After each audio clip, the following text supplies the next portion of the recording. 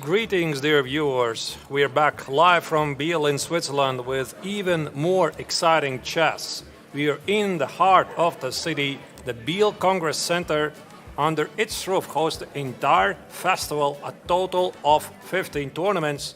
The main events are Masters and Challengers triathlons that make this festival so special. 5 out of the 12 invited players already have been eliminated as we enter the final stage to determine who will ultimately triumph in the triathlon. We are your hosts of the 57th International Biel Chess Festival. I'm Grandmaster Artur Nations, together with Angelika Volkova. Angelika, it's great to have you back. Thank you so much, Artur. I'm happy to be here as well. We have final stage of the Grandmaster Triathlon. I am really excited to it. We have the best of the best state in the field. So what is this final stage? So let's check the format of the triathlon to have a deeper look at some of the technicalities. Here you see the triathlon essentially is a combination of 3 tournaments, Rapid and Classic and Blitz, and now finally we have figured out who have qualified for more. Classical chess is going to be 3 rounds for the Masters, 2 rounds for the Challengers. Scoring system still remains the same, 4 points for the victory, 1.5 for a draw. Obviously, losses are not awarded here. And the time control, Angelika, is exactly the same as before. Also, the same time control used for the World Championship matches. 2 hours for 40 moves, 1 hour for the next 20, even more time after that. And the increment, Angelika, starts from move 61. What do you make of this? Absolutely exciting time format. We have a World Championship time format here in Biel. Of course, the players have to be really careful not to get in time trouble under move 40 and 60. We've seen a lot of time trouble. Blunders have been made. I mean, I recall Praggnanandhaa blundered against Vincent. Crazy. Vaishali against Salem select yes, as well? Absolutely. Move 40 was so important. So the time format is really amazing. And also we have 4 players in the Masters and 3 players in the Challengers left to battle it out, to fight for the first spot. Yeah, it's going to be absolutely fun. So let's maybe check the current standings in both tournaments. So we have the Masters and Challengers. In the Masters, we have 4 players. The 2-time winner, Liem is once again showing he's all about business here. He is once again leading the tournament with 24 points, a solid 3-point lead over Ike Matriasyan. However, Pragg managed to fight back in the Blitz tournament. He has managed to reduce the gap from the leaders. Now it's only 5 points, of course, and Mishra also managed to stay in top 4. Angelika, were you surprised that Vincent didn't qualify? It was absolutely surprising considering his performance in Classical. He was playing actually pretty well, and then in the Blitz, everything just went down for him. I mean, it was completely surprising to me. Yeah, and also Sam Shankland had a pretty good showing in the Blitz tournament, but still it was not enough for him to climb to the top 4 and qualify for the final stage. In the Challengers tournament, we see there's only one player. It's all about him, really, because it is the Emirati Grandmaster Salem Saleh, who is unstoppable. He had a great showing, especially in the Blitz tournament, with 9 points out of 10. Successfully already eliminated one of the players, Bienne. In case you're wondering why there's only 3 players, not 4, because Bienne, if he would be playing in the final stage, he could not even technically be able to overtake Salem Saleh. And that's why, because of the tournament regulations, he was eliminated. Absolutely surprising and heartbreaking day we had at the Blitz a couple of days ago when Jonas needed just a draw, just half a point in order to be in the top 4 and battle for the first place, trying it out. But Salem was just simply unstoppable. Yeah, and essentially what Salem really needs to do, he needs just to make one draw. I'm not really sure how easy it is, Angelika, because when you are so close to the final goal, sometimes this last final step is really so difficult to do. Out of 2 games, only 1 draw is necessary for Salem to secure the victory in the Challengers tournament.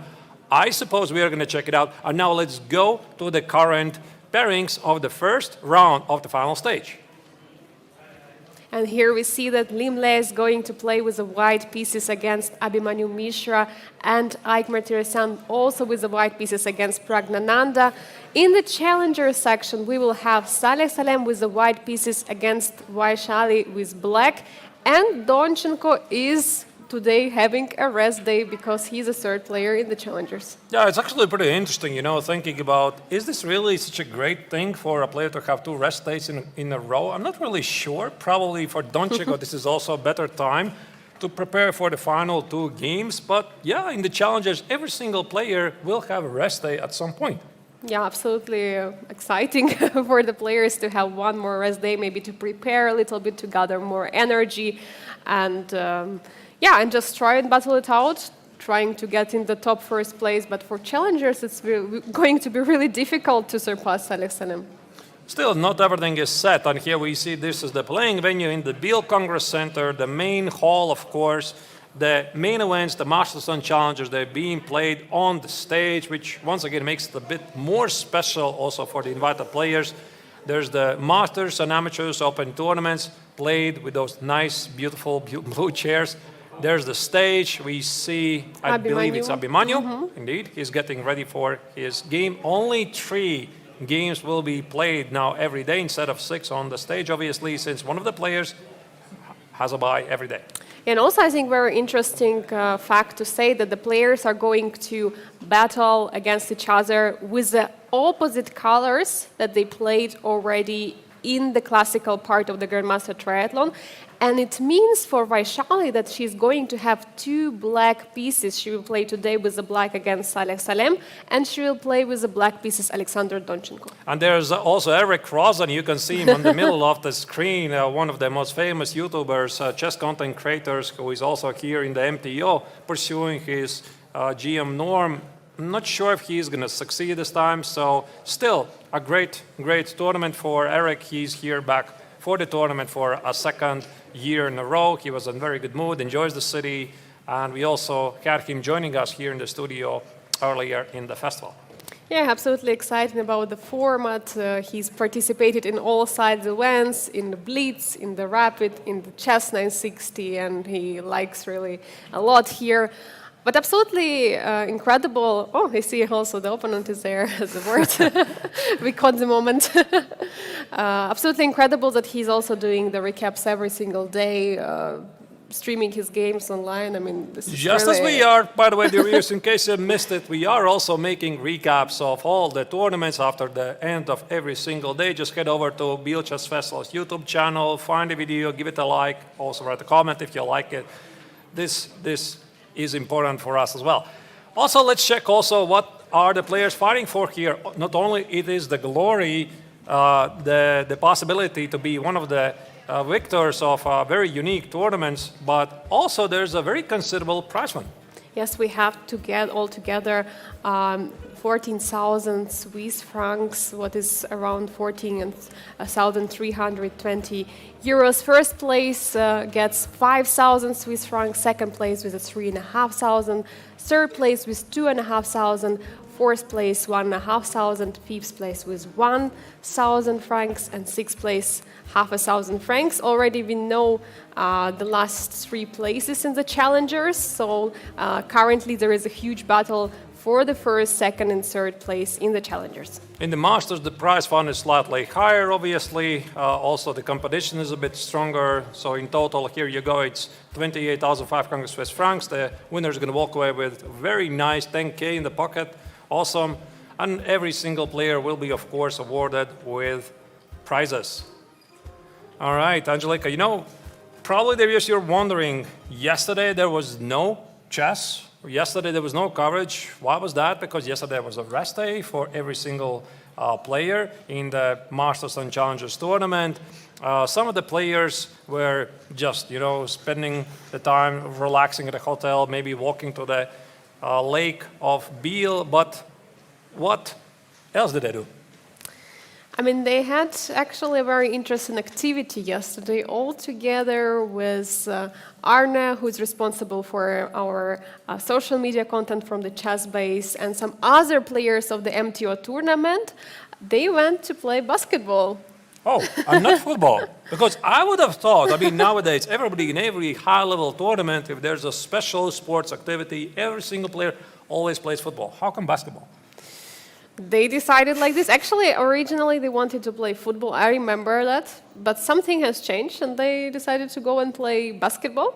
So it was really exciting to see players, playing already some different type of sport, because when they're playing chess, they're just sitting at the boards. It was so exciting to see them jumping around with the ball. We had there 3 players. Vincent Keymer, who already got eliminated, and Jonas Biel, who got eliminated. But there was one player who is still playing the challenges, and it was Alexander Donchenko. So he's playing it all. No prep revealed, right? You play basketball, but obviously no prep was a leak to the opponents, right? So players also want to have some fun here. Also, I saw some other personnel playing there, the basketball together with players. That was a very, very nice moment for the players, also for the commentators watching the players in action. But we also had another rest day, which was just after the chess 960 and Rapid, right? So we had this very nice travel to one of the suburbs, one of the small coastal towns next to the city of Biel. We spent some quality time there, had a nice time at the restaurant, so players feel here that it's just nice to come. Yeah, for sure, and very nice weather we have. We have not such a hot weather, but sometimes it's very hot, getting very hot on the chessboards. Yeah, it is, absolutely. Yeah, outside, actually, you're not obviously seeing this, dear viewers. It's the middle of the summer here in Biel, so typically we have about 25 degrees Celsius outside. So, but Angelica, I have a question. Do you prefer playing better in summer, beautiful weather, in beautiful conditions, or you need to have like really dark autumn, lots of rain, and this is when some players really like to play chess? What do you do? I prefer the autumn, so it's, for example, like end of September, the October, when it's still a little bit of warm, so the warm stays from the summer, but it's already not so warm like in summer. For example, when you're playing tournaments in Italy, like in July, in August, I think it's impossible. Also, when we are talking about the Emirates. You can't concentrate on chess, that's what you're saying. Yes, exactly. All right, yeah, it's tough indeed. And what about you? Yeah, for me it's the same. Yeah, playing in dark autumns, right? When it's raining outside, you just want to spend some time over the boards. In summer it's a bit more difficult, but yeah, I suppose Biel Chess Festival just makes it a bit more special, and yeah, that's why I'm coming here.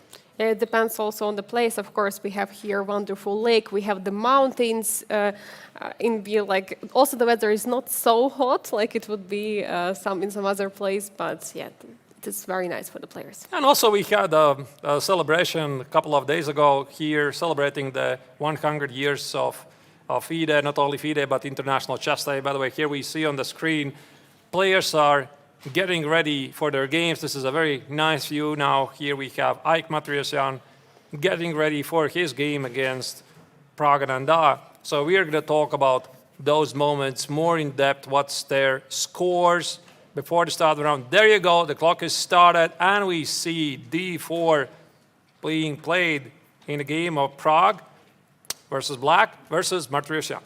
We see also 1c4 has been played by Liem against Abhimanyu, and actually Abhimanyu answered with c6. Wow, interesting reply. I kind of expected that. So I looked at some of the previous games they have played against each other, and I tried to make predictions. Here we see, by the way, Salem, a very important match between these players. So here we have bird's eye view of all the 3 games in the Masters and Challengers. Liem against Mishra. So far, every single game amongst these players was about Slav. Some sort of a Slav. One of the games was exchange Slav, other game was typical Slav, then was the semi-Slav. That's why I think that here, with the order in the moves, Liem is steering the game to those Slav-like positions. We are going to talk about it a bit more closely. The game in question is on the left. In the middle of Salem against Vaishali, it's quite interesting that in the previous games, Angelica, if you would have to guess what kind of opening or setup Vaishali was choosing pretty much all the time. Can you guess?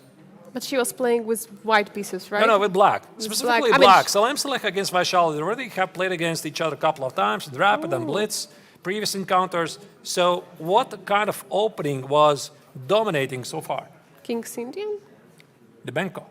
Ah, yes. Now I recall that game. Exactly. Yeah, so the I was Benko, wondering, yes. if Vaishali is going to pick up the Benko here with the pawn on d5. I think it's already unlikely. We are going to see something else, already a different choice. And finally, on the right, we have the game of Matlakov against Praggnanandhaa. I was speculating if Pragg is going to continue with the Bogo Indian. Because, yeah, so far, Pragg was playing consistently the Bogo Indian. It seems this is something that he was prepping for the festival. Not really great results for him so far in the Bogo. And here we see he is playing the King's Indian defense, a very principled continuation, which basically spells, I want to fight. Wow, absolutely incredible choice by Praggnanandhaa.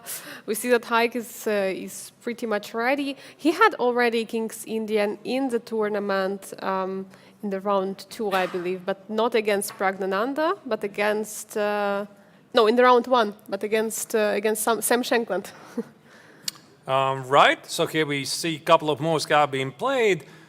Now I think we have a slightly slower pace. Typically we had 6 games, now we have 3 games. This is going to mean, of course, we're going to have more time for every single game. We can maybe more carefully walk through the thought process, the opening phase, why they're playing, what they're playing. So Angelika, your call, the game you would like to start with, and then, of course, we're gradually going to move on to the next game.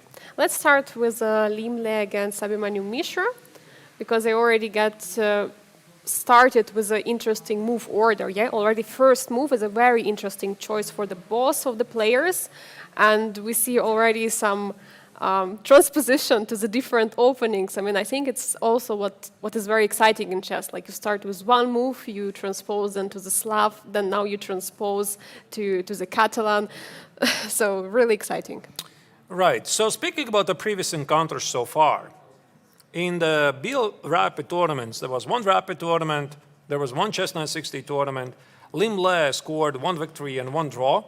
In the rapid, it was a draw in the Slav. So maybe I'll just show you how this game proceeded so you get an approximate idea of what was part of the player's prep.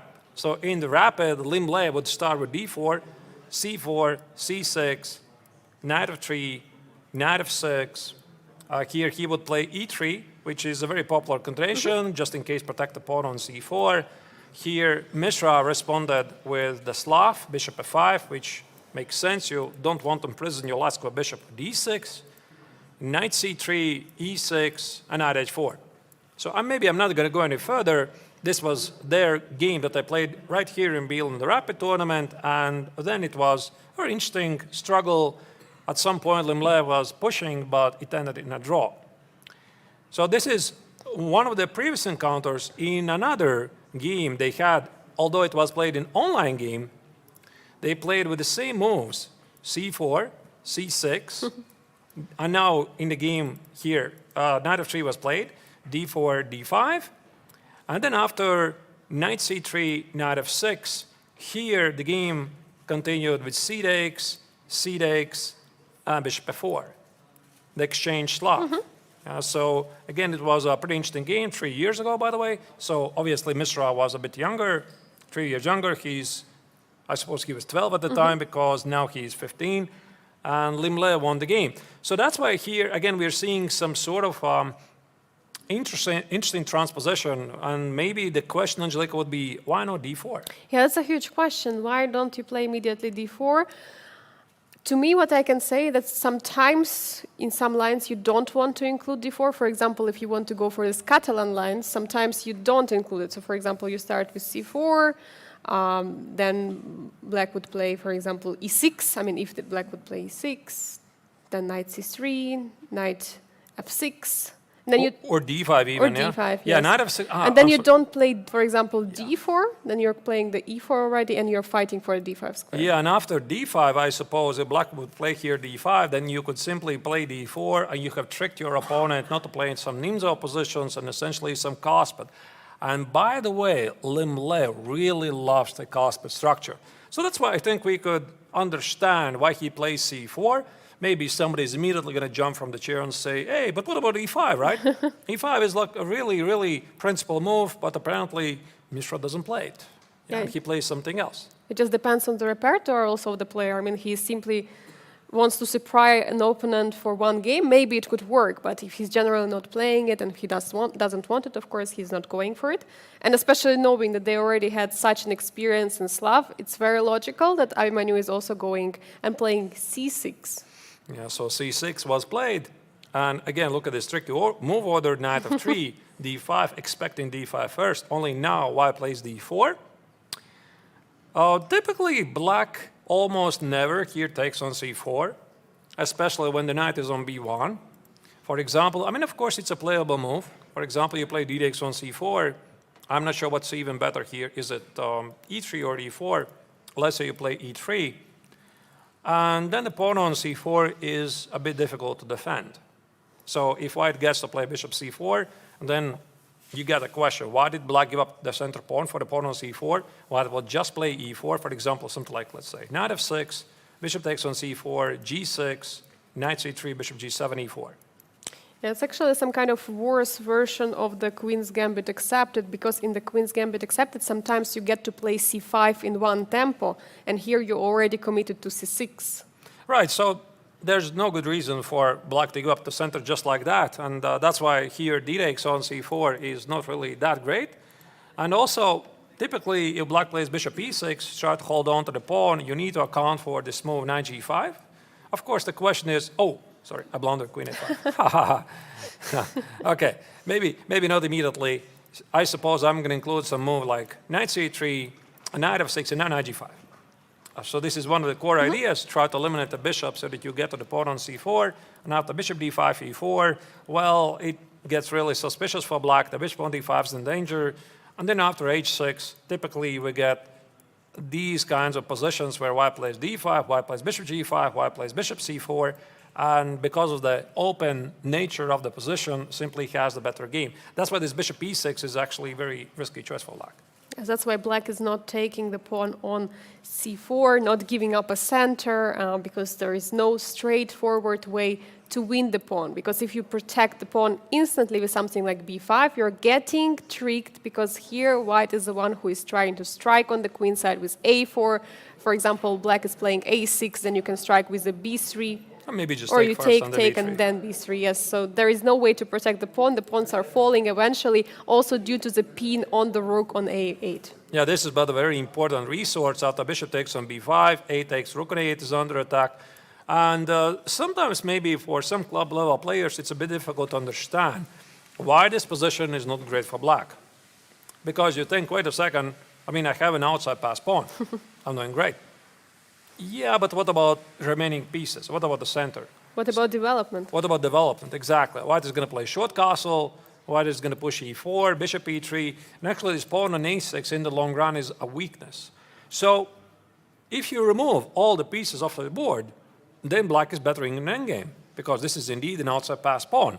However, in an opening and a middle game, this is a weakness. And that's why this entire idea of not capturing d takes on c4 so early quite doesn't work for black. But look at this. What happens now? Now white plays knight c3. And this is slightly different. Because if we compare this position to the previous position, for example, black already is entitled to take on c4. And now in some lines, black gets to play b4. With a tempo. Yeah, it's a tempo. And then maybe black can sell this pawn on c4 for, let's say, accelerating his development, maybe push c5 at some point, knight g3, c takes, I'm not sure, knight takes, bishop b7. You win back the pawn on c4, but black is pretty active. So there's a very, very big concept about this very famous idea that you grab the pawn, you don't try to hold on to it, but you sell it back at the right price. So that's what makes these players so good.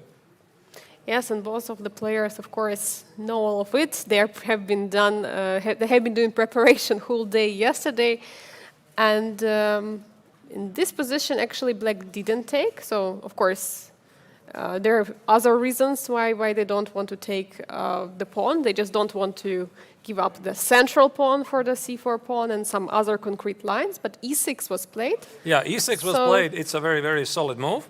Yeah. Also, there's a problem for black. With knight c3, Liem says you're not going to get your Slav. So e6 is semi-Slav. Why is this? Because this is a known problem You cannot play bishop f5 because of c takes. I love this. I love this trick. You caught many people here, yeah? I caught so many people here. So maybe let's show. So queen b3, we're targeting 2 pawns at the same time. Okay, on d5 it's not targeted, but you have to protect it. And there is very natural move to play queen d7. I mean, bishop is developed. Why not to put the queen on the d7? Ah, sorry, should be bishop on f4 also for the trick to work. Yeah, there's 95. There is 95, so when there is a problem with those 2 pawns, you cannot hold to the both pawns. Right, and also queen b6 is a very famous trick. White include knight takes on d5, queen takes on b3, and a very important intermezzo move, knight takes on f6. The king is in a check, and here white simply chalks up the extra pawn. So this is pretty known stuff. After queen b3, black has some problems. Actually, I think the best move already is bishop c8, not to lose immediately. Because after b6, I think this move is played very often at club level chess. After e4, you just destroy black immediately. d4, and I think it was something like... Bishop... yes. Knight e5, you try with a mate, and here the position just collapses. Knight e7, I think there was something like g4, g5, hitting the knight at f6, the bishop on d7, the knight on d7 loses support. So all of this is known, and this bishop f5, c takes on d5 asks a lot of questions to black immediately, and actually the best move already here is to play knight takes on d5 to give up the center immediately, which of course is the reason why Mishra played e6. Yes, and that's why he is keeping the bishop on the c8 square, so if potentially at some moment something is going to get opened on the queen side, he can always play bishop d7, so that bishop is not outside of this pawn chain. It looks like a little bit passive, but of course black has their own ideas. And now actually also at some moment the d takes on c4 is a threat. By the way, after g3, yes? Especially now. Yes. Especially now, d takes on c4 makes a lot of sense because this move, e6 Angelika, is directly linked with the immediate threat of d takes on c4. So black plays e6 not because he wants to suffer, because he doesn't like his last square bishop on c8. But because he wants to take on c4, because the white knight stands on c3. And that's why here white typically has some choices, like do you give up the pawn on c4 or you protect it? So if white takes on d5, black plays e takes on d5, brings the last square bishop in the game and has a very nice cosbet position. Yes, I think the problem was here that the knight is already on f3 for white. That's why Liem doesn't want to get this position, so he doesn't want to allow black to get such a fast development. Also, one of the most played moves here in Biel so far was the move bishop g5. We saw this move played numerous times in all time controls. So typically black would respond with h6, bishop f6, queen f6. I recall one game by Maurizi, he played a3 with idea push e4, but mostly players would play e3 followed by moves as knight e7, g6, bishop g7, etc. Okay, this is completely different game, and here probably this is the first surprise of the game. Here, Liem, for this particular game, he's prepared to play the Catalan. Yes, and it's already a surprise for Abhimanyu, right? Of course, most likely he also is prepared against Catalan, but not as much as against, for example, Slav, which would have happened, or Exchange Slav, which they already played before. So this could be something new for him, and here he went for the dc4, actually pretty quickly. Yeah, of course. I mean, otherwise, why do you go for this position and you don't take on c4? It's a very principled approach. And after bishop g2, white is going to ignore the pawn on c4 for the time being. And this is also one of the core ideas of any queen's gambit accepted. You sacrifice the pawn on c4 to accelerate your development, to gain the center, and then maybe in the long run, you get a pawn on c4 back. So that's why I'm always saying to my students, Angelika, you play queen's gambit accepted, and if you're worried about a pawn on c4, if you're thinking about how do you get it back, maybe don't play the queen's gambit accepted at all. Yes, exactly. I mean, you have to go forward. You have to get the center here as white. You have to play something like e4 at some moment. Knight e5 is an idea in some lines. There are problems, could be problems on c6 when black is protecting the pawn on c4. So it's not always about recapturing the pawn back so quickly. Yeah, so here after knight e7, black is thinking about securing the center, the pawn on c4 with b5. So that's why Liem played a4. It's a common move, you know, to make sure that black's b5 is much more difficult to accomplish. So bishop b4 was played, again bringing b5 push in the air. This is this typical idea. How is it called? without the bishop on g2. This is a typical idea to play, and then a5 also in this position. I'm not sure if it even has a name. You should know it better because I'm not nearly a d4 player. So castle, castle. I mean, these moves make perfect sense so far.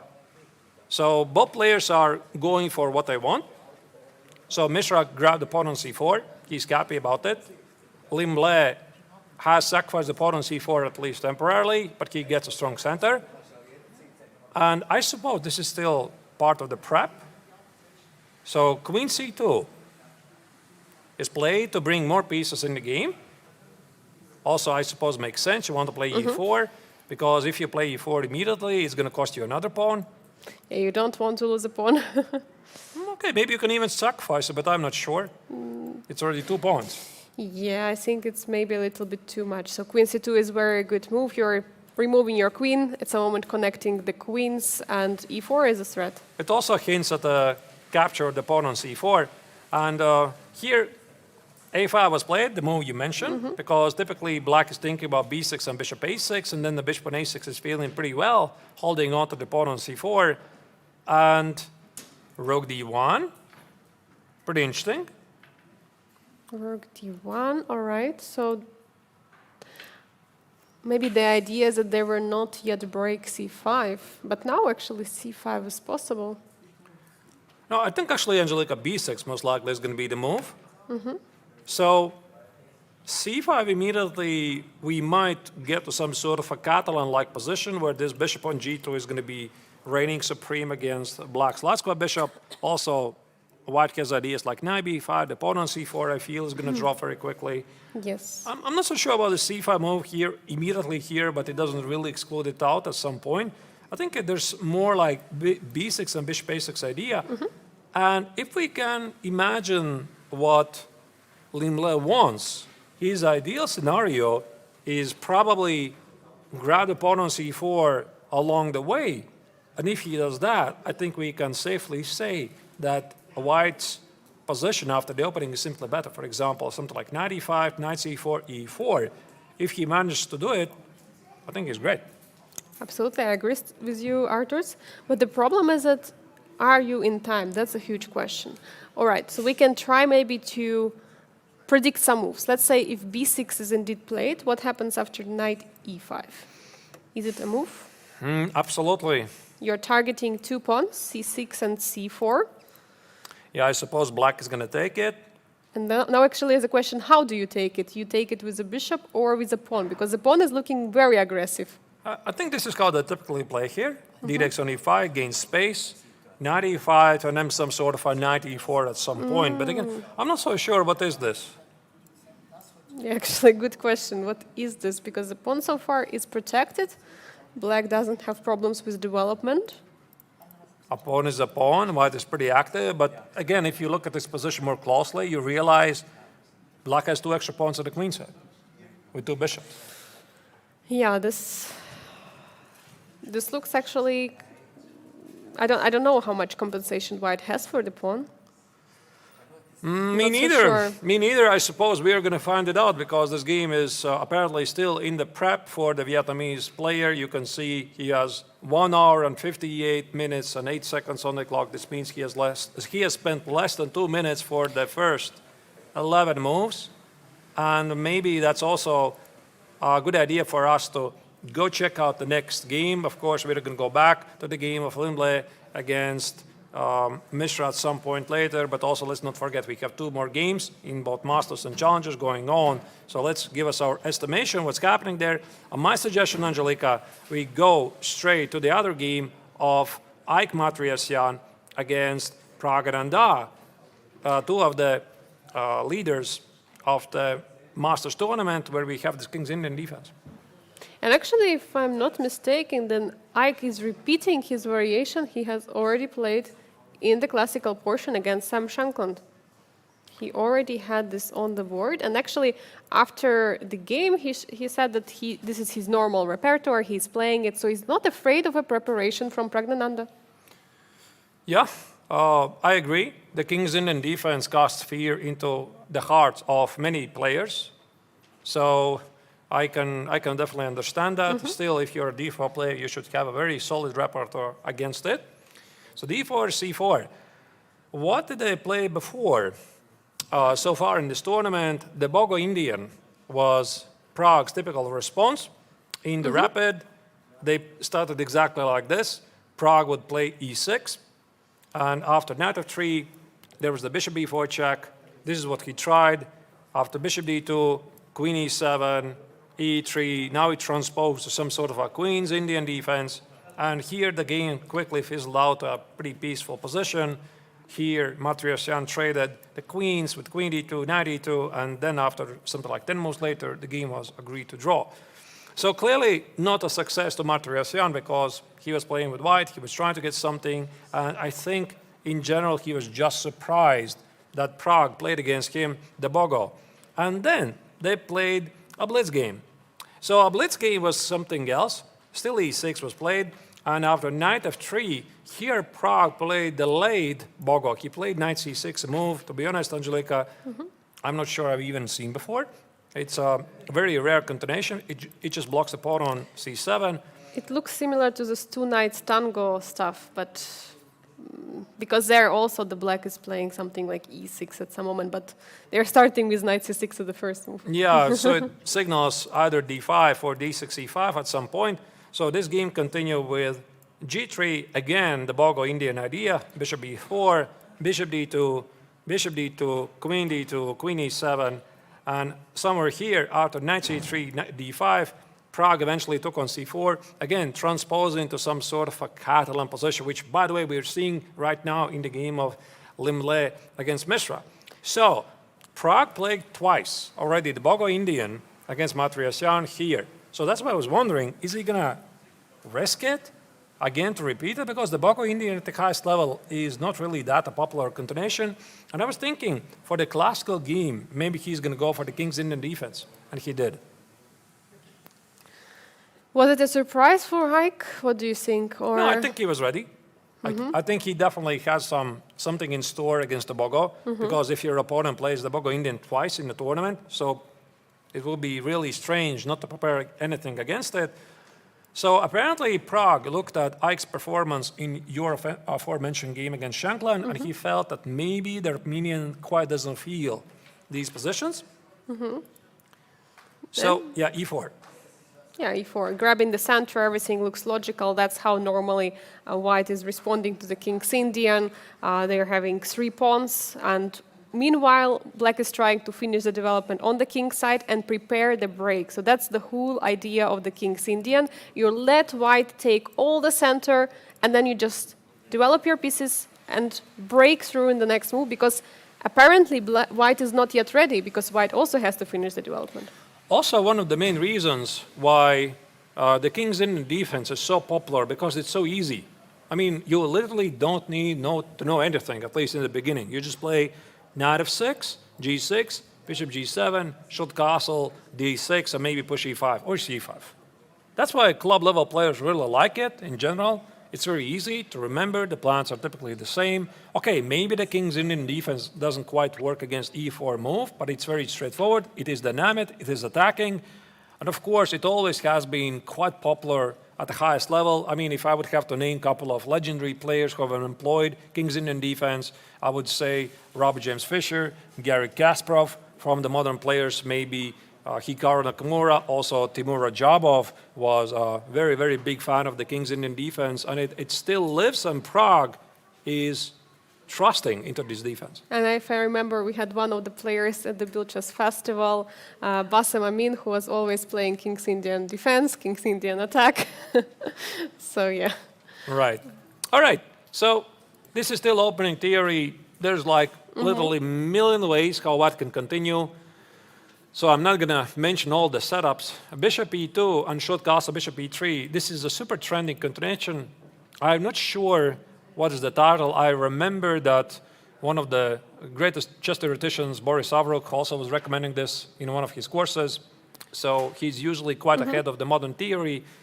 And the idea of this setup is that white is quite flexible with what to do at the king side, right? So you'd wondering, why not want to develop the knight? You know, knight f3, shoot castle, play at the queen side, whatever. all of this is perfectly playable, but bishop e3 comes with different ideas, and mainly they involve h4, h5, and maybe even g4. Yeah, and also the thing after bishop e2, there is no more knight g4, which is very important. If you want to develop bishop to e3, you have to make sure knight g4 is not happening. Yeah, this will be really bad. So this is a typical mistake. For example, White is thinking this is an equal trade. Knight e3, queen e3, it's not.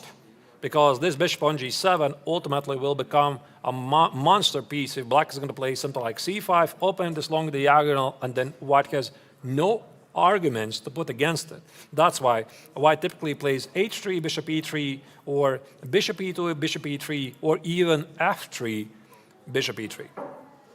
Yes, and we have bishop e2, so this setup already on the board, which already happened before in the classical tournament, means Pragg is ready, and he's starting with actually a tricky move order. He's not yet playing e5 or c5, he's not yet opening his cards, and he's going for the a5 first. I'm not going to deny, I'm not really sure what is the nuance here, why a5 is really important right now, because typically Black plays e5 immediately. So this is the response, and then after d5, then Black typically plays a5. And maybe, again, I should explain why, because there might be some moments when you put the knight on c5, and let's say you're careless, and you play, I'm not sure, something like knight e7, b4 could be a big problem. You see, this knight on c5 is pushed away, so you have to go back, and after a3, not only you lost 2 tempi, but White just gained considerable space at the queen side, and this knight on a6 is feeling weird. And that's why it's a common idea that after e5, d5, a5 is the response. Because if you play knight a6, there might be moments when White even starts with a3, and after knight c5 could even push you immediately right away. Okay, not here, because the pawn on e4 is under attack, but you understand that a5, knight a6 takes care of the c5 square and doesn't allow White to play a3, b4. But Angelika, what would be the idea of playing a5 immediately? What do you think? I'm actually not so sure. I'm just wondering if he doesn't want to play any e5 at all. So I would say maybe he wants to do something on the queen side himself. But normally it's White who is doing something on the queen side. I'm actually not quite sure. Like normally after a5, you don't want to play for c5. You would rather play for something maybe like c6 or c6 e5. This is very deep, you know, and I can only guess, Angelika, that here Pragg is trying to trick his opponent with a clever ordered moves. And I think we got our answer immediately with the next move, because when you look at this position, you feel, wait, starting g4, h4 before Black has locked the center is weird. Maybe I should show you why. Because if Black plays e5, d5, and now plays a5, the center is locked. So what does it mean? It's one of the prerequisites to start successful flank attack. So you close the center, and then you start a kingside attack, like h4, g4, h5, etc. Why? Because there's a rule of thumb. If your opponent is attacking at one of the flanks, like kingside or queenside, you're supposed to do a counter-strike in the center. And that's why having the center closed really improves your odds. And I'm only guessing here, Angelika, that this a5 move is really smart to deal with these immediate g4, h4 ideas. Because if you now play, for example, here, g4, do you see? The center is not locked. You can play c5. Maybe, I'm not sure. Maybe there's ideas like c5. Maybe there's some interesting ideas like b5, bishop b7, try to attack the center, maybe at some point even d5. And it could be a bit risky for White to do this. And this, I suppose, was the reason why Matlakov decided to play classical knight f3. Knight f3, but actually knight f3 in this case is allowing knight g4. Yes, and this is what exactly happened. Ah, all right. So this is exactly what happened, knight g4, bishop g5. Of course, White doesn't want to trade the docks with bishops. It makes perfect sense. h6 gets the bishop, bishop h4. I'm not sure if here White can retreat to c1. It feels rather as a concession. It's always a big choice in these kings in the defense positions for White. Should you play bishop h4 or maybe play bishop c1 and try to exploit the pawn on h6 as a weakness? I'm not going to pretend I really understand these nuances, especially with a very tricky early a5, leaving the center unlocked. And here after bishop h4, we have knight f6. This is smart. So you trick the bishop out to g5. Now the bishop is on h4. It cannot go back to the e3. Potentially the diagonal can be opened by playing something like c5. Yeah, but he wants to trap the bishop mainly. He wants to play g5, knight h5. So this was very, very smart. Look at this. Again, include a5, provoke white to play knight f3, then play knight g4. The center is still not locked. So you're kind of afraid to play something like bishop c1 or bishop d2 because maybe black has ideas like knight c6 or c5. The center is a bit vulnerable. So bishop g5 feels really normal. You're pinning the pawn on e7. There's no e5 ideas. You're provoking h6. And now, look at this. After h6, bishop h4, he goes back. His big idea is to trap the darks with bishop because remember what we talked about. This bishop is a very important piece for white in these positions. Again, look at this. Let's say castles. I play g5. I play knight h5. The bishop is under attack. And let's say you react something like, I'm not sure what, rook c1? You don't have actually move, yeah, rook c1. Whatever, rook c1, takes, and let's say knight c6. Do you see how dynamic changes? Yeah, so black is threatening g4, win the pawn on d4. So you basically have to play d5, and as soon as you play d5, you look at the bishop on g7, you're wondering, what am I going to do against it? Yeah, it's just a beast. It's a beast. And in case in the position when the bishop was already on h4, h3 is played, then there could be another tricky move order, something like knight h5. Yeah. I'm thinking it could be indeed a case. So knight h5, knight f4, g5 ideas are definitely a possibility here. So I'm not sure what here Ike was supposed to do, but now we understand why he played knight d2. So he played knight d2 to make sure that black cannot capture the bishop with knight h5, because you see the bishop on e2 takes care of the h5 square. However, there's something wrong about this entire concept, Angelika. Maybe you can sense it as well. I can tell that the move knight f3, to me, it felt very wrong, like in the... You mean this move? Yes, knight f3, knight f3. It felt very wrong. So I would play something like h3 instead of knight f3. And Here. then I would play knight f3. So I would prepare it. I would not allow this knight g4 happen at all. Maybe. I'm not sure. Because if you will have to play knight d2 in that position... But I thought you played bishop e2 already to stop knight g4. Yes, but then you play knight f3. And then you're allowing knight g4. It's not logical to me. I think it's fair to assume that Matryoshyan is out of the Yes. book. So he was not ready for this because a5, I do not recall. I like it. It's very interesting. Maybe only for one game. There could be, of course, many moves. There could be a move like h3 you're saying. There could be a slower move like queen d2, like queen c2. Really difficult to say. But I think there's something wrong actually with the move knight d2. And I'm kind of spoiled. I have this question mark by the knight because you see the center is not closed. So we compare this position. Look at this. We compare this position with maybe, how do I make it happen actually? Let's say here. It's going to be ridiculous, but just bear with me. d5, knight a6, knight d2. But isn't bishop better on e3? Like just imagine the same position, but bishop is on e3. Probably. Yes. Okay, I made it really that's ridiculous. why- But the point is the center is not locked. Yes, that's a huge problem. And the pawn on d4 is a vulnerability. So that's why knight c6 immediately was played by Pragg, hitting the pawn on d4. And knight b5. Wow. All right, so you play knight b5, you're protecting the pawn on d4 because you're saying you pushed a5, now you cannot kick my knight from b5. But it's already tricky. How do you protect the pawn on e4? Because now your knight from d2 is protecting the pawn on e4, and the knight on b5 is protecting the pawn on d4. It looks a little bit suspicious. Weird. It looks weird. That's the feeling I have it, right? Because normally when white plays classical d4, e4, c4 against king's Indian defense, what's the impression you have? You have a lot of space advantage. You know, you secure the center, you're aggressively playing at the king side, g4, h4, etc. And now I'm looking at this position, something doesn't quite register for me because this bishop on h4 is a bit weird. The knight on d2 is weird. The knight on b5 kind of protects the pawn on d4. And I completely get it that I could play knight b5 because black is committed to a5, right? So you always try to find something in your opponent's setup that is a minus for him. Like the a5 move in some lines would secure this idea of knight a6, knight c5, but it weakens the b5 square. So for Ike, of course, it's perfectly logical that he immediately tries to exploit it. But at least visually looking, Angelika, I'm not a big fan of white setup here. Somehow the entire army feels disconnected from each other. I agree, and I think maybe something like f3 and bishop f2 could be an idea to bring that bishop back finally to the diagonal. Probably, yeah. It's a fair point. Or maybe even castle on f4 could be an idea. f4, e5. It feels weird. And here Pragg played e5. So immediately striking the d4.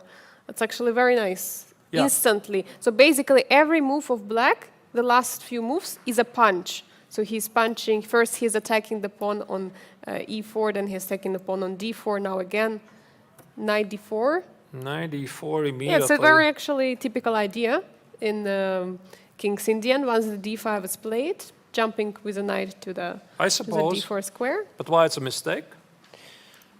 I'm not so sure it's a mistake. Maybe inaccuracy. Inaccuracy, rather, yes. So the question is, of course, black is giving up a pawn because you can simply attack it right now and then you pick it up. Right? Why? Because, I mean, you play something like f3 and then you... you mean the pawn on d4? Yes, the pawn on d4. You can play, for example, f3 and then knight b3, for example.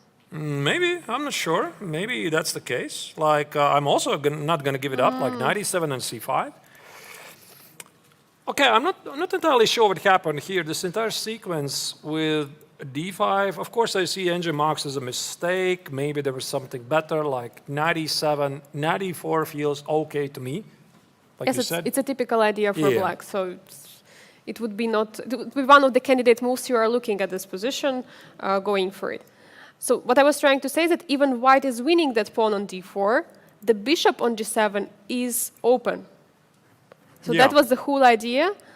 Basically, white established the center with the e4, d5, c4, and there are some weaknesses on the dark squares. That's why the bishop on g7 is getting really strong.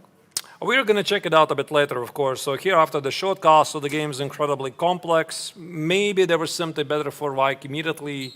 Like, I'm not sure why castling could be a mistake in this position. It just feels incredibly natural. So probably there was maybe let's try bishop takes f6 and then knight f3 or something like this. Is it possible? Yeah, but that's kind of a rule. You never want to give up this bishop, right? Yeah. Bishop f6, knight f3. But it's just straight idea, so you take the pawn. Yeah, you're never going to get it, I'm afraid. Yeah, bishop d3, there's bishop g4. Also, there's typically ideas for black to play something like c6. Where was this? Yeah, instead of rook e8, let's say I could play c6. Yeah, you can break through. Queen b6, hit the knight on d4, hit a pawn on b2, and white is up temporarily a pawn, but now you start to see this bishop on f6 is such a beast. That strategically it's very dangerous. I'm not saying that there are no moments when white doesn't really want to give the dark square bishop for the knight, but most cases that's the case. Yeah, so you don't want to give it up.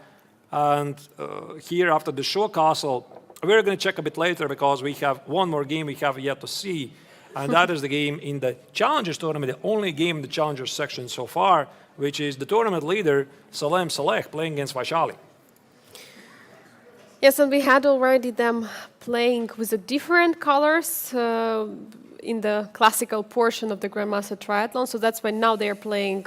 So now Vaishali is playing, having black pieces. Also, she will have black pieces against Donchenko.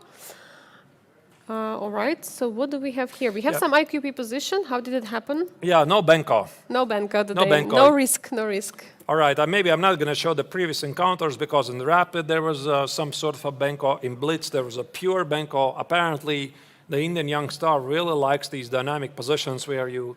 what's the Benko? Yeah, let me maybe mention that after d4, knight f6, c4, there's this continuation with c5, b5, a6.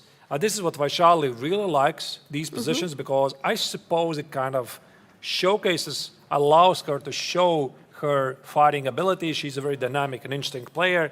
And very creative. And very creative player, indeed. But I think, Angelika, in classical section, in the classical tournament, the Benko gambit is kind of considered to be A bit dubious. Dubious, Yes. yeah. Okay, maybe club level players are going to disagree with me, but even Stockfish says it. I mean, white has a pretty large advantage. This compensation is purely, maybe it's not even there, and that's why Vaishali decided not to risk it. Yeah, she decided to go for the d5, more solid approach. Yeah, by the way, but it's important detail here about this game that Salem Saleh is playing with white, and he only needs a draw. Yeah, because if he would check the current standings, here we see Vaishali playing, but if we would check the current standings of the Challengers tournament, you see that Salem Saleh is ahead of Vaishali by 7.5 points. So what does it mean? To refresh your memory, every victory the players grants 4 points. Every draw is 1.5. So if Salem Saleh makes a draw today, it means he has 31.5. And for example, if Donchenko wins, then he has 27, and then they have the only game against each other. So it means Donchenko cannot overtake Salem Saleh. Yes, exactly. So that's why this match today is very important for Vaishali and for Donchenko to still have chances to fight for the first place. But we will see what happens. So we have d4, d5 on the board. Right. So more solid approach. Yeah, I was not really Knight sure f3. what else is going to happen if Vaishali is not going to play the Benko. So c5, still very aggressive. So basically, white doesn't want to fight for the center with a c4. White doesn't go for the queen's gambit. That's why black is doing the same. Yeah, I suppose, again, there's an important move order. For example, why Saleh is not playing c4. There's always a reason. There's always a reason why the players are choosing this particular continuation and not that particular continuation, like we already saw in the game of Limble against Mishra. Starts with c4, make sure there's no Nimzo, then switch to d4, switch to Slav, and then switch to the Catalan. It's really, really smart how these players often they're avoiding certain openings and get exactly what they want. So apparently Salem decided, okay, I'm going to play knight f3, which is a typical move in this position, and I'm going to get more information what my opponent is going to do. And there you go, there's the information, because c5 is not exactly the main move here in this position. Yes, I'm just wondering if it's a surprising move for Salem, because I mean, I would be surprised myself if I'm having this with white pieces. And I think it transposed to some sort of a Tarash. No Tarash after d takes on c5. So it's some kind of reversed Queen's Gambit accepted with extra tempo. Exactly, reverse Queen's Gambit accepted, indeed. Yeah, white takes on c5. The idea is to hold on to the pawn, think about b4, a3, secure the pawn, so e6. We were looking at this position from the white's perspective earlier today in Limle's game. So here white has extra tempi, b4 is dangerous, you get b6, c takes on b6, and you are a bit annoyed with the bishop b4 idea. So a3 is played. That's the concept. White is selling back the pawn on c5 to accelerate his development. a5, blocking the idea of the b4. You don't want to take immediately with the bishop because you just bringing the pieces of white with a tempo. Yeah, and white suddenly is very active. So it seems Yes. symmetrical position, but white is incredibly active here.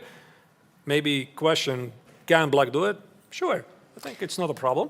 Yes, it's not a problem, but the thing is, if it's already a position which we're talking about, the Queen's Gambit accepted, one tempo less for black, maybe it's something that they have to make sure that they are not losing even more tempos because they can gradually get worse and worse position.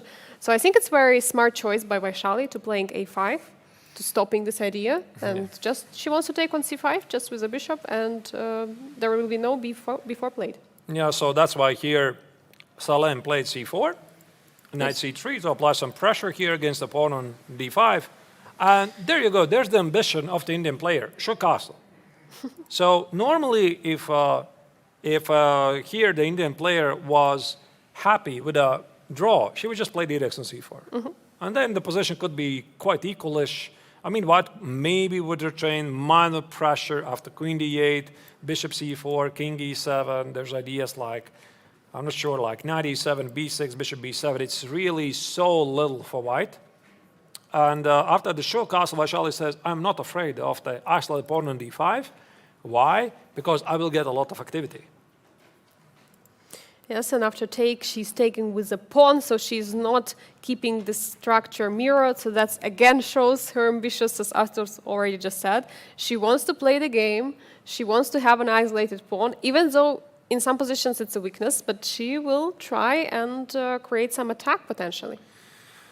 Obviously, the isolated queen's pawn structure, or the shortened version, IQP, it is one of the most famous pawn structures in chess. I mean, there's a couple of very famous pawn structures like the Cospat, probably the first one which immediately jumps to my mind, and IQP is also one of them.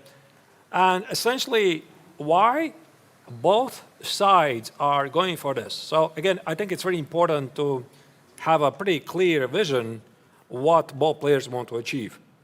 So the player who is playing against the IQP, against the isolated pawn on d5, what does he want to do? He wants to trade off pretty much as many pieces as he can. So, for example, if I'm playing with white, I definitely want to trade the Daxwa bishops. I definitely want to trade a couple of knights. I would love to trade my bishop for your knight. And ideally, I'm getting the knight on d4 against your Laskva bishop on c8. So this is like dream come true scenario for white. Obviously, your opponent is not going to have to do that. He's going to have his own ideas. But it's very important you envision what do you want to do. And then, of course, in some variations, white is trying to block the pawn on d4. And ultimately, the big idea is try to get to the pawn on d5. And what is black supposed to do?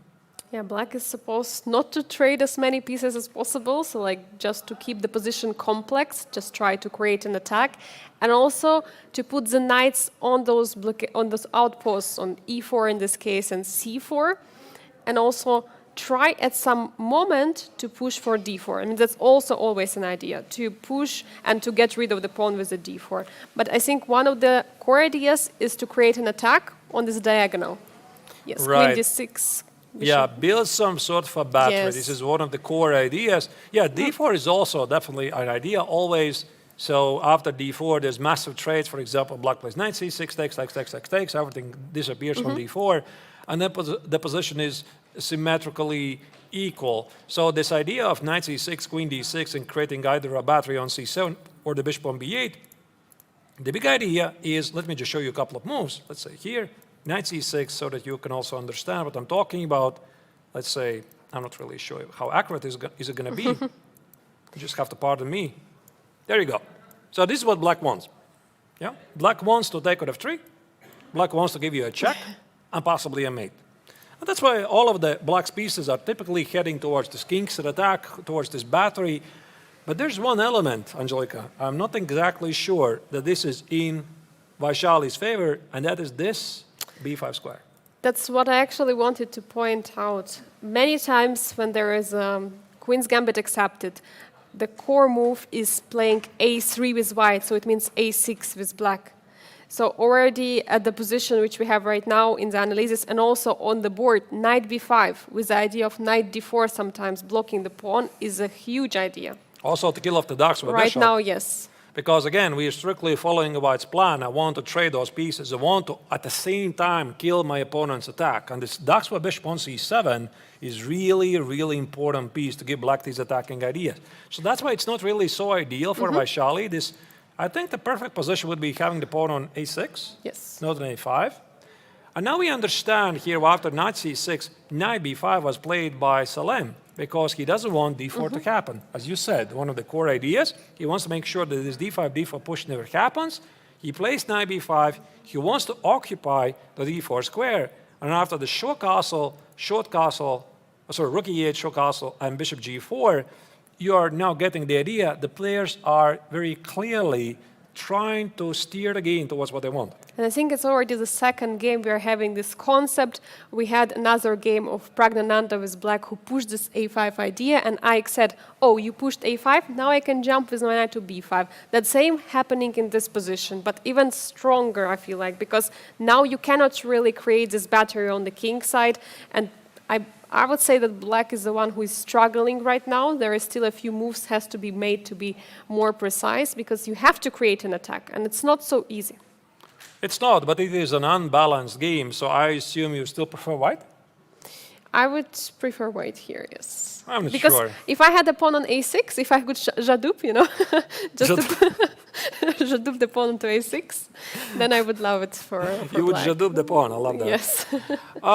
I think that Vaishali should be pretty happy about the opening, although also Salem got exactly what he wanted. He has the IQP, he has a pretty clear plan.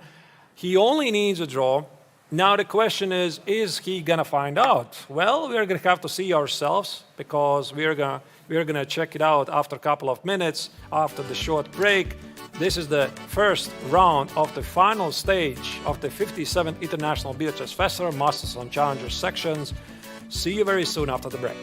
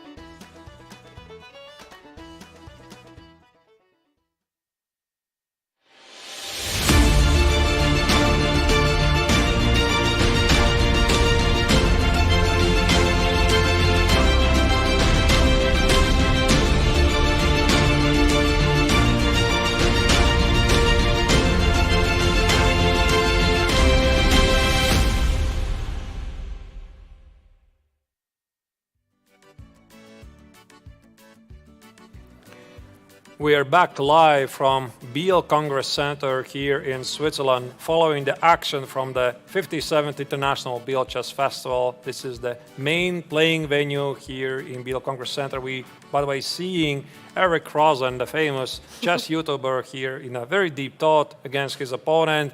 There's not only the main event, the Masters and Challengers triathlon that is being fought in two categories.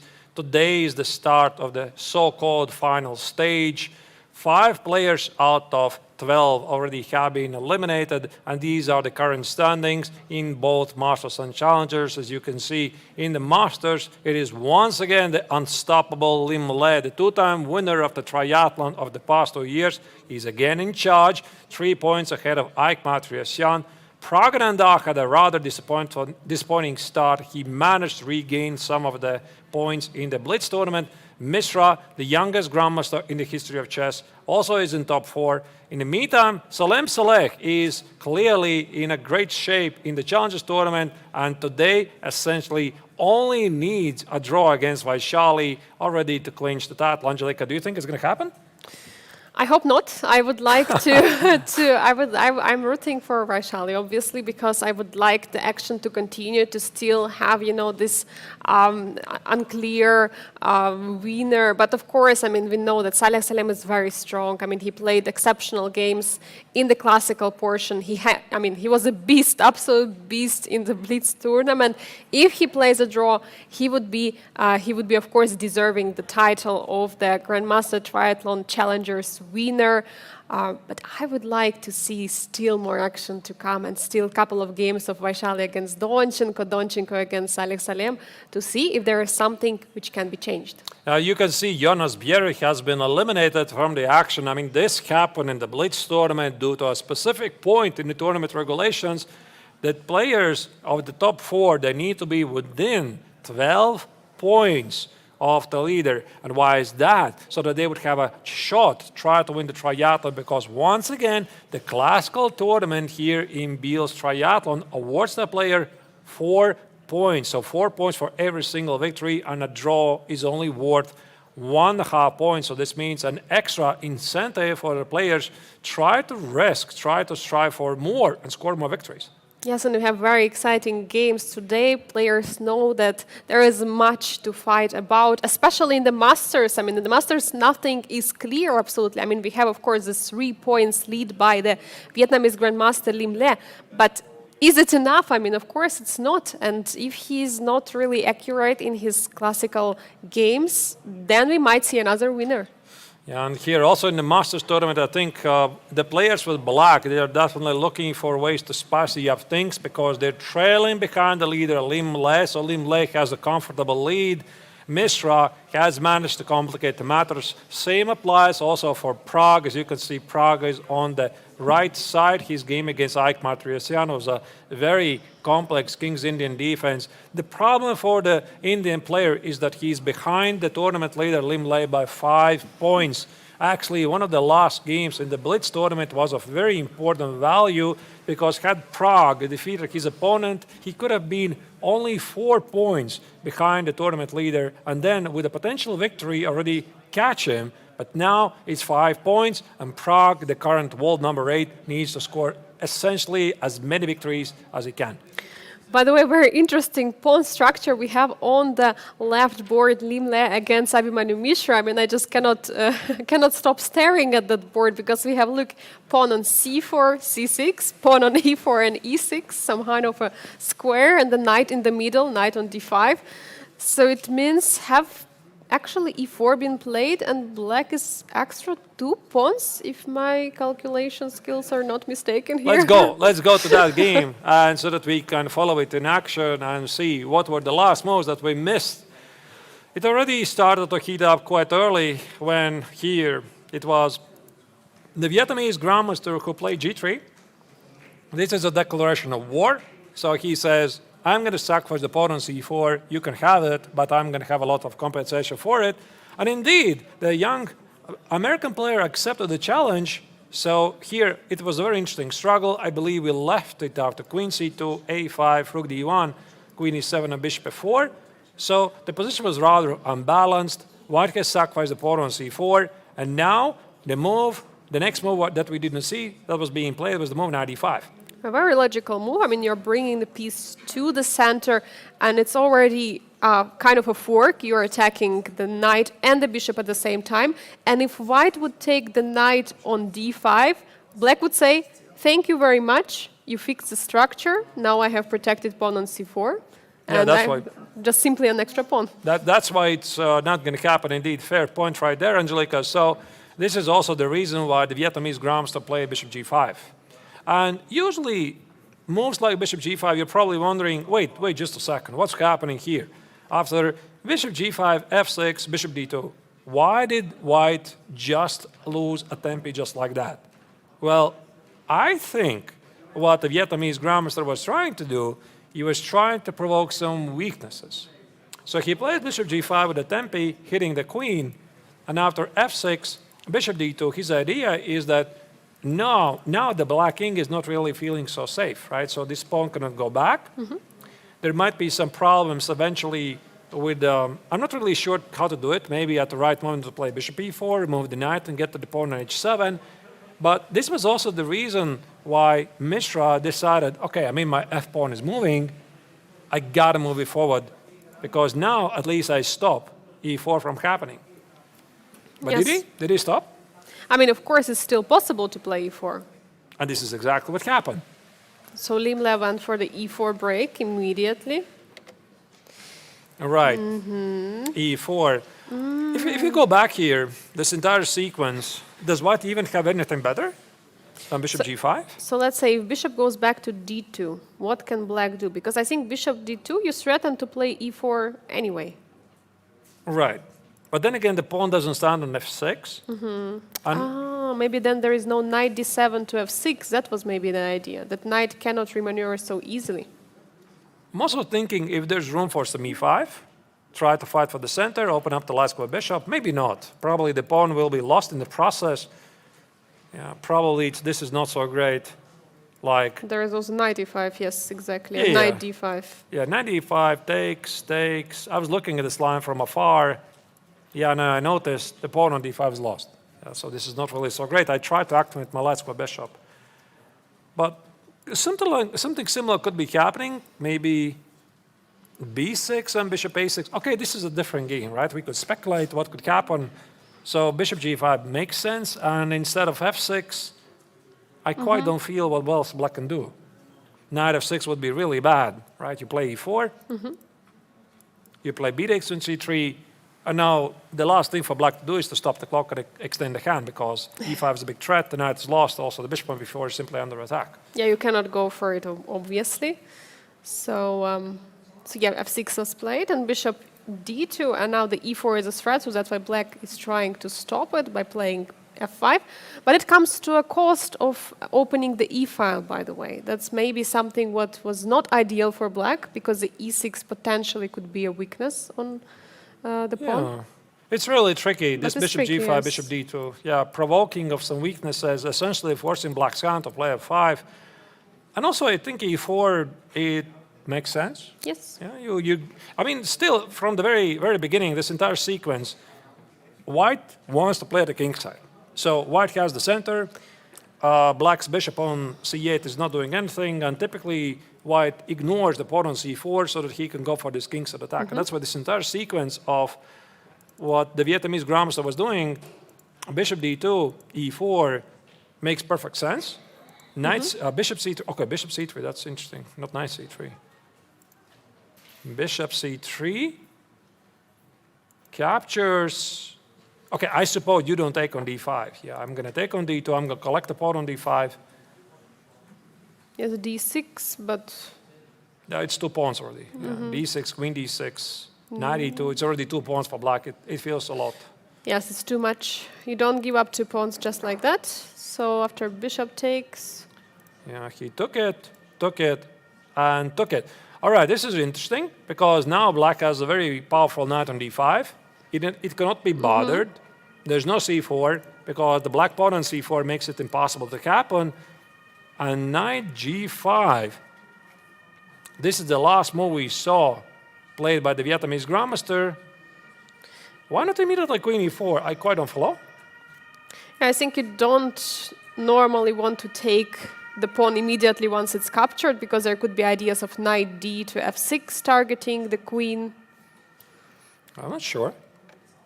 Like knight f6, I play queen e2. I want to hit the pawn on c4. If the pawn is gone, I play c4.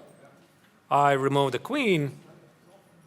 And I think I'm just rock and rolling here, really.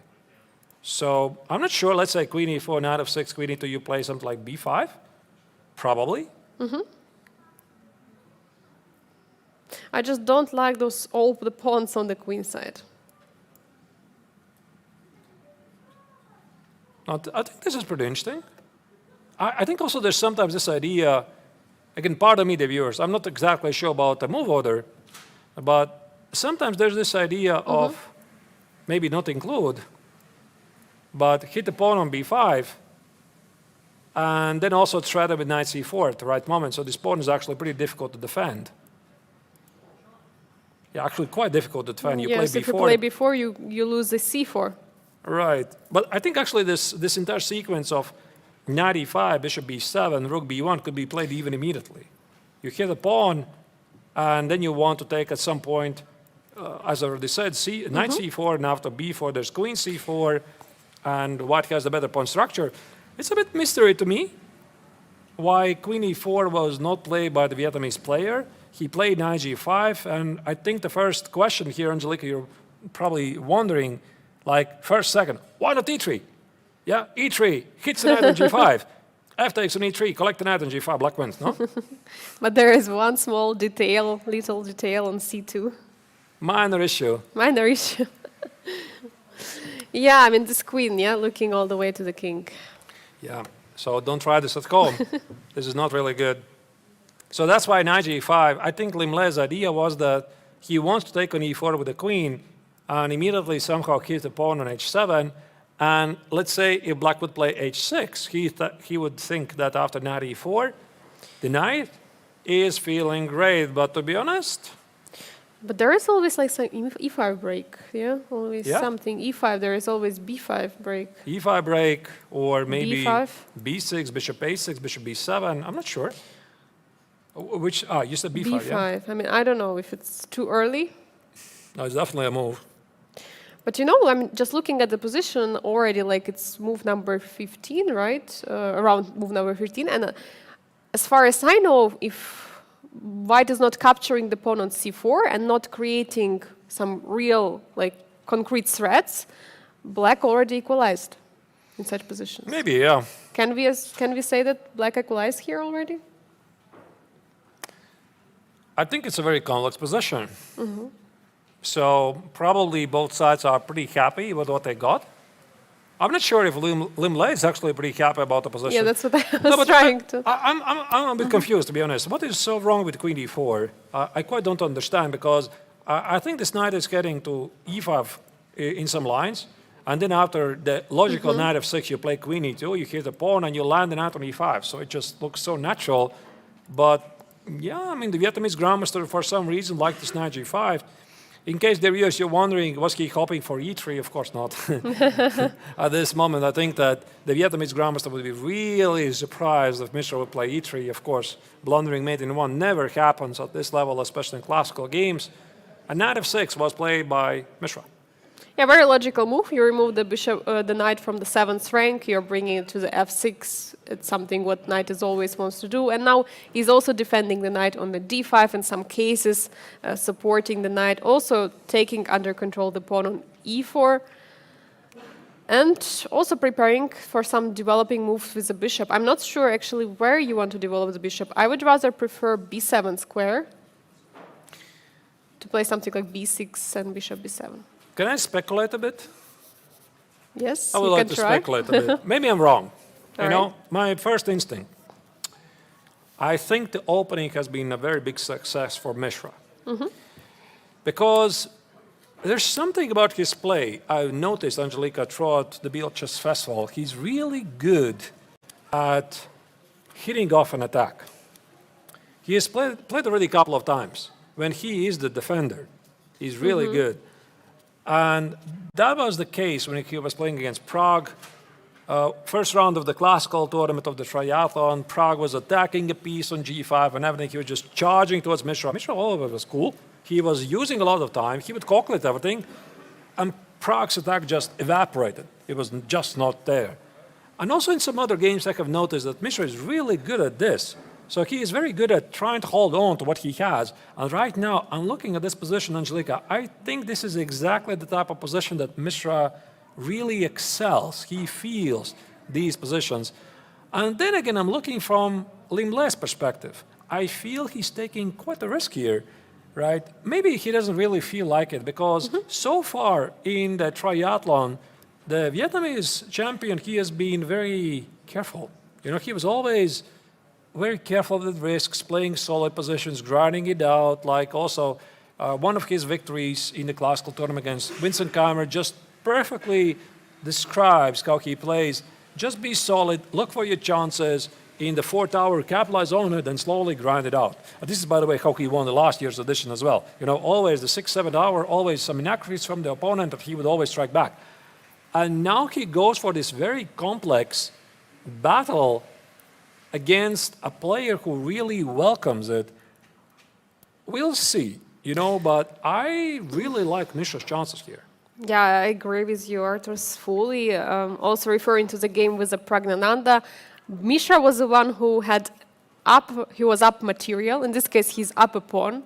Maybe it also means something that he can just, you know, stabilize the position, at some moment play something like b5, you know, and create some passer on the queen side, and that could be his option to create winning chances for himself. But it's also not easy, you know. You could also tell, yeah, but what else should indeed Liem do? Because he is in the lead. Yes, it's great. He has a 3-point lead. However, every draw is only 1.5 points. And you just have to give it a try with the white color, sometimes with some risks. So this is what he is doing here, because he also senses that Pragg is gaining on him, right? And who else? Against who he's going to score points, right? You have to score points with white, possibly against one of the least experienced players, the youngest players in the tournament. And he goes for this big strategic battle. We are going to find it out. Yeah, by the way, in the meantime, we had a poll running on the broadcasting channel, and the question was, what is the best thing to do when the opponent is thinking? Artur, what's your take on it? What is the best thing to do to what? When your opponent is singing. Oh, you're looking at the poll, yeah? Yes. Ah, yeah, we had this amazing poll. So the results were find food, look at the ceiling, walk around, or analyze other boards. Oh, I instantly know what I would do. I would walk around. This is how I categorize all the players. Yeah, the sitters and the walkers. So you are either sitting or you're others walking. I'm always walking. You're probably sitting. I'm a sitter. You're the sitter. I'm the walker.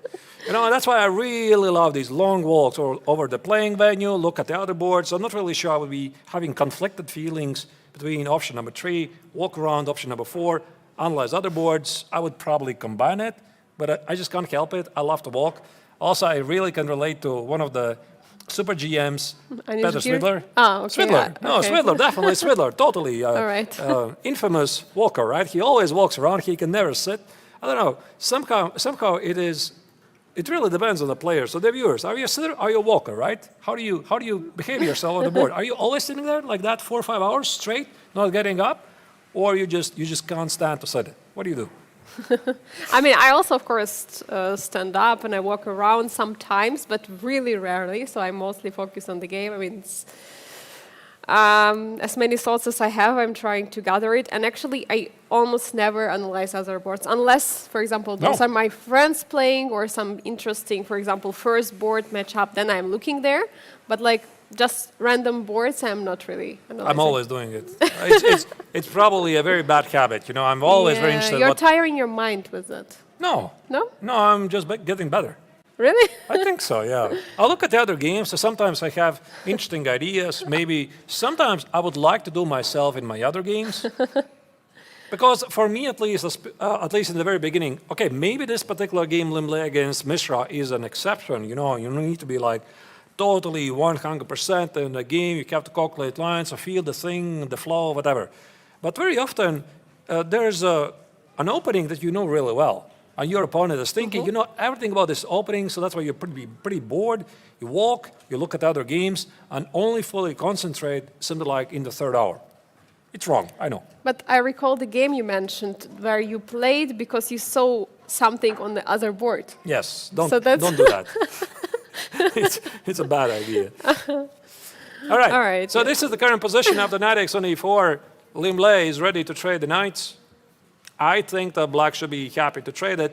The big question is what happens about pawn on c4. Because again, if white is able to capture the pawn on c4, and I think right now the Vietnamese grandmaster wants to do it, he needs this pawn, so that he can push c4 and push away this annoying knight from t5, then he's doing great. But how about Mishra? I think he's going to kindly reject this idea. So I think he can already take on e4. Let's say bishop e4 is played, protect the pawn. And if you try to hit the pawn with something like queen a2, how about I just keep it? It's mine. Yes, I mean, and the huge question is, I mean, are those A and B pawns passers or like potentially could be a weakness? Like once you take it and, for example, play something like rook b1, trying to target them, is it easy for black to defend them? Still early to tell, I suppose. Yes, it's still early to tell. There's tough. Most like bishop d7, protect the pawn. And I think at some point, Liem could be already asking the question, where's my compensation? Where's my compensation? Where's my compensation? What do I have for it, right? Because he's supposed to have this attack at the king side. That's why I'm not sure I like this knight trade. Because I feel it favors black. I feel this knight should be on e5. I'm not really sure if Liem shares my feelings right now.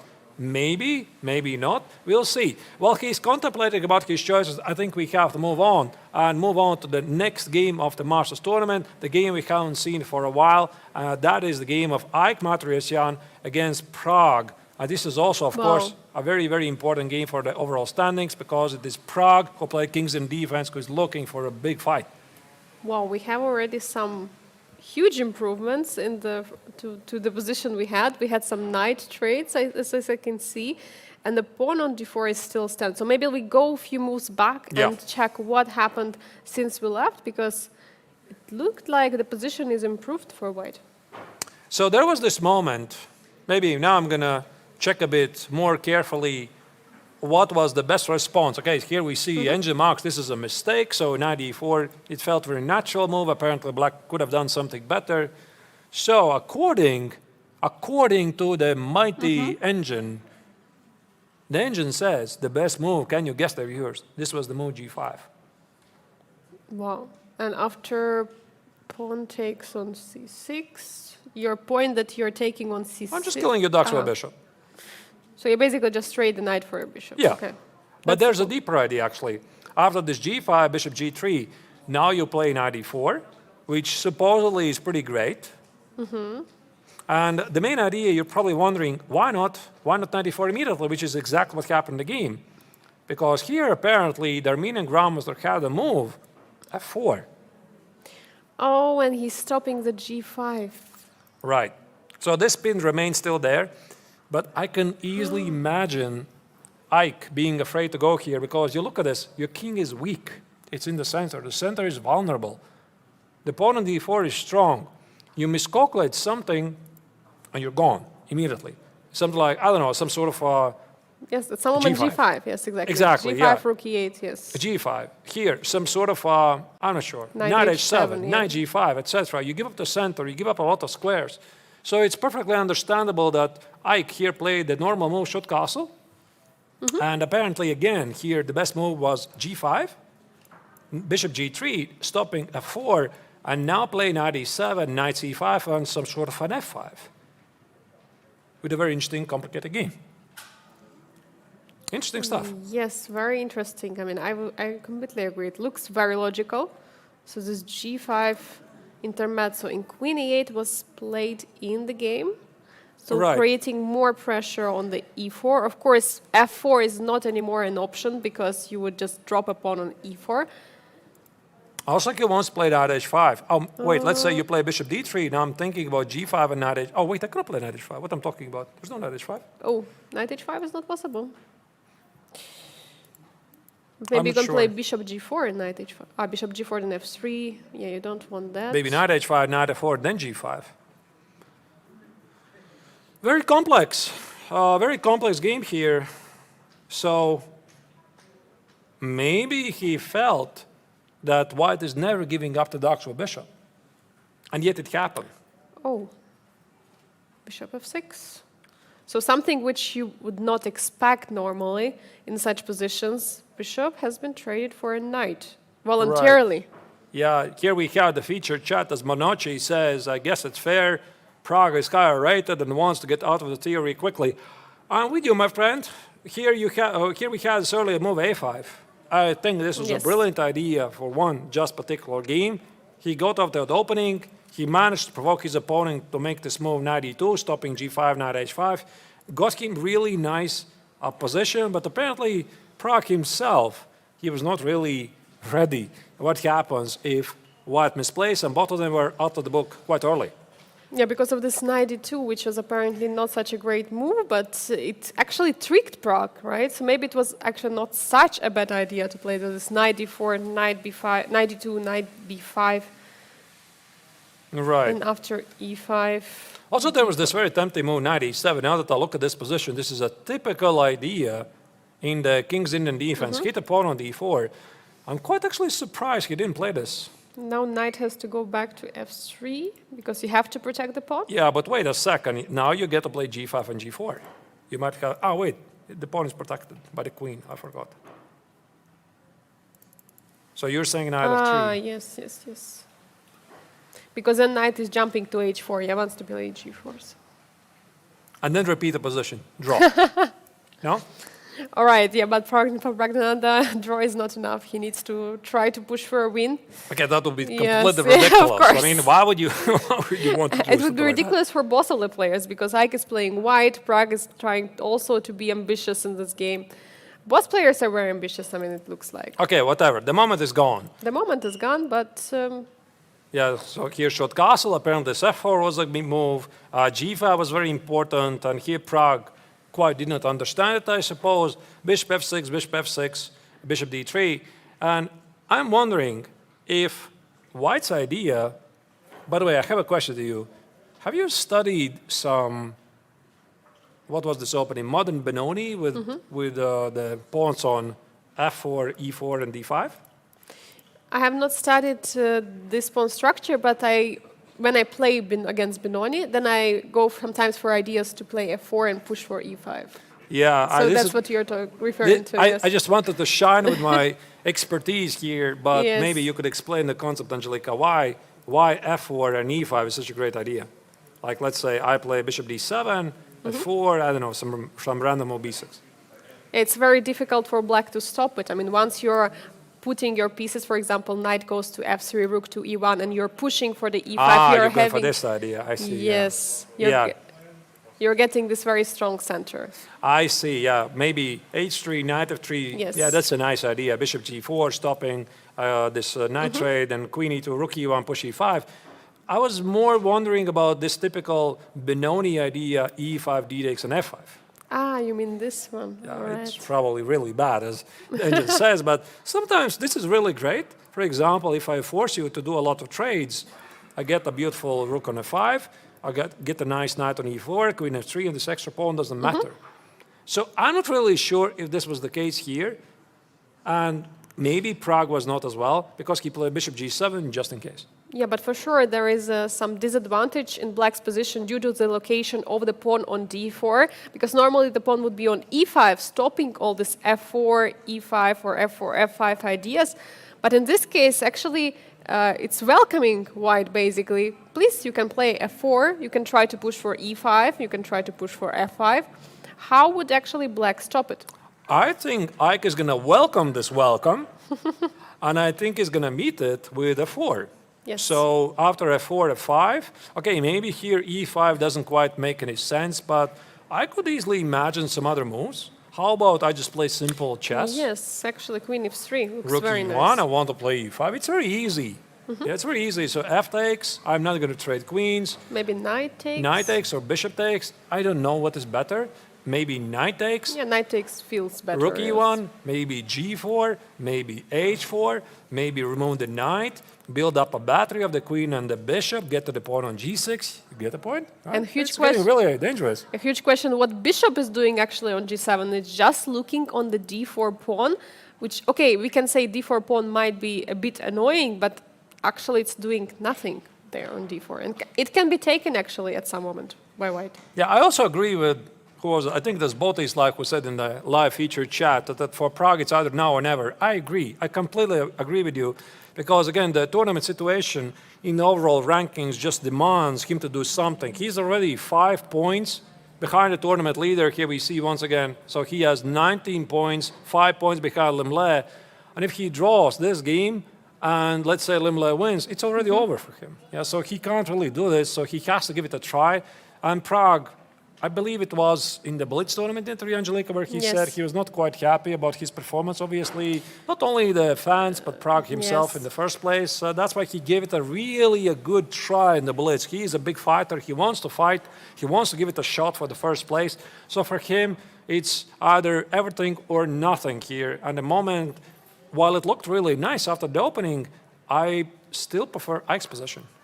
Yeah, he even said that I felt like I'm not actually worse to play in such a field. So that with his play, which he performed, he said that simply he felt like he's not even it's not possible for him to play in such field, and he's happy to strike back, of course, and now he has to use this chance in the 3 following games in the final stage to try to climb up.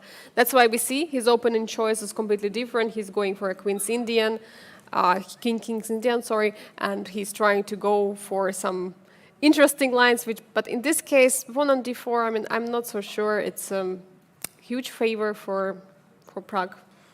Yeah, it's really interesting, right? Because we talked about this dark swept bishop on g7 earlier in the opening. The dark swept bishop has the potential to become a monster. You know, maybe there could be even a paradoxical moment when black could make his move, and the move would be, I give up the pawn on d4. Yes. You have it. You have it. Take the pawn away. You know, I want it to be gone so that my bishop is active, and you can't do it, obviously. So F4 is on the board, by the way. challenge accepted. That's what I told you. Challenge accepted, and here white is going for a king's attack, and on top of the idea, Angelique, of this queen f3, rook e1, e5 ideas, maybe there's even f5. Push immediately, shutting off the bishop on c8 from the game, going for a king's attack. The pawn on d4 for black really restricts the activity of the dark swept bishop. So I think here Pragg already has to play f5. The position opens up, and white's advantage should solidify. And let me tell you one thing, Angelica, about these close positions where engine gives you a small advantage. So for example, let's say you have a closed position, you're playing King's Indian defense, and for example, the engine in a closed position gives you, okay, in a computer language, 0.7. So what does it mean? It means nothing, basically. The position is closed, there's a lot of maneuvers, and typically engines, they say, you have an advantage because of the space, but it's really difficult to capitalize on it.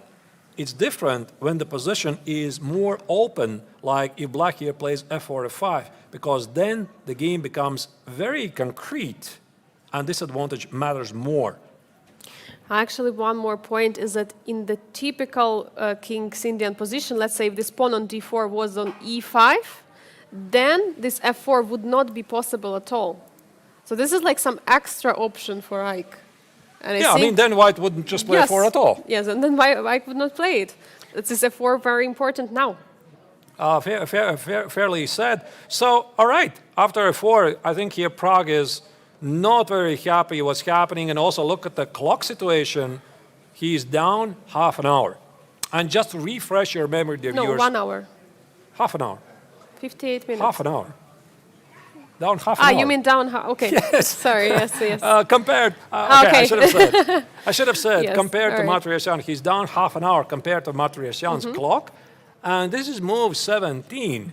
So this means he needs to make, okay, this is still plenty of time, of course, about 1 hour for the remaining 23 moves, but the position is really complex, and there's no increment. We already saw this a couple of times in this tournament. The first game that jumps to my mind, the viewers, is the game of Vaishali, last round of the classical segment of the triathlon, playing against Salem.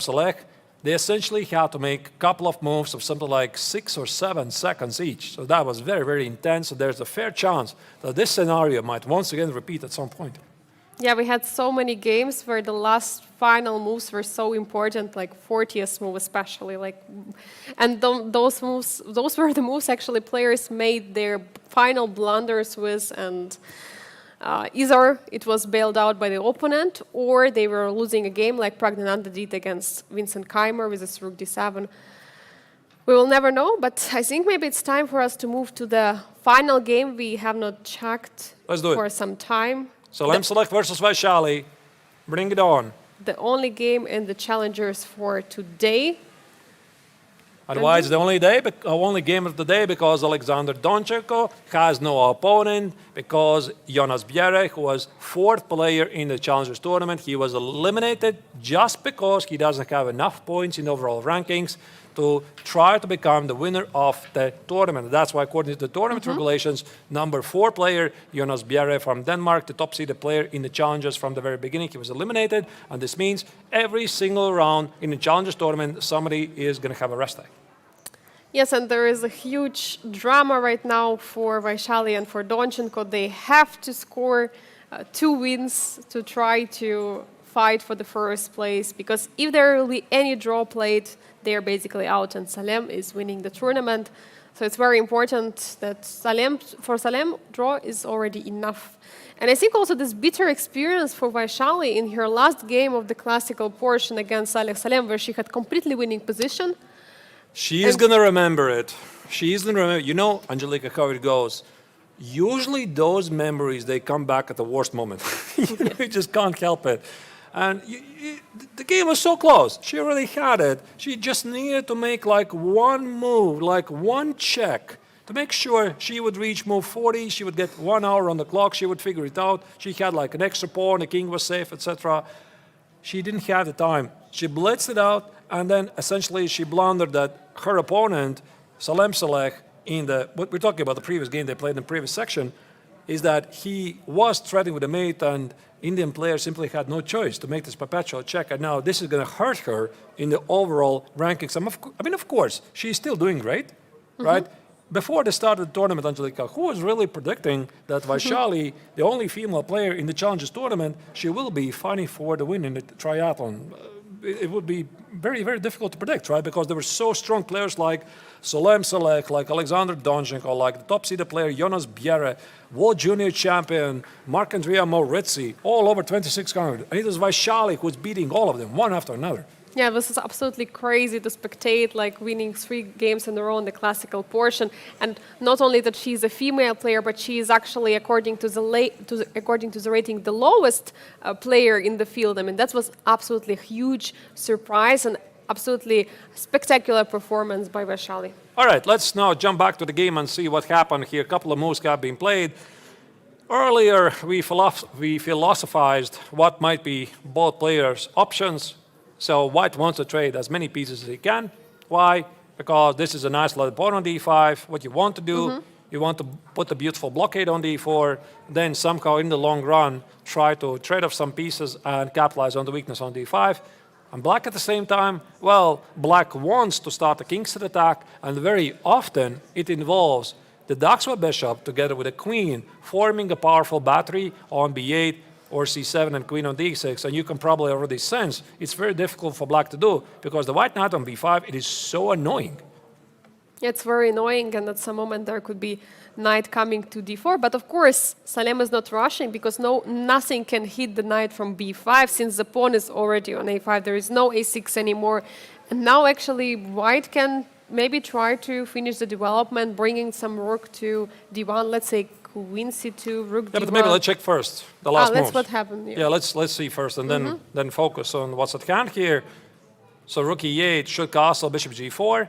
This is where we left it. h3. Yeah, this is a big move. I'm pretty sure, Angelika, that Salem didn't make this move lightly. Because with the move h3, you are always not very sure, is this really such a great move? Okay, maybe somebody's going to disagree. I mean, what are you talking about? h3 is such a normal move, window for the king, etc., extra tempi. Actually, no. It's not so simple, because imagine this scenario where, once again, black is able somehow put a bishop on c7 and queen on d6. So let's say I remove the knight from d5. Let me just show you some scenario, which probably makes no sense. Let's say knight e4, bishop b6, whatever. b3, bishop b7, here, queen d6. There we go. So I suddenly threaten with some bishop f3 or knight e4, bishop f3 made ideas here on h2. So you could easily imagine, wait, what about g3? And now you see, in some scenarios, the pawn should be standing here on h2, not on h3. And this immediately gives black some tactical resources. I'm talking about ideas like rook e3, f takes on e3, queen g3. And this was not possible before, because the pawn was standing on h2. The same applies for moves like knight e4, trading on f2, trading on g3. As you can see, the pawn on g3 doesn't have enough support. Yes, of course, the viewers, I see, of course, there's the move knight b5, but that's why I tell you, this is just an idea that for Salem, making this move h3, he really had to make sure that in the long run, this move is not going to hurt his chances, because he perfectly understands what Vaishali wants to do. Yes, he understands it, and he for sure also knows that he's one tempo ahead in this position. So again, it's like a Queen's Gambit accepted with extra tempo, reversed with extra tempo for white. So we see after h3, did she remove the bishop to h5? But there's actually a huge move just played by Vaishali, just as I was talking about all of these philosophical ideas. Bishop d2 was played here by Salem Saleh. Knight e4 was played by Vaishali. Beautiful move. I mean, normally my rule of thumb is if you can occupy central square by your pieces, do it. It's a great square. It's going to do a lot of good things. So if you want to position your pieces in the center, your opponent is not resisting it, do it. It's also one of the downsides of having this knight on b5. Again, you see, it's always very tricky. The knight on b5 takes care of these two squares, not allowing black to form the battery, but it also weakens the control of the center. That's why it's so tricky. The knight on c3 doesn't apply pressure against the squares on e4 and d5. Vaishali immediately uses this, and now look at this, Angelika. How about this move? Wow, knight takes f2. I mean, she already had a similar idea. Yeah, she took with the rook on f7 against Donchenko when she played in the classical portion. So another sacrifice we are having, I mean, absolutely spectacular. Even though computer is saying it's not a good move, I mean, I feel like it's a move which is destabilizing position of white and creating such a huge mess where white has to be very precise. So materially wise, black just sacrificed two minor pieces for the rook and two pawns. Not yet. She's going to take it. I think there's nothing that white can do about it. The rook is gone. But so, maybe she can play also bishop f3 and queen h4. No, I mean, I'm talking about the big picture. So at least. Yes, at least. At least. Okay. At least she's going to take an f2. So at least she has the rook and two pawns versus the two minor pieces. And materially wise, you can debate it. Is it equal? Is it not equal? Doesn't really matter. It's within the half a pawn. And that's why everything matters what else is happening on the board, how active are the pieces. And I suspect that engines, for some reason, like this position because white has a lot of activity here. Yeah, so these pieces, the bishop on c3 is a beast. It's staring at the pawn on g7. The knight on b5 is really nice. It's about to go to d4. But you're right. This bishop takes on f3 idea is huge.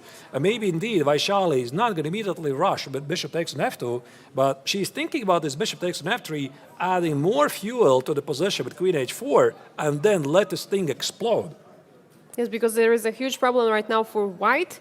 King cannot move, so if king goes somewhere to f1, still rook cannot move, and if king goes to the h1, the rook is just going to hang.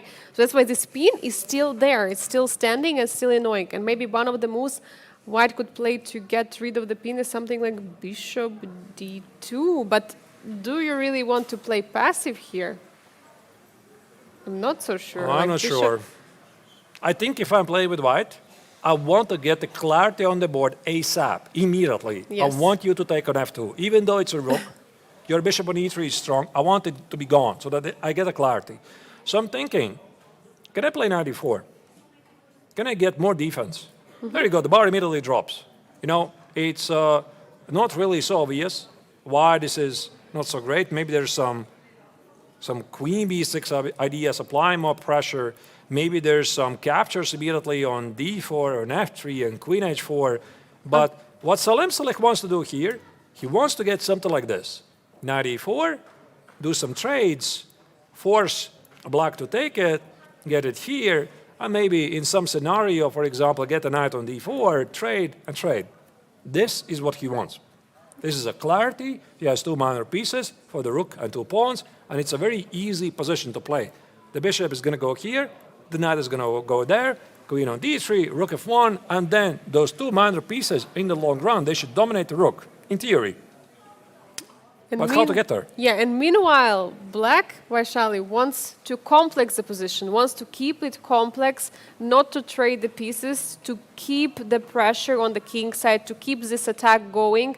So that's why it's like a clash of someone who wants the clarity and someone who wants it as complex as possible. And of course, according to the standings, the situation with the standings we have right now, it's actually a perfect solution for Vaishali. It's either yes, she still has chances to fight for the first place, or no. Of course, she cannot drop lower than the third place. Yeah, because Bienne has been eliminated, which is also great for her, because this means she can risk, she can try her chances, she can play the Benko if she even wants, right? Try to unbalance the position and then force the opponents, try to calculate very, very insane and difficult lines.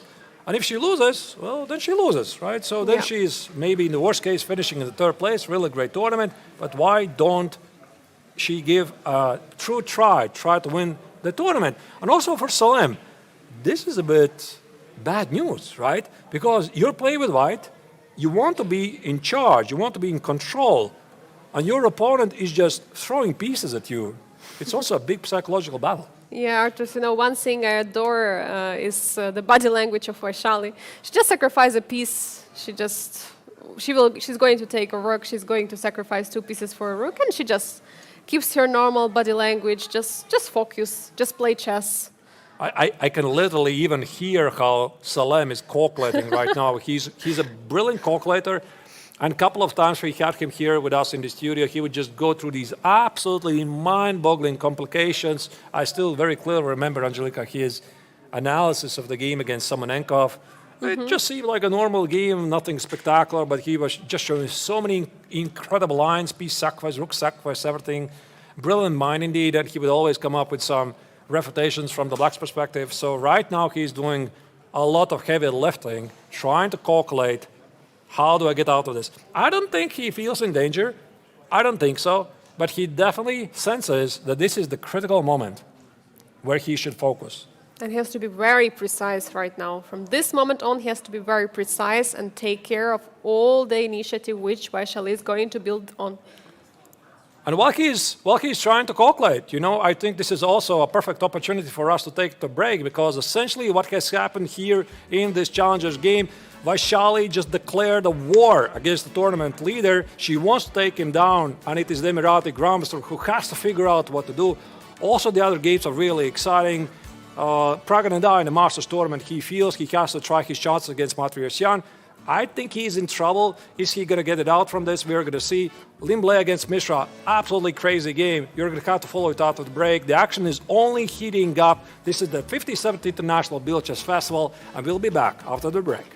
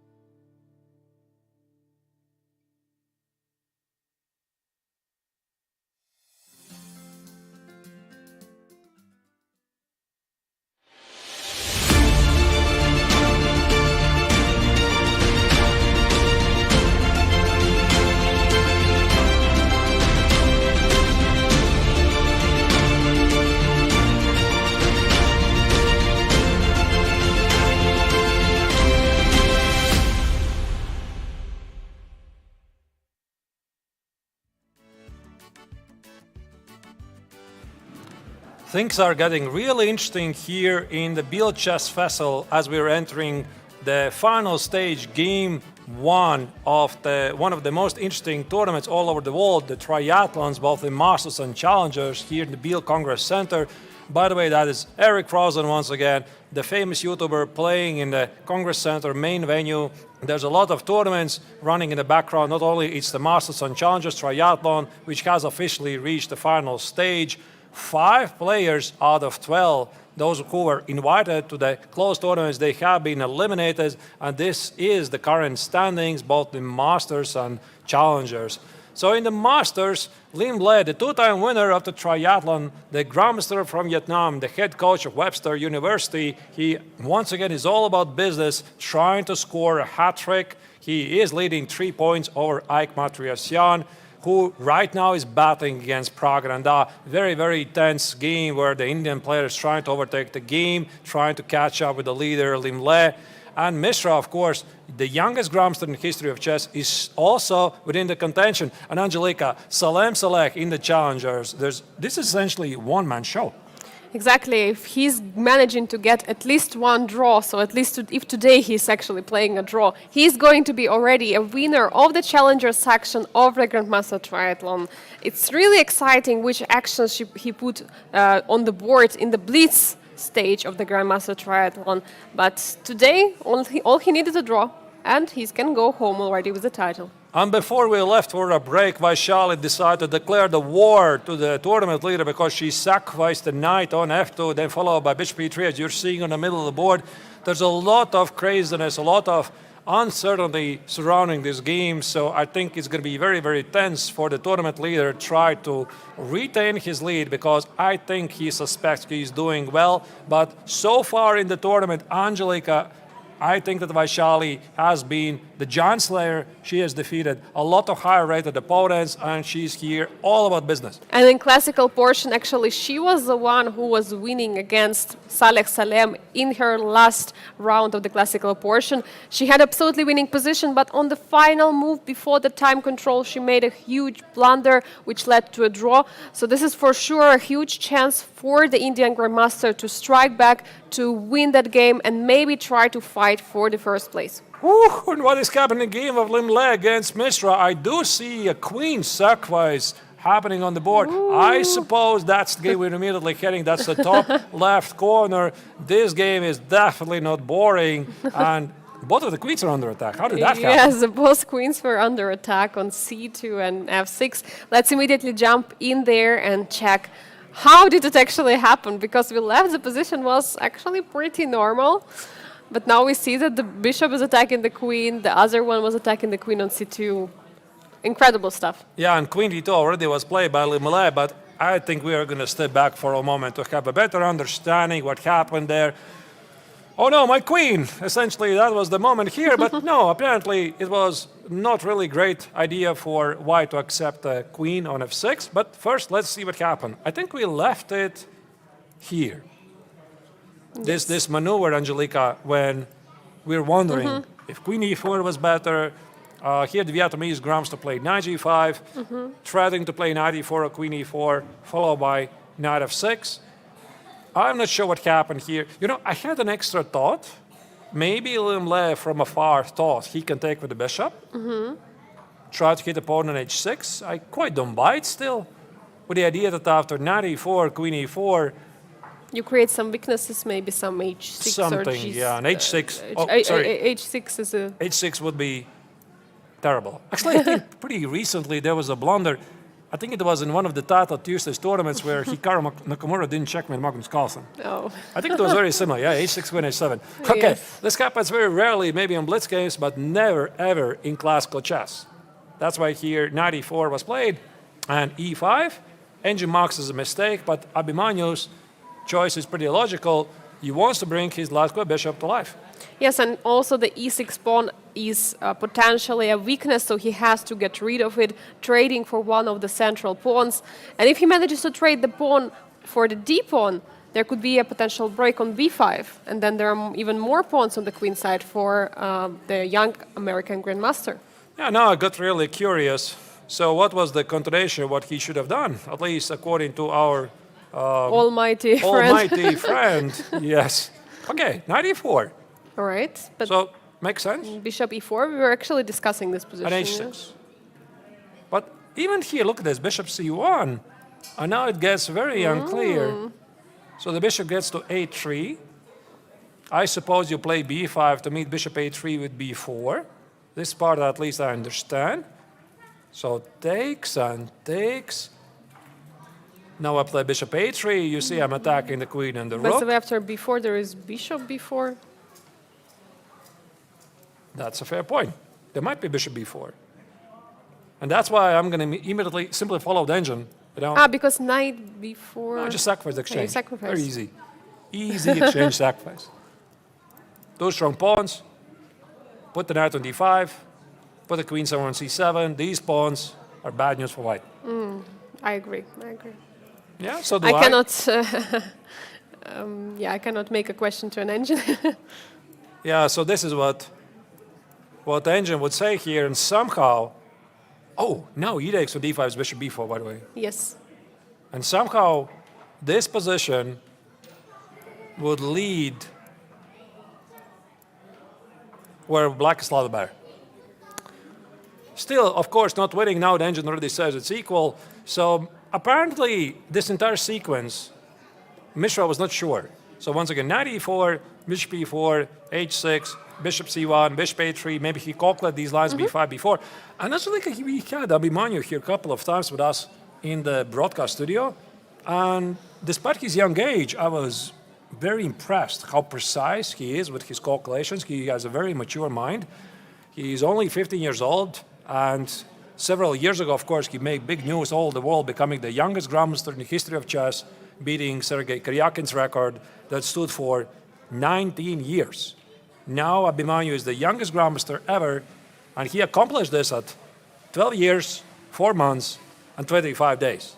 I'm going to remember this forever, you know, it just sticks to the memory. This is amazing. Yeah, it's amazing, and he has matured ever since really well and working very hard. And he said that he's working on chess. He said to me in one of the post-game interviews, he's working on chess 10 hours a day. 10 hours! Which is 10 hours more than what I'm working on chess. I don't have time for that. But it's very, very impressive. And all of these super talents all over the world, they're often sharing their numbers, how much they work on chess. I very clearly remember also the Iranian player Maksudlu. Yes, he would also work Pragg. on chess like 10 hours something, or maybe more even. Yeah, he said actually that he works almost like 15 hours or something like my this. goodness. But then once he got married, he said he works on chess 10 hours a day, so a little bit less. Only 10 hours. I remember this. All right.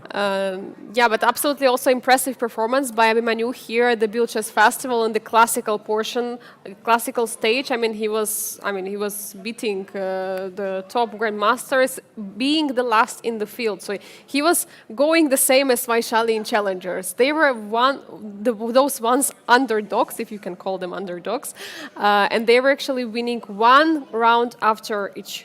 And in the blitz portion, he didn't have such a great result, but overall, we are playing now classical chess in the final stage, so he still has a huge chances. Of course, yeah, and this is also an excellent opportunity for him because his opponent, Liem is taking chances, he's taking risks, because also Liem cannot really be peaceful or make a lot of draws, because every single draw in the tournament gives you only 1.5 points, every victory is 4. Do the math, you score a lot of draws, your direct competitors score victories, you're going to lose your lead. There you go. That's why here this complex game was Liem's intention, and after e5, still feels very human, we missed a couple of moves. Yep. Bishop g5. Bishop g5 immediately pinning the knight, not allowing knight e4 take any longer, unless black wants to weaken with something like h6. Yeah, and I suppose e takes on d4 is risky, because white can take rook d4, and there's some dynamics. Yeah, this extra pawn on c4 quite doesn't feel so important, and white is going to play rook e1, white is going to play some knight f6 ideas. The bishop on g2 is really nice, so in general, I like white. I agree. And that's why here bishop f5 was played, counter-attack, which was leading to some complications. So the point is, Black is already threatening in some lines to play e takes on d4 and hit the knight on e4. I'm not really sure. Maybe here Lemles had something better, like d takes on e5. But I suppose after d takes on e5, queen e5, the pressure against on e4 is mounting pretty seriously. So you don't want to do that. And that's why after knight takes on f6, now you see, oh, the bishop on f5 is under attack. So it feels to be dangerous. And no, Abhimanyu saw this and he sacrificed the queen. How about that? Yeah, he played queen f6, absolutely a natural move he would never play, but in this particular scenario it works because the white's queen is also under attack, yeah, and that's why. Let's try to go through the lines where, let's say, white accepts the queen. Yeah, let's take it. Of course, the queen is under attack. The first thing we want to check, can I take it? There's the problem. Bishop takes on c2 is a big problem. The white rook on d1 is under attack, and also the bishop on f6 is under attack. So, if you play something like rook c1, I suppose black is simply going to collect the bishop on f6. Something like takes. Okay, the bar disagrees, but takes, and black is still up a pawn. So in the best case scenario, white only wins back the pawn on c4, just to get the equal position. So there might be something better. After rook c1, I'm not entirely sure. I see a lot of threats. The pawn on c3. Bishop a4, by the way, actually. Bishop a4, bishop e5. Oh, bishop a4. So if you want, you can take the pawn on e5, maybe. And then you take it. And then you take on e5, I play bishop b3. Yeah, then just bishop back, and then the pawns are marching. That's a very nice idea. I didn't see this. Bishop a4 is a big game changer. Yeah, and that's why I suppose white going to take on f6, and he had to play queen d2. Now the queen is on d2, protecting the bishop on g5, so the queen has to go away. And after queen e6, d takes on e5 is the only move. Aha, I think I understand it, because if you play something like rook e1... Yeah, rook e1 looks natural. Yeah, there's e4. And this is a beautiful blockade. Look at this. It's absolutely beautiful setup against the bishop pair, right? White is having bishop pair, but it looks like it's very restricted. Both bishops don't really play. I mean, I would love to get the bishop on e5, but it's very slow. Something like bishop f4, probably there's some tactical problems. Not entirely sure what there might be. I was thinking some trade and discovered attack, but maybe there's nothing. But maybe just play b5. Yeah, just ignore it. Now b5 looks nice, yes. Yeah, bishop e5, b4, takes. Yeah, this looks pretty dangerous. You win back the pawn. But what about black's queenside pawns? The bishop in e5 is nice. What about these pawns that are about to become queens? That's very dangerous. Yes, this is a monster now. Look at this. This knight on d5 supported those pawns. They're just breezing forward. Yes, I mean, of course, this is something what white has to avoid. I mean, there is no way white would accept that. So that's why this pawn on c3 is actually very important. Yeah, that pawn on c3 is staying there, stopping those pawns, and that's why this d takes on e5 happened, trying to eliminate that pawn on e5, which potentially could bring some damage. Right. Yeah, now the knight on d5 is under attack, so I think black can already take on e5. I see no problems with that. And I would think that after bishop d5, I don't see anything better for white, to be honest. The pawn on c3 is under attack in some lines. Okay, maybe not immediately. There's going to be intermezzo check on d5, and black would lose the queen. But bishop d3, bishop d3, by the way, is a big idea. So you would take it, and you would grab it, and I suppose this is somehow equal. Obstacle the bishops, 3 pawns against 2 at the queen side and the king side, so this is somehow fizzling out. But is this all forced? I'm not sure that it's forced, but what do you do after queen e5? Yeah, it's attacking the pawn on do I take c3. queen e5? That's actually a question, yeah. But if you don't take, there could be some f4 moves, or it's too dangerous to open up. So first question is, how should black deal with bishop d5? I mean, if you're happy with a draw, just take on e5. And this brings the question, is Abhimanyu happy with a draw? Not really. I mean, according to the standings, he's not happy. But according to the rating, he is happy. So, like, there are two sides of it. What about bishop d3 in this position? I was just wondering about it. So bishop d3 protects the knight on d5. And if white wants to protect this pawn, it's either your f4 that you mentioned, or rook e1. What I'm afraid is that f4 shutouts the bishop on g5 from the game. So something like h6. Here, maybe There, g5? and there is also some queen g4, knight f4 ideas at some moment. Here. Oh, yeah. It's also a move like knight f4, rook f4, Yes, g5 huge ideas. sacrifices. Yeah, but I somehow saw this fancy Yes, idea, g5. g5, queen e5, and I thought I can do something Yes. here, some knight c3 idea, knight e2, it's a complete mess. I was just a bit afraid to open up the king, but you're right. I mean, this idea is huge, yeah? I don't know, maybe, yeah, sometimes. But I mean, sometimes this might be huge, but I mean, this entire sequence of the four, it just feels so dangerous. So dangerous. This bishop on g5 is so out of the game. I think I wanted to have it here on f2, not on g5. Yes. And that's you why just want to somehow find a way to transpose it there, but there it's not possible. How about rook e1? Okay, rook e1 is It's a safer it's a move, no? move, but And I still go here. I hit your bishop. You go here. you have to go back. And now, if after queen e5 there is bishop c5, Yeah, I wanted to take on c3, which was my dream. Takes it, you collect exchange, and I have two pawns, but there's bishop d5. yeah, there is this beautiful intermezzo. And then the queen is not protected anymore, and black is just losing a queen. Very sad. So after bishop c5, maybe black has to sacrifice the exchange, but for what, really? Yeah, this is not so clear. So maybe h6, bishop e3 gives nothing. And I think Abhimanyu is somewhere here. Wait, he just played a move? He played bishop d3. There you go. He played our move, What does it mean? that we are smart. No, we're definitely smart. I think, are we qualified? I think we're pretty qualified. No, but I think it also answers the question what Abhimanyu wants to do. He wants to fight. Because he could have just taken on e5. There's nothing wrong with it.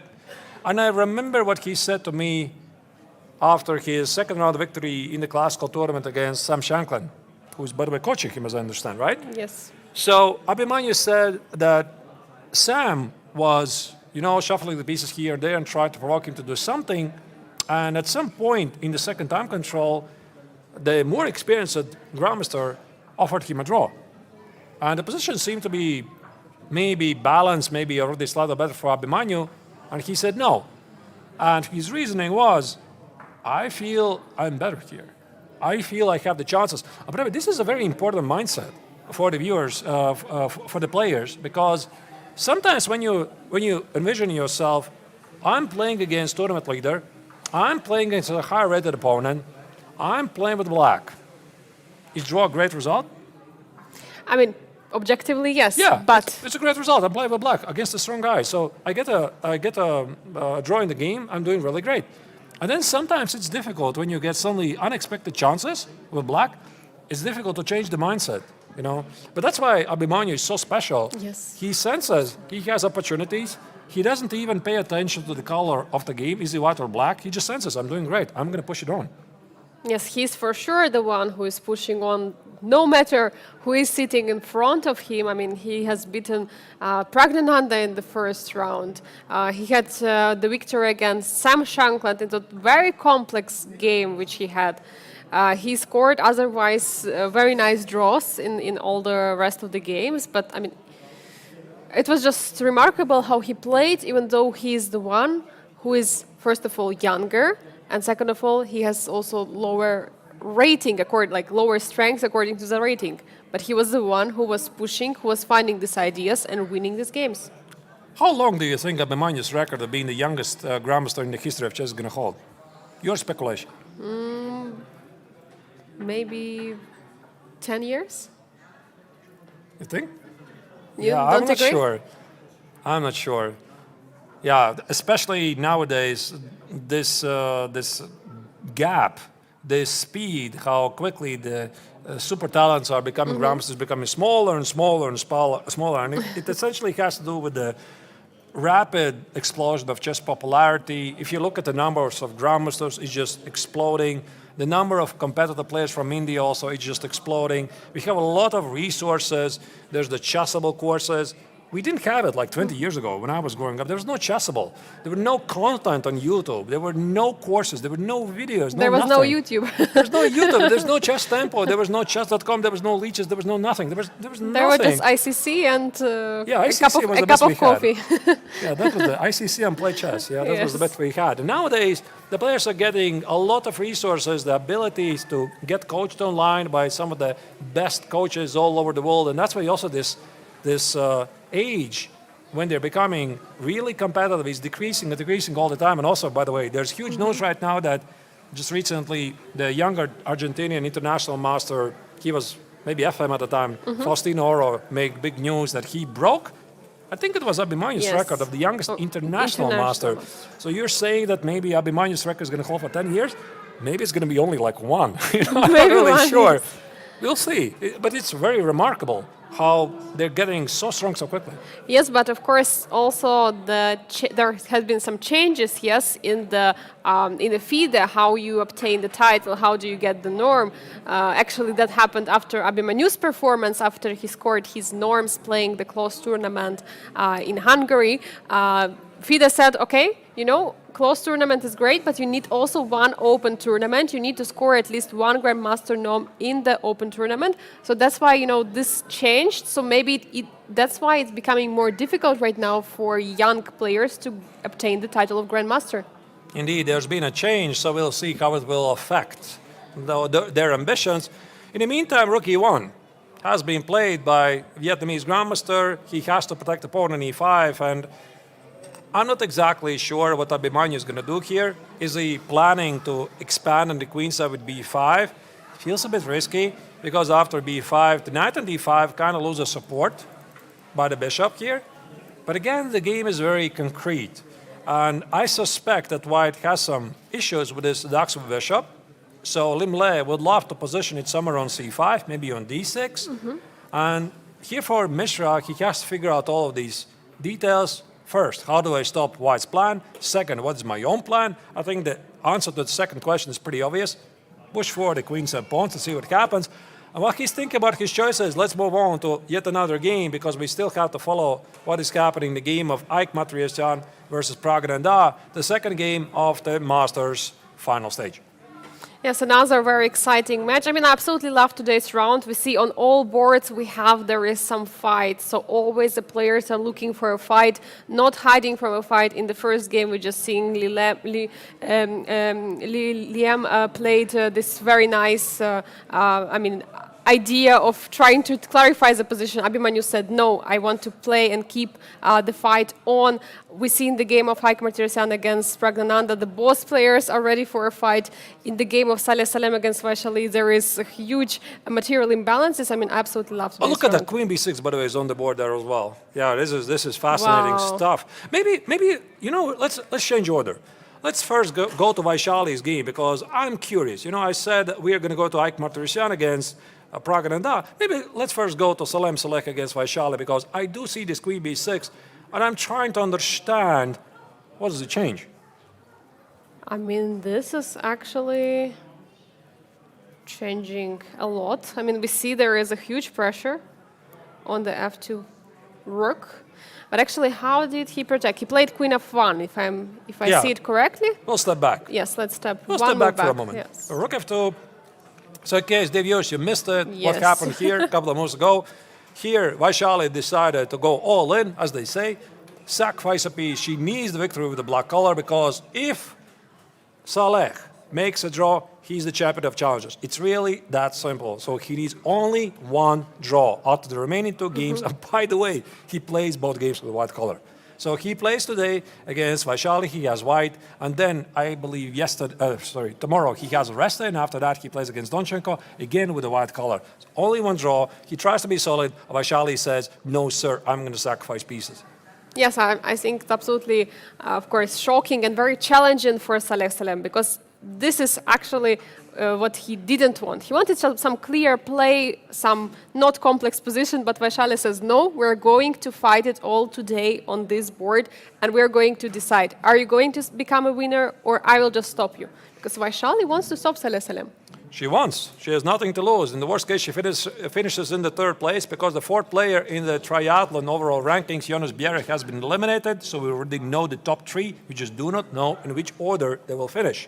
So queen f1, queen b6. I love this move. Applying pressure against the rook on f2. Also, white's going to go away with a king because then the rook on f2 is simply lost. So you're sitting here from the white's perspective and you're wondering, how do I get rid of this pin? Any candidate moves? Some bishop d2 I'm considering, or bishop e1 trying to unpin and moving the king away. But do you really unpin? No, I don't like bishop e1 at all. It just feels not right. I'm a bit afraid. To position my pieces so passively. Might be still a move to consider because it's a very concrete move. Yeah, king h1. Yes, and the funny part is the rook is still not moving. Yes, it's true. That's a huge problem, right? The rook is still not moving. There is a huge, huge activity of the pieces for black. That's why it's very difficult for white to stabilize this position.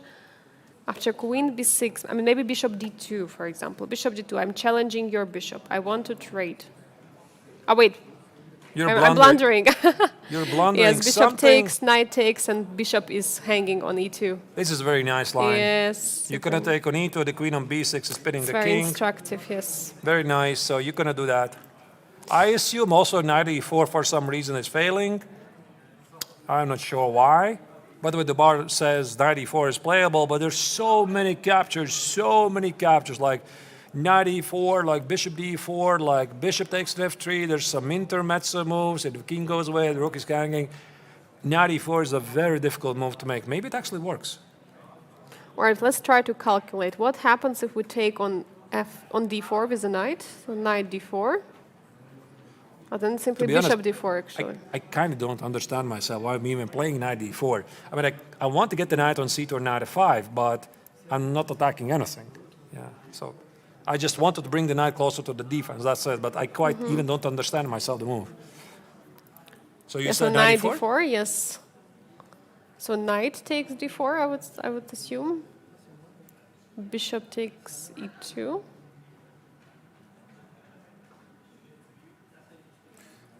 Yeah, it's very tricky. So many captures. Bishop e2 or bishop d4, yeah. Or it feels like bishop e2 takes. And if you take it, I'm pretty happy. You see now there's no rook e2 because queen on b6 is hanging. Yeah. But there could be some problems, like after knight e2, there could be some d4. And there is also d3. Yeah, exactly, d3. This is, I just don't like it. I just don't like it at all. No, I don't want to look D3, at this. D2, yes, D3, yeah, D2. D3, knight c3, D2. D2, bishop d2, bishop d2, or maybe there's even something better. It just doesn't feel right. And especially competitive players, they really have good relationship with their intuition. That's what I always say to my students: make friends with your intuition. Make friends. You listen to your intuition, and only then do you start to calculate, because your intuition is all of your subconscious knowledge. Everything you have learned, everything you have seen, everything you have read, it's somewhere there, deep inside, and it just produces the results that you cannot explain. Exactly. That's why in this position, we're having huge question for white what to do. And rook d1, we see already computer doesn't like this move. It's attacking the pawn on d5, but it's not solving the issue of the rook on f2. And the spin is still happening. The spin is still in the position. This is dangerous for white. I think Salem understands this. He is not happy. I can guarantee you this. He's not happy how this game is proceeding. Okay, maybe somebody who knows him a bit better is going to say, no, he's very happy about this position. He really likes challenge, etc. I'm not so sure. because he was like really confident before the start of the final stage. He's playing two whites. He has a huge lead of 7 points in the overall rankings. He only needs a draw. He plays with white. So he's like, okay, I'm going to play from position of strength. I'm going to try to be solid. In case of draw, okay, fine. But of course, I'm not going to be, purely play for a draw. And then, boom, knight f2, bishop e3, etc. And the game is very complex. It's very difficult to remain calm here. Yes, he's not calm at all. I mean, also looking at him right now at the board, he is fully focused right now at the position, trying to calculate all the moves. Rook d1 has been played. He's targeting the d5, but is it enough? I mean, of course, you have to solve the issue of the rook on the f2, but how do you do it? Now, I think he's not even targeting the pawn on d5. I think he is somehow getting to the d4 square. So maybe one of the ideas what he actually wants to stop is this d4, d3 idea somewhere. So this rook d1 is like a generic move, Just prophylactic move. Yeah, it's a developing move. I mean, you develop a piece, you're controlling d4 square and some bishop d4 ideas, whatnot, but there's one problem. It is very slow. It doesn't solve the problem of the rook on f2. It doesn't solve the problem that white cannot get rid of the pin in the coming moves. Of course, I realize I'm philosophizing too much here, and I'm not giving you yet any concrete solutions, but it just shows that it was not easy for Salem here to pick up the best move, which maybe I'm not going to check what it was. What was the best move for white?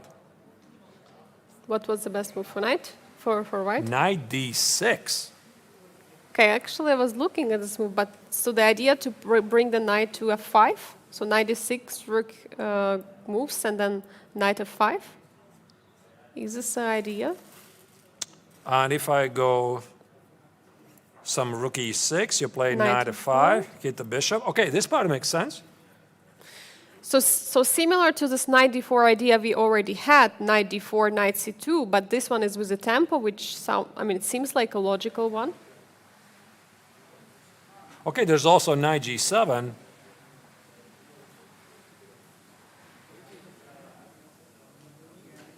Wow. Okay, but this is very very complex. tough to calculate what is actually happening there. Like, I'm just showing the lines of the engine. It's very easy to follow them. What they're saying just shows the complexities of these lines. Bishop f3, king f3, d4, collect on g7, white slightly better. Somehow knight f5, d takes, b takes. Okay, is it easy? I mean, it's not easy at all. I mean, knight e6 is a difficult move. Because the knight never goes there. That's why, one of the things I also learned to understand from the highest level of chess is that even the best players, they tend to miss unusual moves. They tend to miss unusual solutions. And typically in this position, the knight never goes to d6. You put the knight on b5. The idea is to land it on d4, pure and simple. Land the knight on d4. So knight e6 is some very concrete solution, but you might argue, this position required a very concrete solution, and you hit the rook on e8, you try to play knight f5. I can only assume that he didn't see this move at all. That's a fair point, that this is a dynamic position, and it requires concrete moves here. But we see with the move rook d1, what white wanted to stop is a d4, and knight d6 is a move basically in completely different direction, right? You're jumping with the knight to f5, but do you actually stop d4 in some lines? Yes, and once again, it just really reminds me this scenario. I think we already brought this up once during the broadcast. One of the World Championship matches, Magnus Carlsen against Vaishali, World Championship match, game number 6. Again, pardon me, I don't remember, year 2013 or 14, because they played 2 matches in a row. There was this crazy moment when Magnus played the beautiful game against Anand's Khan Sicilian. Anand played the rather dubious line. Magnus played a really great game. And at some point, Magnus was supposed to play either king d2, or he was supposed to play king d1, and he chose the other continuation. And this move gave the opportunity for the opponent to come up with a very nice tactical resource. But there's the problem. It was not there before.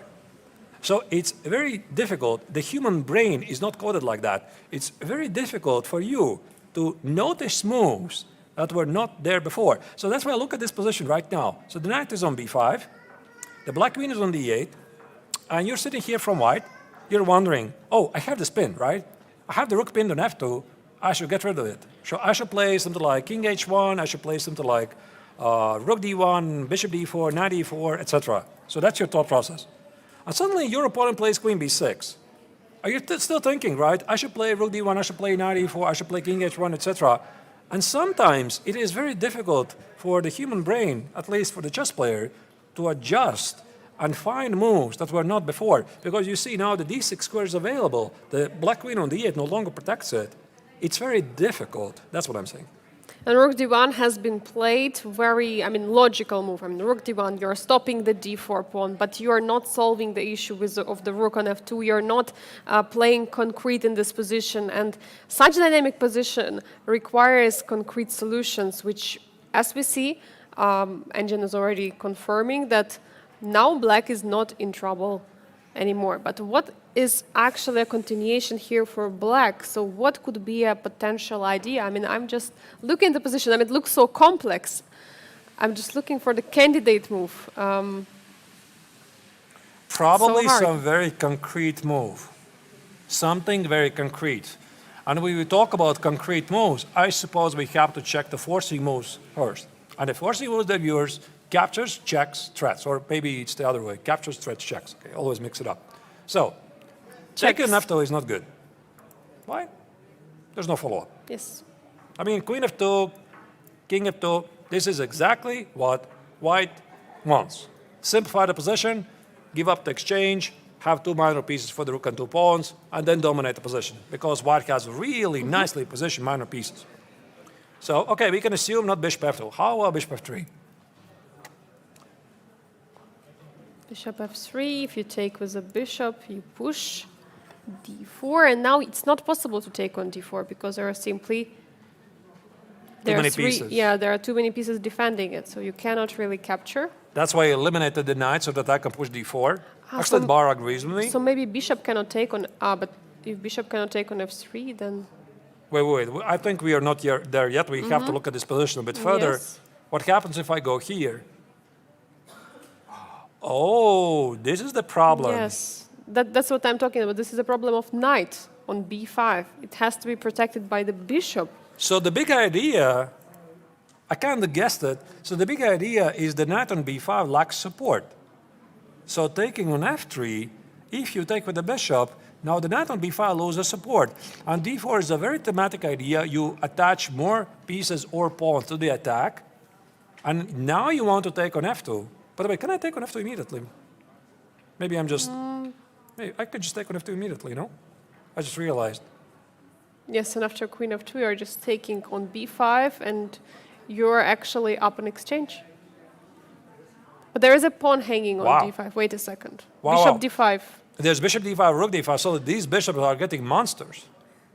And there's queen g3, there's queen f7, bishop f7 ideas, there's all kinds of tactics. Actually, this feels very dangerous for black. Black is up at exchange in a pawn, but look at those monstrous bishops. No, I think d4 is necessary, yes, in that position. We first push d4, we attack the bishop, and then we take on f2. But it is so easy to take on f2. It's very easy, you're winning a piece. Let's take it. It's so easy to stop the calculations right there. So I'm here, takes, queen b5, I'm winning, hooray. Because I'm up an exchange, up a pawn, and everything is great. I have no weaknesses except the life is great. White is dominating here. It's very interesting how chess works. So if d4 is played, what happens after bishop e1? So bishop d2 takes. This is the difference. There's no bishop d5, no rook d5. Yes. And if bishop e1? It just looks ugly. I know, but it's protecting. And your point is bishop f2 is bishop f2, yes? Yes. I want to protect on f2. But actually, again, there is no threat. The pin is still there. So there is no threat for black. Can I just throw the pieces in the center, like something like... Yes, you can. Knight e5? Knight e5 is a great move. I love it. I'm just threatening some d3 or knight f3 moves. Let's say you walk away from the pin. I suppose I take the rook now.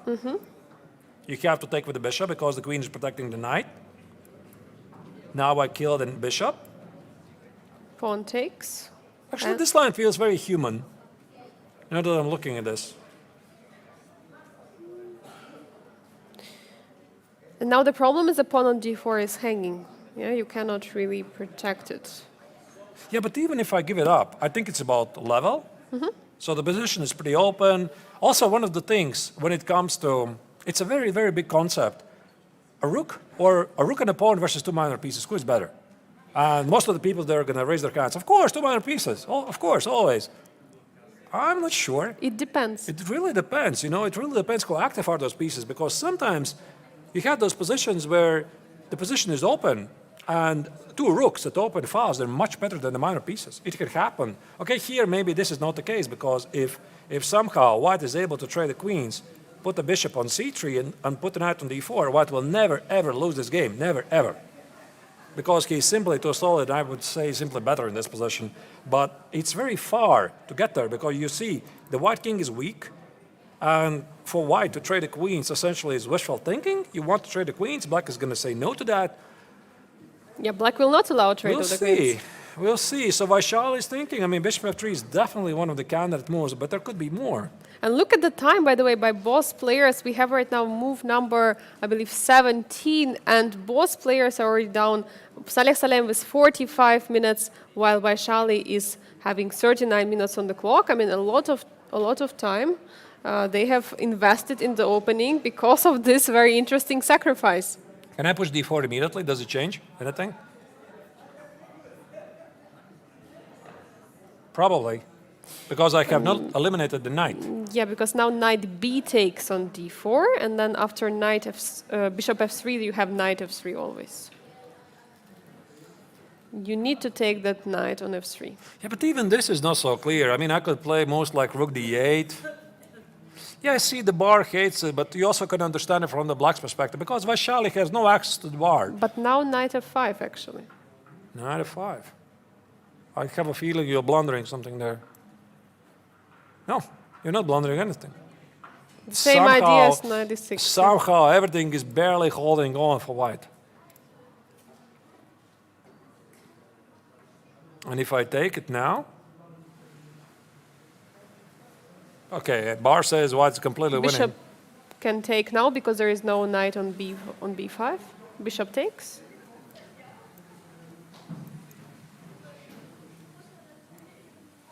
And bishop takes everything.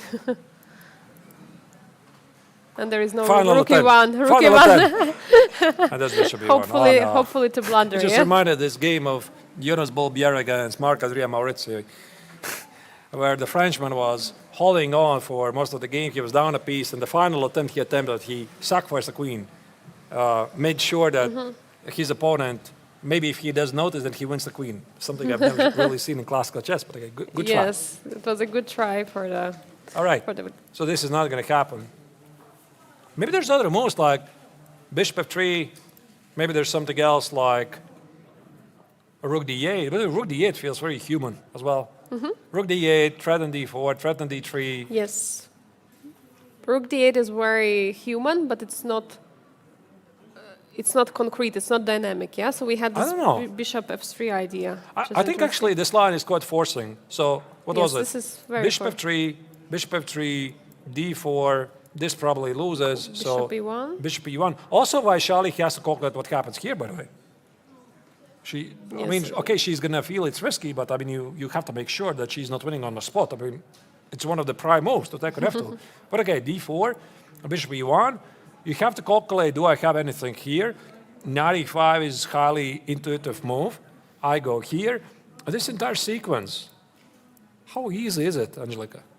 It's very forcing. This is very, very much forcing line. Like we have take, almost every move is a take or it's a threat. So it's pretty easy to eliminate most of the moves and go for this line. So I think that she sees these lines. And now she's trying to figure out what is the move. Is this bishop takes f3 really enough for her? This is a big choice. Find something else? This, Angelika, is a very big choice. I feel that also Vaishali understands that right now the fate of the game, maybe the fate of the entire tournament, is decided right here, because this is the critical moment. And good chess players have received proper education, chess education, that when you feel this is a critical moment of the game, you invest time. And that's precisely what Vaishali is doing, and that's That's why precisely we are going to move to the final game we haven't yet seen, Ike Matryasan against Praggnanandhaa, the second game of the Masters tournament, where things are heating up very quickly. Oh, I see that there was some f5 break happened on the board. So There's an many... exchange missing. Wait. Yeah. Ooh. Yes, we missed something. Ike sacrificed an exchange. Oh my God, we have so many sacrifices right now. In all of the games, there is something ongoing. All right, let's check it. Let's go back. We left it here. F4 happened. We were happy. We were happy that it's happening. Indeed. After F4, we were wondering if black should play F5. Pragg felt that this is dangerous, and we already showed some lines why this is dangerous, like F4, F5, Queen F3, F takes, Knight E4, Rook E1, tickle the pawn on G6. I love this term, tickle the pawn on G6. So, okay, it didn't happen, but not Queen F3. This was not a choice of the Armenian #1 grandmaster. He played Queen C2, and that's the move I do not like. I mean, it's logical move, but you want queen on the king side. I felt it, yeah. You want the queen on the queen side, on the king side, Queen F3. So it's like, I want to bring my rook on E1. I have everything positioned here for a proper attack. And most likely, black would play something like C6, and I don't know. I want to play rook E1. I want to take on D5. I want to E5. I want to block suffer. I want to do all kinds of things. So, for example, you play rook C8. We discussed this idea a bit earlier. I want to play E5. I want to play F5. The bar disagrees, but you have to pardon me. This is a typical idea from the modern Benoni, and just trade off everything, land the knight on E4, and have some fun. It feels logical. And now look at this. He plays Queen C2, and after C6, this is not the same, is it now? Now there is some potential of opening file on this C file, and queen on C2 can be some target. Right. So rook E1 was played, C takes, and E takes on D5. I see. You see where we are heading, yeah? Yes, so he chose a different idea. So, okay, now I understand. So Ike played Queen C2 with a completely different idea. I thought he's going to keep the central pawns here so that he can push E5 and F5. But Ike had a different idea. So he wants to keep the queen side closed. And that's why Queen on C2 now kind of makes sense, because he opens up this battery of the queen and the bishop, and he's doing something here with some F5 ideas, with Knight E4 ideas. Not that I look at this, it makes sense. Makes a lot of sense, because now actually you have this bishop opened already. The diagonal is open. You don't have to play E5. You can play straight F5. But you have to calculate, do you really want to give up that bishop, or you sacrifice a rook? And of course, we know the answer already. Right, yeah, so jumping a bit ahead of what happened. So Queen C8 was played. I think what here black wants to play F5. So let's say I do some, again, ridiculous move, something like whatever, H3. I think, I might be wrong. Black wants to play F5, and now you see... Cemento. Yeah, there's nothing, you know? Every single square is kind of contested by black. And, okay, rook E7 is the only move. Then you go back, you go home, after bishop F6. The knight on F3, what does it do? I mean, there's no squares of penetration. Maybe there's something like G4 at some point, but I think this F5 is the reason why the Armenian grandmaster, he played Knight E4. Oh, sorry, here. He played Knight E4, hitting the pawn. There's no time for F5. And now, since black wants to play F5, he said, I'm going to do it to you what you want to do to me. So he played F5. I have a question. Why not F5 immediately? So instead of Knight E4, why couldn't he go for F5 straight away? So for example, if bishop takes, rook takes, you can try to look at the lines, what happens. Yeah, fair point. So bishop takes with the same idea, yeah? Rook takes. No, rook. Oh, you want to sacrifice exchange? I mean, he wanted sacrifice and exchange, so we... You think? I thought he just wanted to stop F5. No, okay, fine. But in the game it was a rook sacrifice. I'm not sure he wants to sacrifice exchange just because he can. But all right. Bishop F5, queen somewhere. Yeah, queen H5 actually, yes, good. Queen C5, sorry. Yeah. And now there is actually a threat of d3. I'm not so sure this is so clear, because rook e8, king f8, there's never a mate. I mean, you would love to swap the bishop with the queen. Like put the queen on f5, like make a castle. Yes, make a castle of them. Diagonal castle, queen f5, bishop on c2, e castle. There's no such That would move. be great. We could petition to make a change in the FIDE rules. Castle, queen, and the bishop. I mean, why not? Okay, you can't do that, right? Yes. So with the idea to checkmate on h7, so it's going to take you forever to trade the places. I don't buy this. I was actually thinking, Angelique, about a simple trade, like here. But now there's no attack. Maybe rook takes f5. Yeah, but now there's no attack, right? So black could even play something like b5. And the game is just unclear. Bishop on g7 protects the king. The pawn structure doesn't really matter. But still, you can put a pressure on the f7 pawn, for example, rook ef1 could be Sure. a move. Yeah, I'm not going to argue, maybe. Yeah, rook f1, something like b takes, and knight c4, and I don't know, rook a7, etc. Maybe I I'm mean, wondering. white for sure is more active, let's say like Maybe. this. Yes. I'm not so sure. Maybe. I'm not sure. So he was also not so sure about this entire sequence of pushing f5, but it's a very nice question. Yeah, why Ike obviously didn't consider immediately why he decided that he needs to sacrifice the exchange. And I think he was simply, again, uncertain where this leads. So he felt he needs to stop black's idea of f5. So he played knight e4 here, and now he sacrificed the exchange. So he wants to sacrifice an exchange so that knight is going on g3 and then capturing the pawn from there. Right. Because in the line we saw, the knight was actually very passive on d2. There you go, rook f5. And how do you think where this idea to hike comes from? Where? One of his idols, the former world champion Tigran course. Petrosian, Of course. was a very famous player who often made those positional exchange sacrifices. So he has played a number of great legendary games where the exchange doesn't really matter. What matters is the piece activity. He essentially developed the concept to different heights. And I would imagine that Ike definitely has studied his famous countryman's most notable examples, so he's well aware of these ideas. And now the idea here is white sacrifices the exchange. So he wants to put the knight on f5, play rook f1, and then, as they say, the light square bishop in a direct attack feels like an extra piece. Yes, and This is also, nice. also there are sometimes even jumps to h5, so there are many ideas here for white.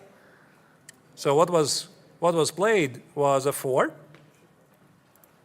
Makes perfect sense. The pawn is under attack, you defend it. f4, Yes. knight f5, rook e8. Of course, Pragg wants to trade pieces. And of course, Ike is saying doesn't no. Rook f1 is a very logical move. So just removing the rook and potentially introducing it to the king side. And rook e5 is played by Praggnanandhaa, targeting the knight, preparing the rook, doubling on the e file, and maybe the trade of the rooks on the e1. in the worst case, Pragg can always take on f5. I love this move. It's a great move. I'm not so sure that white is really doing so great here, because I totally support the concept. I like it. You know, I like the concept is that he sacrificed the exchange, following some of the ideas of his famous countryman, former world champion Tigran Petrosian. The knight at f5 feels beautiful. Rook at f1 stands great. But at some point, you're feeling like, what do I have for it? What do I have for the exchange? You know, I think that Ike also now is quite pressed to show what he has for it. Okay, maybe there's something like rook takes on f4. But you're right, Angelique, this rook e8, rook e1 is quite something. Yes, I mean, for sure there is some compensation for it, but there are some direct ideas from black which white has to react on. And I mean, of course, there are some weak light squares, but how do you organize an attack against the king? It's not so easy. Absolutely not easy. And you know, dear viewers, we're definitely going to come back to these games in a couple of minutes, because I feel this is also a very nice moment for us to make a small break. The action is only heating up here in the first round of the final stage in both Masters and Challengers. We're seeing a lot of action. Ike Matrosian just sacrificed an exchange against Praggnanandhaa. This is a crucial game for the overall standings. Also, Salem is battling against Vaishali. Vaishali just sacrificed a piece against him and trying to press really hard to catch up with the tournament leader. In the meantime, Liem against Mishra is super unbalanced game. Who is going to take it down? The tournament leader, Liem, or the youngest grandmaster in the history of chess, Mishra? You're going to have to find it out after the break. Hope you are really liking the coverage. We're going to be seeing you shortly after the break.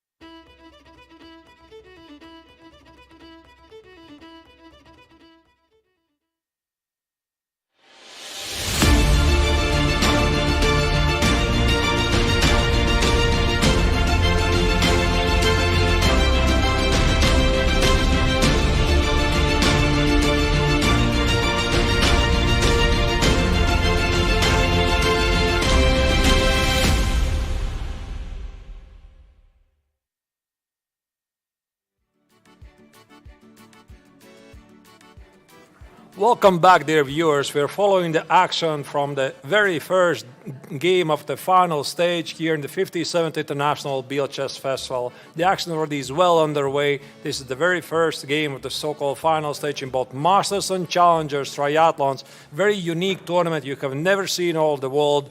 So me and Angelika, we are definitely at the edge of our seats following some of the unbalanced games so far. All of the three games, both in Challengers and Masters, have been very, very exciting so far. And we are going to delve back into the games in a moment. But Angelika, if I would have to pinpoint you one of the games that immediately you would like to pinpoint, which one would it be? It's for sure Salem against Vaishali. I mean, it's a game which started pretty normally in some IQP pawn structure, but then Vaishali sacrificed the whole piece. She's keeping a pressure right now. She's putting a huge pressure on Salem. Will he make it with the draw today and becoming number one in Challengers? That's a huge question. It is definitely not easy for the tournament leader. As you can see right now, he definitely feels a lot of heat. This piece sacrifice that the young Indian star played against him earlier, a couple of months ago, that was quite something, because you see it might have massive implications to the overall rankings. Salem Saleh had a wonderful showing in the Blitz tournament 2 days ago, where he destroyed his opposition with 9 points out of 10 and solidified his lead in overall rankings with 7 points ahead of the second place Alexander Donchenko. So essentially what he really needs from the remaining two games is just one draw. But Vaishali is not going to make it easy for the tournament leader, because the game is really spicy, and right now there are Emirati Grandmaster that has to show everything he can do. In the meantime, in the Masters, we have slightly more players. It's 4, because all the players are within the 12-point margin. And it's the two-time winner, Liem of the triathlon, who is going to try to make it a hat-trick here once again. He is in a clear lead over Matlakov. Also, Praggnanandhaa and Mishra are within the striking distance. But everything can still change rapidly, because what you're seeing on the board, this is absolutely incredible stuff. We are having exciting action today for the first game at the final stage.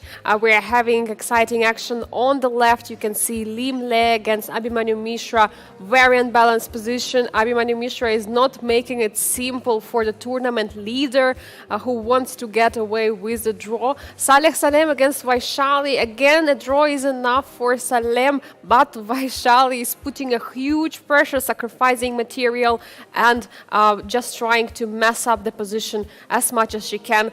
And on the right, we can see game of Keymer against Praggnanandhaa. Also a huge fight. We have King's Indian from the start. We have already another exchange sacrifice happening in the position. So huge things are happening. And wait a second, where is the rook already? It's gone. So we had another exchange sacrifice. Yeah, that's what I was talking Wow. about. This exchange sacrifice that Pragg was threatening, it indeed happened. I suppose we're going to check it a bit later, but now the position is more balanced, and I think also pretty safe for Pragg. I'm not sure he really needs to be safe today, because he is trying to fight it and try to score the victory here. But with the obstacle of bishops, I wouldn't really say that this game is heading to a draw. There's a lot of still fight left.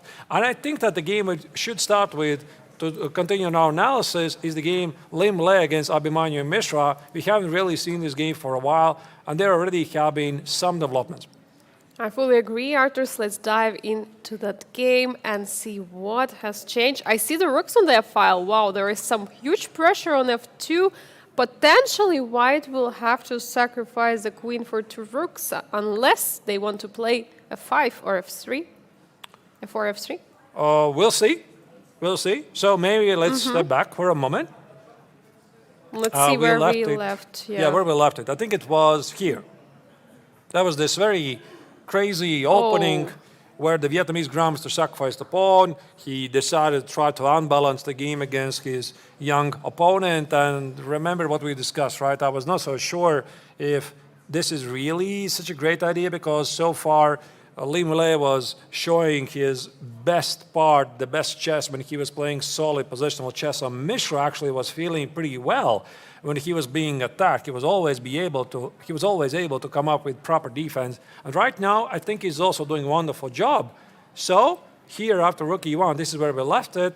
We didn't see the move rook f7.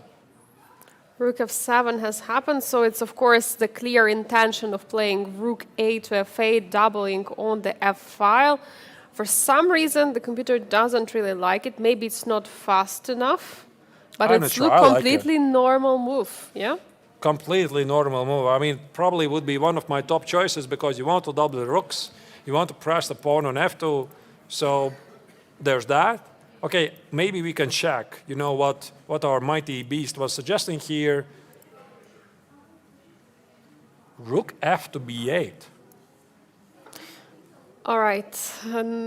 So that's one of those positions where you have two opportunities to play on the queen side or to do something on the king side where the opponent is stronger.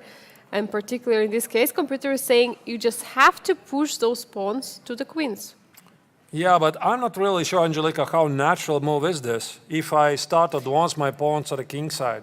You know, for example, Yes. okay, I could have played f4, f5 because the pawn is not on g4. So the logic says I play h3 to play g4, f4, f5. Makes perfect sense.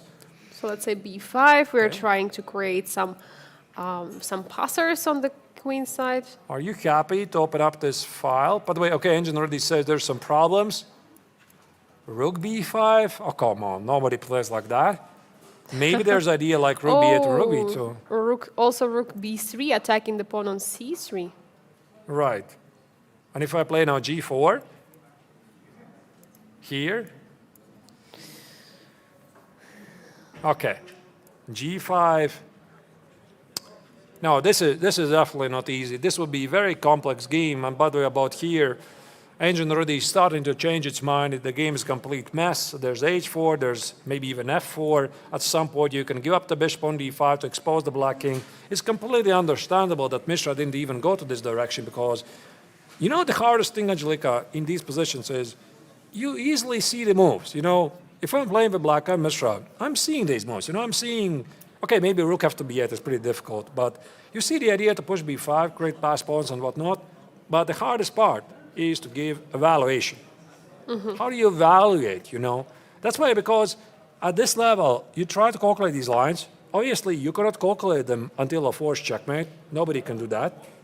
So you try to calculate until the end of forcing line, and then you draw the line, and then you assess. So let's say, for example, this line. You play rook b8, then you try to imagine what my opponent is going to do. For example, h3, b5. Let's imagine he even sees rook b5, g4, h6, bishop h4, g5, bishop g3. You try to assess, you know. Obviously, the line still continues. So looking at this, and I do not understand what is this, right? So it's very hard to understand. Am I gaining from this? Am I complicating the game too much? Because also a very good quality of good chess players is always be in control. You always control what's happening, so you're never being random. You're never tossing a coin. You always try to control what's happening. Okay, some players maybe they're going to disagree and they love mayhem on the board, maybe. But most of the players really like to control what's happening, and that's why this rook f7 is just a very natural move. You know, you just improve the pieces, you get out the rook on f8, you concentrate your pieces at the king side. At the same time, you're kind of hoping that b5 at some point is going to work. Yeah, and you're also getting ready for attack from white. You're stopping some of the ideas, and exactly that's why the rook on a8 sometimes is a problem because of this bishop on g2, and that's why you cannot play b5. But at some moment in the future, it's possible.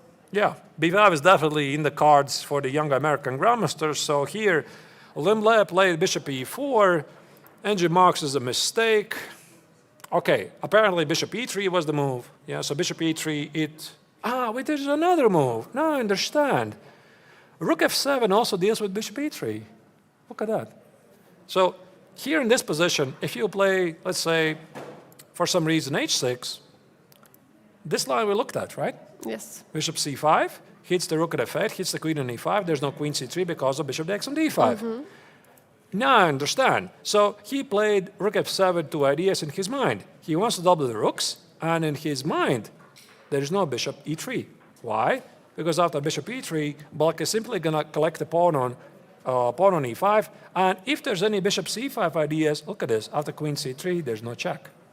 There is no check anymore, and you're just grabbing 2 pawns after another and having a huge pawns like on the queen side. 4 pawns against 1, that's something what black wants. Yeah, but Danger, by the way, even says that this is still okay for white. And I'm sure that the Vietnamese Gramster saw this. He definitely saw this. Bishop e3, bishop d4. He was looking at this position, and most likely he had a question, where's my compensation? You know, what do I do here? Am I really doing great here? For example, black plays queen e6. What do I have for it? Very often you have these questions. Why did I just give up my central pawn on e5? For what? So when you don't see what I have for the pawn, and you can't properly evaluate the position, it's difficult to go there. And that's why he played bishop e4. He's annoyed with his bishop on d3, and he wants it to be gone. Yes, very logical. I mean, bishop e4 is super logical move because bishop on d3 is very annoying. And now rook a to f8 is followed by the young American grandmaster touching the pawn on f2, yeah, attacking it. And now the question is, how do you stop it? Do you play f3 or f4, or how do you actually stop this threat? If bishop e3 is being played, the bishop on e4 is hanging. You cannot do it. So you have to... Wait, how do you even defend it? When you have to push the pawn. That's the problem. You have to always do something with it. No, but then is something wrong with white's position. Wait a second. So, the first question, what happens if you take on d3? Rook f2? So not c takes on d3? No. So I you mean, want at sacrifice? least I think so, yes. And I'm wrong, according. I suppose you're wrong because of rook e2. Oh, very nice intermediate. Not move. bishop e2, by the way. Not bishop e2, because bishop e2, this is like 5 minutes before me. Yes. And you could defend the queen is, and bishop is really disconnected. You cannot help defend from the mate. So rook e2 is the game changer, which is not maybe that difficult to spot. Okay, it looks nice, rook f2, but you very quickly discard it once you see this. Yes. I suppose c takes on d3. Now, how do you deal with the rook f2? Rook f1 looks logical, but then e5 is falling. That is correct. So you have to play f4? It just feels wrong. It just feels straight wrong. And we looked at this line in some other variations. Yes. h6, And knight g5. g5. There's definitely something here. There's definitely something here. I don't know. I mean, it just feels like there's so many pieces surrounding the weakened king. The pawn on g5 doesn't matter. The bishop on h4 is disconnected from the game. So I've been looking for, okay, maybe this is not immediately working. The point is, you take, and there might be some check and collect the piece. And by the way, f4 was just played, and white's bar just dropped down to the earth immediately. No, wait, there's something terribly wrong. So not taking on this 3, Well, but that's position. first f4.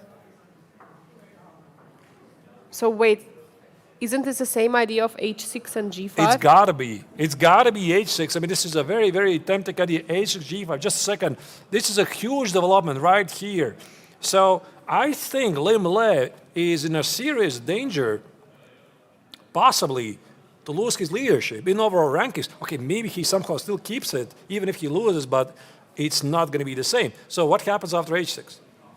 h6, bishop has to go away. There is no other move. This is exactly the same. This is the same, yes. So bishop d3, c takes, nothing changes, same idea. g5, rook f2, etc. So h6, Bishop h4 and g5. You gotta You have take. to take, otherwise the bishop is gone. Rook f2, Maybe this is not so obvious. Like, rook f2. oh, come on, it's very obvious. It's move, very right? obvious. Rook f2 and bishop f. No, you take everything and bishop e5. Okay, you know, also one of the greatest misunderstandings at many levels of chess, not at the professional chess, but at many levels, mostly club level, is that also many people think that two rooks are always stronger than the queen. We discussed this earlier today, like two minor pieces are always stronger than the rook. Two rooks are always stronger than the queen. The two bishops are always stronger than the rook. Or the queen is always, or the three minor pieces are always stronger than the queen. No. Again, it really depends. What is the situation? You What need is a the context. position? Yes. And the king here is in trouble. The bishop on h4 is in trouble. And now I think there's going to be something like bishop e4, Rook f4 and you say goodbye to your opponent. Yes, Rook f4, the only move, but then you're just dropping it. What about knight f4? Just everything falls apart. No, wait, this is just very bad. Very surprising. Looking at the body language of the players, I'm just seeing that Abhimanyu is he reaching for the move, or no, he was holding his head. He feels there is something. He definitely feels there's something. I mean, especially when you are tactically, you have a sharp eye, you are skilled, and you see these positions. And if he saw this position like in a minute or 2 minutes, I'm sure he saw it like instantly. So maybe there's some lines that are not so obvious. And h6 is on the board. Right now, the tournament leader, Liem is in huge trouble. I'm very surprised the way he played out this game. Somehow his sense of the danger failed him. Where was this moment? This rook f7, he played 2 mistakes in a row. So he played bishop e4. Did he really miss rook f8? Yeah, mistakes come in pairs, yeah. It's not really such a difficult move. You know, maybe for some reason he thought that black is going to take it here and after rook e4. But even this position doesn't feel great. And the pawn on f2 is under attack. And he just missed it. And look at, by the way, the speed. This f4 was played so quickly. Could it be that he simply didn't notice h6 g5 idea? I'm very, very surprised because this is not Liem, the careful player, the methodical player who is always so careful, so methodical with his choices. And that's what I said at the very beginning. I'm not sure that this was really such a great choice for Liem because he is very good at slow positional maneuvering, simple, nice positions. He has brilliant mind, brilliant understanding, and he entered this sharp position, sacrificing upon unbalanced game against a player who is very good, at least in this tournament, holding on, finding very concrete solutions. And now his position is just falling apart. Now Liem is simply in trouble. I mean, Abhimanyu is very dangerous in this kind of positions. Liem is simply not anymore in control of this position. It is actually Abhimanyu who is dictating, I mean, how the position is going to go on. The two rooks are getting ready to enter the f file. How are you stopping this h6 g5 idea? There is no way. Maybe we're missing something. I mean, okay, we have a huge spoiler, right? We have the evaluation bar, but even without it, this entire sequence of h6, g5, and rook f2, it just feels very natural. Okay, maybe let's check it once again. So we go here. g5. Open up the f file, very, very logical. So you take it. Rook f2. This is not difficult. You got to take it. No, but then you're done. King f2, bishop e4. Yes. Okay, maybe instead of bishop, king f2, you there play... is bishop d5. Ah. But even this position from afar, like c takes, king f2, queen f5 check, h takes. King is weak, obstacle bishops, lots of weaknesses. No, it just feels not right. Could we go to the current position? Is there an opportunity of f5? Actually, f5 is on the board. f5. That's what I told. I'm not sure we're seeing everything. Rook takes on f5. Double exclamation move on the board. Bishop takes. All right. So what's going to happen? Yeah, there's a massive complications here, but also we have a major update in the game of Praggnanandhaa against Keymer. If we go to the bird's eye view, this game is, although it started very exciting, as you can see, a top right corner, Keymer against Praggnanandhaa. I think it's going to be a draw. I don't see either of the players really having any realistic chances to win. It's only bishops left. It was a very interesting struggle. Yeah, opposite colored bishops, and we see that there is no extra pawn for any players. So we jump back to the game. Let's go back. Let's see what is happening. Bishop takes the rook. So now what do you do? How do you capture? Take with the rook, take with the queen. All of these moves look logical. So apparently it's a very weird moment. I can only conclude that Liem simply did not see g5. It's very strange. He simply didn't see this idea of g5 at all. And you don't play this position because there's no control. Your position just looks terrible. Rook takes on f5 is a very easy move. Okay, here the engine says it's a double exclamation. It's a very easy move for this level. Yes. Because black is happy to sacrifice the exchange. We already saw a couple of exchange sacrifices today. So I'm pretty sure rook f6 didn't happen. Rook f5. Now there's at least rook e5. At least black has 2 pawns for the exchange, obstacle of bishops. And black is calling the shots. Bishop e3, by the way, was just played. Yeah, now you can capture a pawn on e5 with a rook. You can take the bishop on e3 if you want, but I guess you don't want. Maybe he saw this position from afar. Maybe he saw that after rook takes on e5, he's going to play bishop d4, and after the trade, he's doing all right. Although I would still choose black here, to be honest. Yes, because you can always push those pawns on the queen side. You can never always at go risk. with b5. Yeah, I would just play queen g6, the king is weak, there's always b5. I feel like I'm never at risk here for black. Maybe somebody's going to disagree, but I love black's position. But apparently there's something better. Bishop e3 has been played, so maybe it's not a must to take. Maybe this pawn is not even necessary to be grabbed. What else we can do? Wait, so maybe this was kind of planned for Liem. I have a hard time to believe.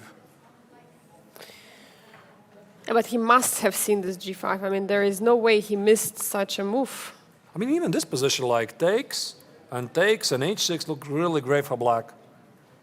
Yeah, now f5 actually, not Again. anymore in the picture, yeah? And again. Again, the same position. Okay, maybe white doesn't really have to sacrifice the queen. A sacrifice, but trade, yeah, and something like But queen. there is queen h3 always. Queen h3 always mate. Maybe there's some very concrete moves like rook e2. I'm not sure. Like takes and knight c3. Yeah, I mean, This it's bishop just at a h4 mess. is really Yeah, bad. Yes. So apparently Mishra had a choice. He could have just taken on d3. He could have just taken on e4 and then played 6g5 or played 6g5 immediately.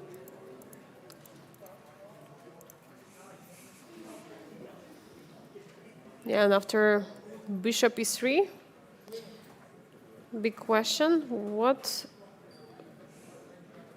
is the move here? A very big question. I'm thinking maybe black and somehow start a Kingston attack. Some rook h5, queen h3? Yeah, but I don't see the threat.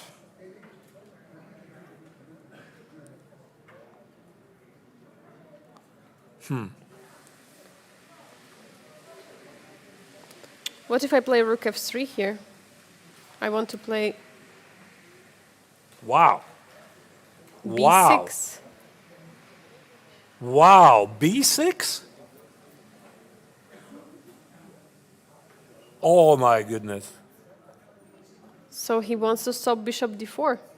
Oh my goodness. What a move.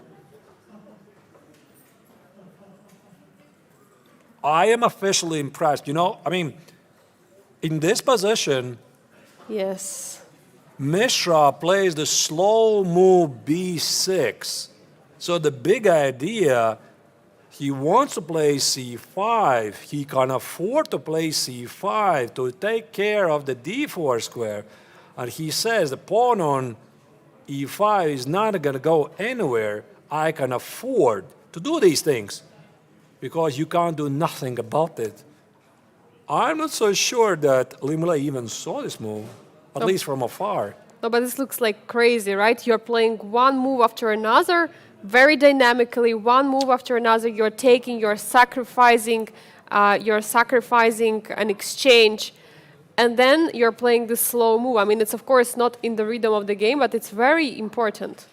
What kind of emoji do I give to this? Star. Okay. You should give a star. Yeah, I don't know. Just give him a star. It's a brilliant move. I just like it. Fantastic. So the entire sequence, the entire idea is that apparently rook e5 is not even the best move. Again, the point is you take the pawn on e5, bishop d4, rook e1, white is kind of safe. I still prefer black because black is going to create these passed pawns. But still, I mean, white has a lot of activity here. And this cold move b6. Yes, just cold-blooded move. I think Liem is feeling a really cold shower right now because very often when you see such a move, you didn't really expect and you understand how strong it is, you just don't feel well. Because what's your next move? Can you name me a single move? I understand, of course, this is very slow. b6 and c5, which goes, it's just completely contradicting entire philosophy of creating the passed pawn at the queen side. But just make a move. Don't you feel it's also kind of a mocking move? Like basically he's playing, okay, what can you do? You have the dark squared bishop. The f1 square is protected by the light square bishop on d3. You cannot do anything.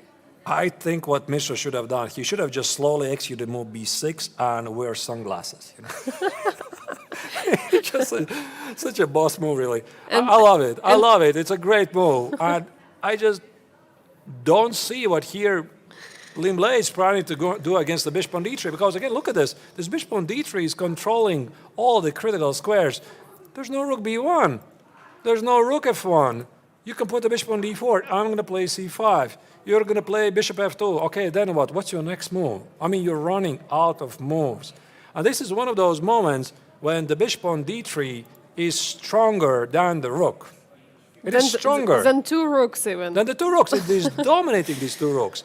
They're useless. They're not doing anything. There's no squares.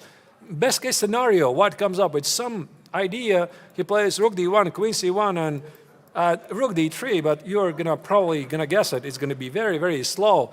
Maybe rook a2, rook b2. I think I'm gonna shut the door right here and play c5. The pawn on b6 is protected. At about right now, I think right now, Liem realizes, oh my goodness, I'm in trouble. In the meantime, the game of Mishra. Matlakov against Praggnanandhaa finishes in a draw. Yeah, I mean, exciting the start of the game, but not such exciting finish with opposite colored bishop endgame for the players. We might see the result now. Huge game. Yes, game huge in the makings here. In the meantime, oh, what just happened here let's go to the bird's eye view. There's something happening in the game of Salem against Vaishali. What Apparently, is going there's on? been a blunder. What has happened? Maybe let's go full screen. Something just happened there. This is the position. Still feels like a huge mess to me, but apparently the evaluation bar loves it. Wait, okay, it's very difficult to jump in and say what just happened here. I just don't understand. There was a rook for black. Now it's gone. There is no rook. Now it's gone. So what's wrong with take on f2? Yes, but then you're just down a piece. I'm going to take on e2. Bishop d1. Wait, No. wait. She definitely missed something. So if I take it, Rook takes. there's rook takes. And if I take with the queen, there's rook takes. Queen a7 doesn't work. Okay. So there's something terribly wrong with white's position. Ah, wait, there is bishop b5 maybe. What? No? To threaten a checkmate. What? So bishop f2. No, it's going to be slow, no? No, it's very just slow. too slow, yes. Oh my goodness. What is this?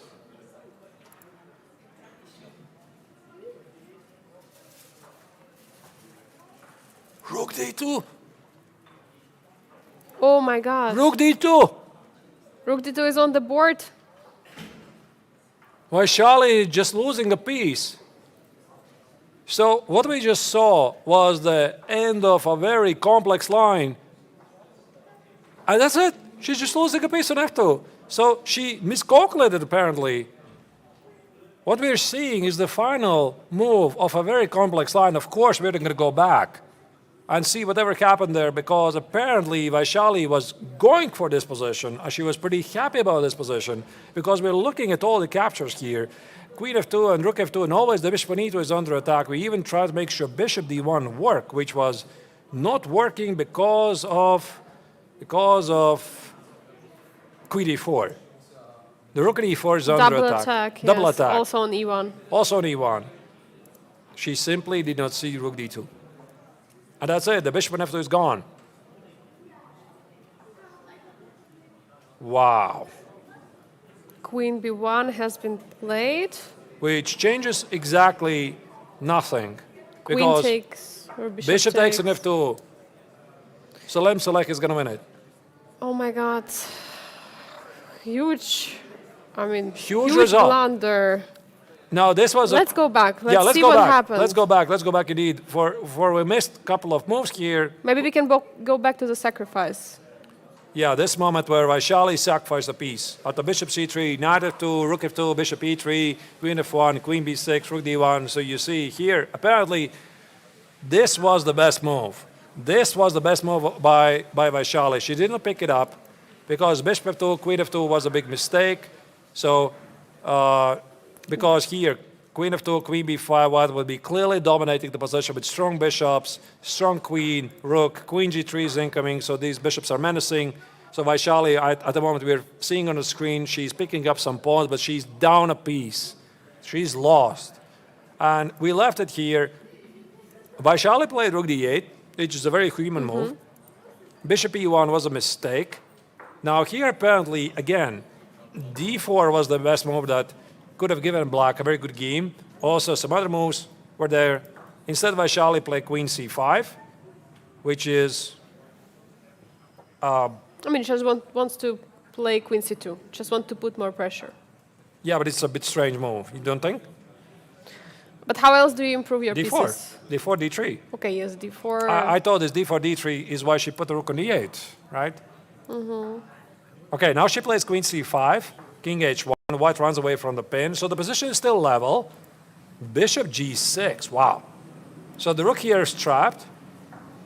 This is what we didn't see. Knight c7 was a mistake.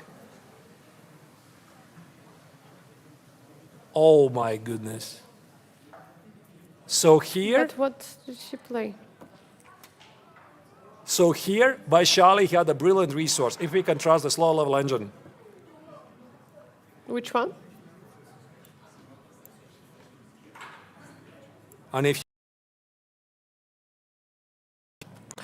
Knight coming to g3. Oh my God, this is beautiful. This is so cute. how do you defend from the check on g3? Oh my goodness. And now look at this. All of this is here. And if king comes to g1, then the queen is trapped. What is this? How do you call this? Triangle or some sort? Bermuda triangle. Pieces disappear here. So, king h2. But then there is check, bishop Check. f4. King goes here. And queen is trapped, knight Knight g3. g3. How about that? Do you like that? Oh, smothered mate to the queen. Oh my God. Wow.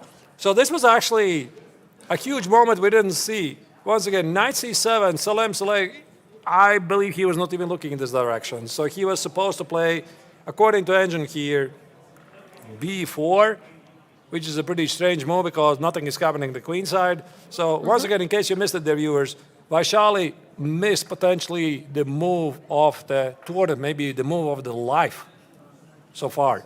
Knight e7, hitting the knight. There's no rook c1. It's contested.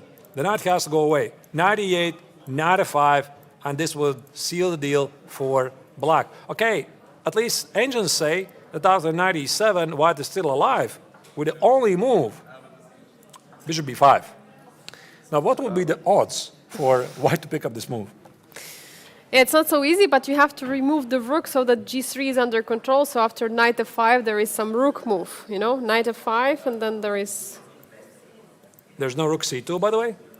So bishop takes on e8, bishop f2, bishop f7, bishop f7, and the position would have been slightly better for black. Obstacle, bishops, extra pawn, white is pretty safe, put the bishop on d4, I suppose white would be quite safe. But imagine this, you're sitting there with white, and you're like, I'm doing great here, and your opponent just plays boss move knight e7. How would you feel here? This is crazy. I mean, I would be.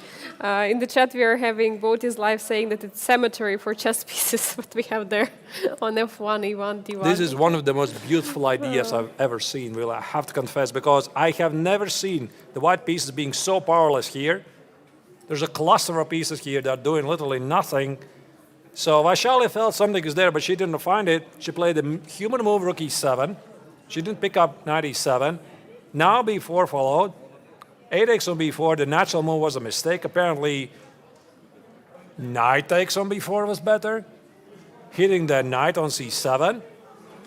So 8x on b4 played, 8x on b4, and now queen c2 was simply miscalculation. After knight e5, she simply missed from afar. This is what we have. This sequence, there's rook d2. Absolutely incredible. I mean, such a beautiful line would have been with this knight e7. Huge miss by Indian Grandmaster. I mean, you don't see it every day. I'm not sure if even he knows. Maybe sometimes it's better not to know. The least you know, the better. Imagine you play the game, and you see, oh my goodness, the 97, 95. You're like you're praying. Your opponent's not going to find it. But I'm not sure he even saw it. The least you know, the better you can sleep, right? Very good point. So right now we have a couple of moves on the board. This is the current position. Now it is Salem select. He knows he's got this. He has the piece. And Vaishali, of course, still continues because white has a piece for 2 pawns, bishop c5. This is the current position, and white is already clearly dominating the position. Maybe there might be some scenario when Vaishali is able to eliminate all of white's pawns. So the kings had only 2 left of them. So maybe there's some chances for a draw, but objectively, I think none. Yes, unfortunately, she's just down a pawn for not so much. The pawn on b7, I mean, could be potentially a passer, but not really going anywhere anytime soon. So maybe it's a perfect time for us to go back to the game of Liem against And there's also some Mishra. developments. There's also some moves happening. Yes, there's some moves. Because after this move b6, I mean, I think right now the players are really competing who's going to make the coldest move of the tournament so far. I was really impressed by b6. I really wanted to announce that this is the move that the day baby moved at the tournament. And then I saw, well, Vaishali missed 97 out of 5. There you go. There's a better candidate. There's more moves. So rook c1 was played. And c5, engine marks as a missed opportunity.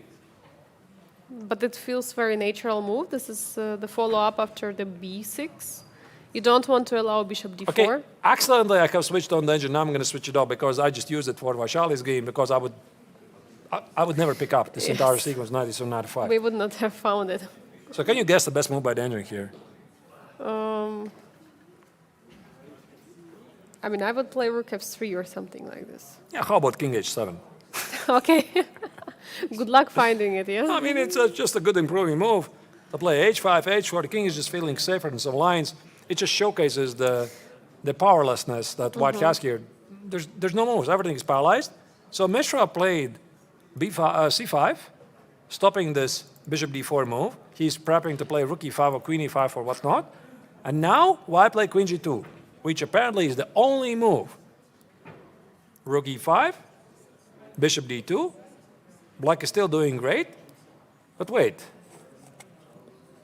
But why to take the pawn? Yeah, that's what puzzles me. That pawn was, it felt like all pieces of white are restricting them from doing something. For example, pawn on c3 stopping, pawn on a4, I mean, there are no breaks on the queen side. Pawn on e5 blocking the file. You don't want to take that pawn to open it up. The only conclusion, Angelica, I can come up with is that he was pretty happy with this, but maybe what he could have done is just do nothing at the moment and still play the same king h7. Just improve the position. Bar says somehow it's equal. Maybe it's the g4 move that forced him to change his mind, push away the rook. And some bishop d2 gives some sort of control for white. And Abhimanyu, maybe he was not sure about this. Is this something I want? Maybe he slightly rushed. Okay, we already have the information from the angels that c5 was a bit early. So and yeah, this is tricky. So maybe it was better to keep the pawn on c6, protecting the knight. So that was maybe one of the problems of the c5 move. So if it would come with a tempo on the bishop on d4, maybe it would be a good move. But currently, it's a tempi. Yes, it's a tempi. But currently c5 is not a tempo. Maybe that's why it was slight inaccuracy. And knight on d5 is only protected by the queen right now.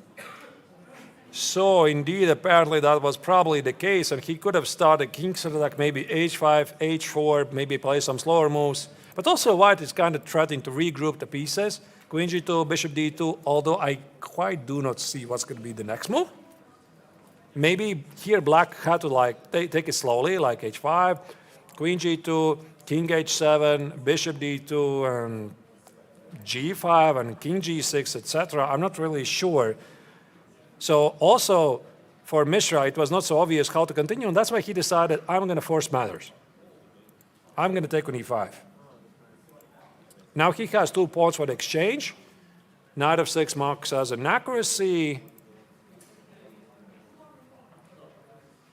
I don't know why. Maybe there was some bishop e2, stopping the trade. Crazy move. Wow, bishop d2.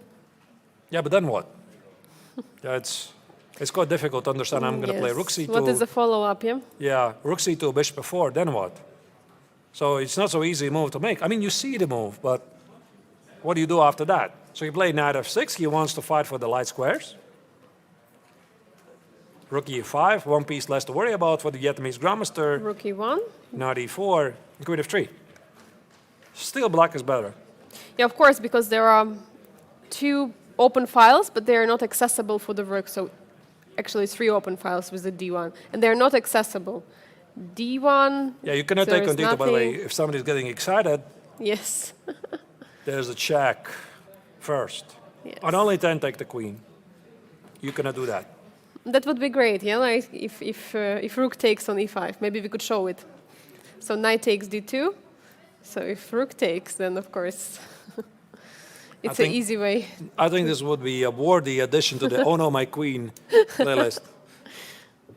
Right. So queen f3. The bar says it's equal. Well, maybe. I think actually this is the kind of position where Mishra would love to have this pawn now on c6. That's why maybe the c6, c5 move that he made earlier was a mistake. Because if the pawn was on c6, he would have got exactly the same position. He could already play b5. Now he can't do it.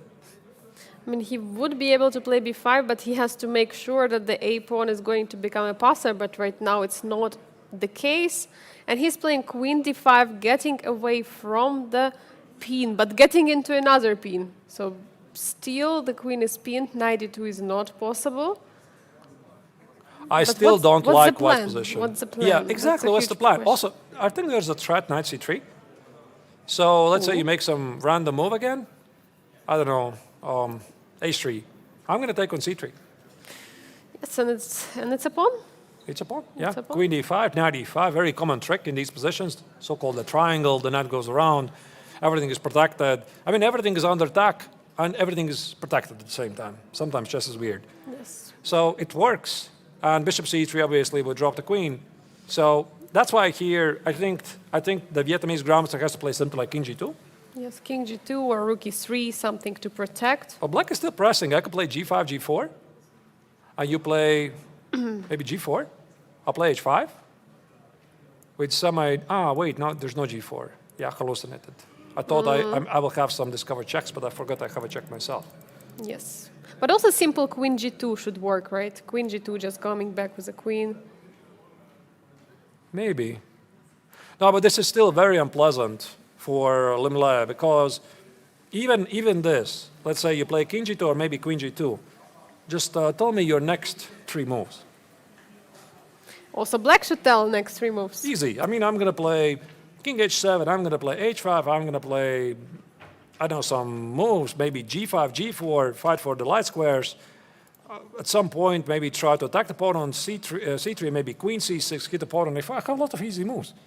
So for white, maybe the only idea I can think of is some sort of... rook e3, rook f3. Yeah. I hope I don't blunder nothing. Just to introduce the rook in the position, yes. That Because the could rook be. doesn't go here. Maybe there's this idea. Rook a1, rook a2, rook b2. Try to get to the pawn on b2, by the way. Yes, possible. But also you have to always make sure that the a4 pawn is not hanging, because there could be always some attack, like queen c6 attacking the a4. So it might be even some kind of repetition, you know, rook a2, protecting the pawn, rook b2, attacking the pawn again. So right now, Liem led defense against the knight c3 threat, because the queen now is protected. So knight c3 would be a big blunder. Simply bishop c3. The queen is not needing any extra support. Yes, and rook also joining at some moment the game after maybe queen g2 and rook f3.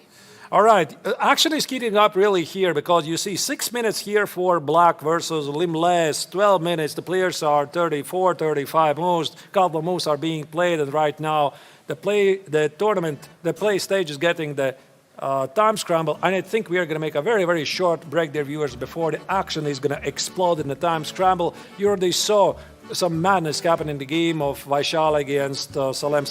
Also, this game, Abhimanyu Mishra versus Liem is only heating up. I think Mishra has a golden chance to score a very important victory. Praggnanandhaa against Matlakov already finished in the draw. I hope you liked the coverage. This is 57th International Blitz Festival. We'll be back shortly after the break.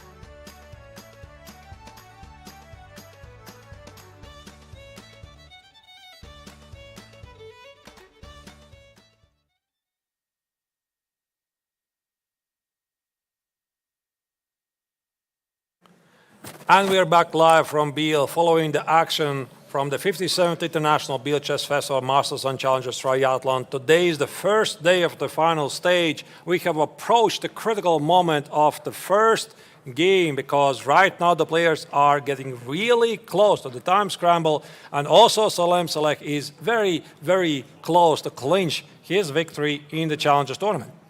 Yes, and we are having Vaishali down to 1 minute actually on the clock.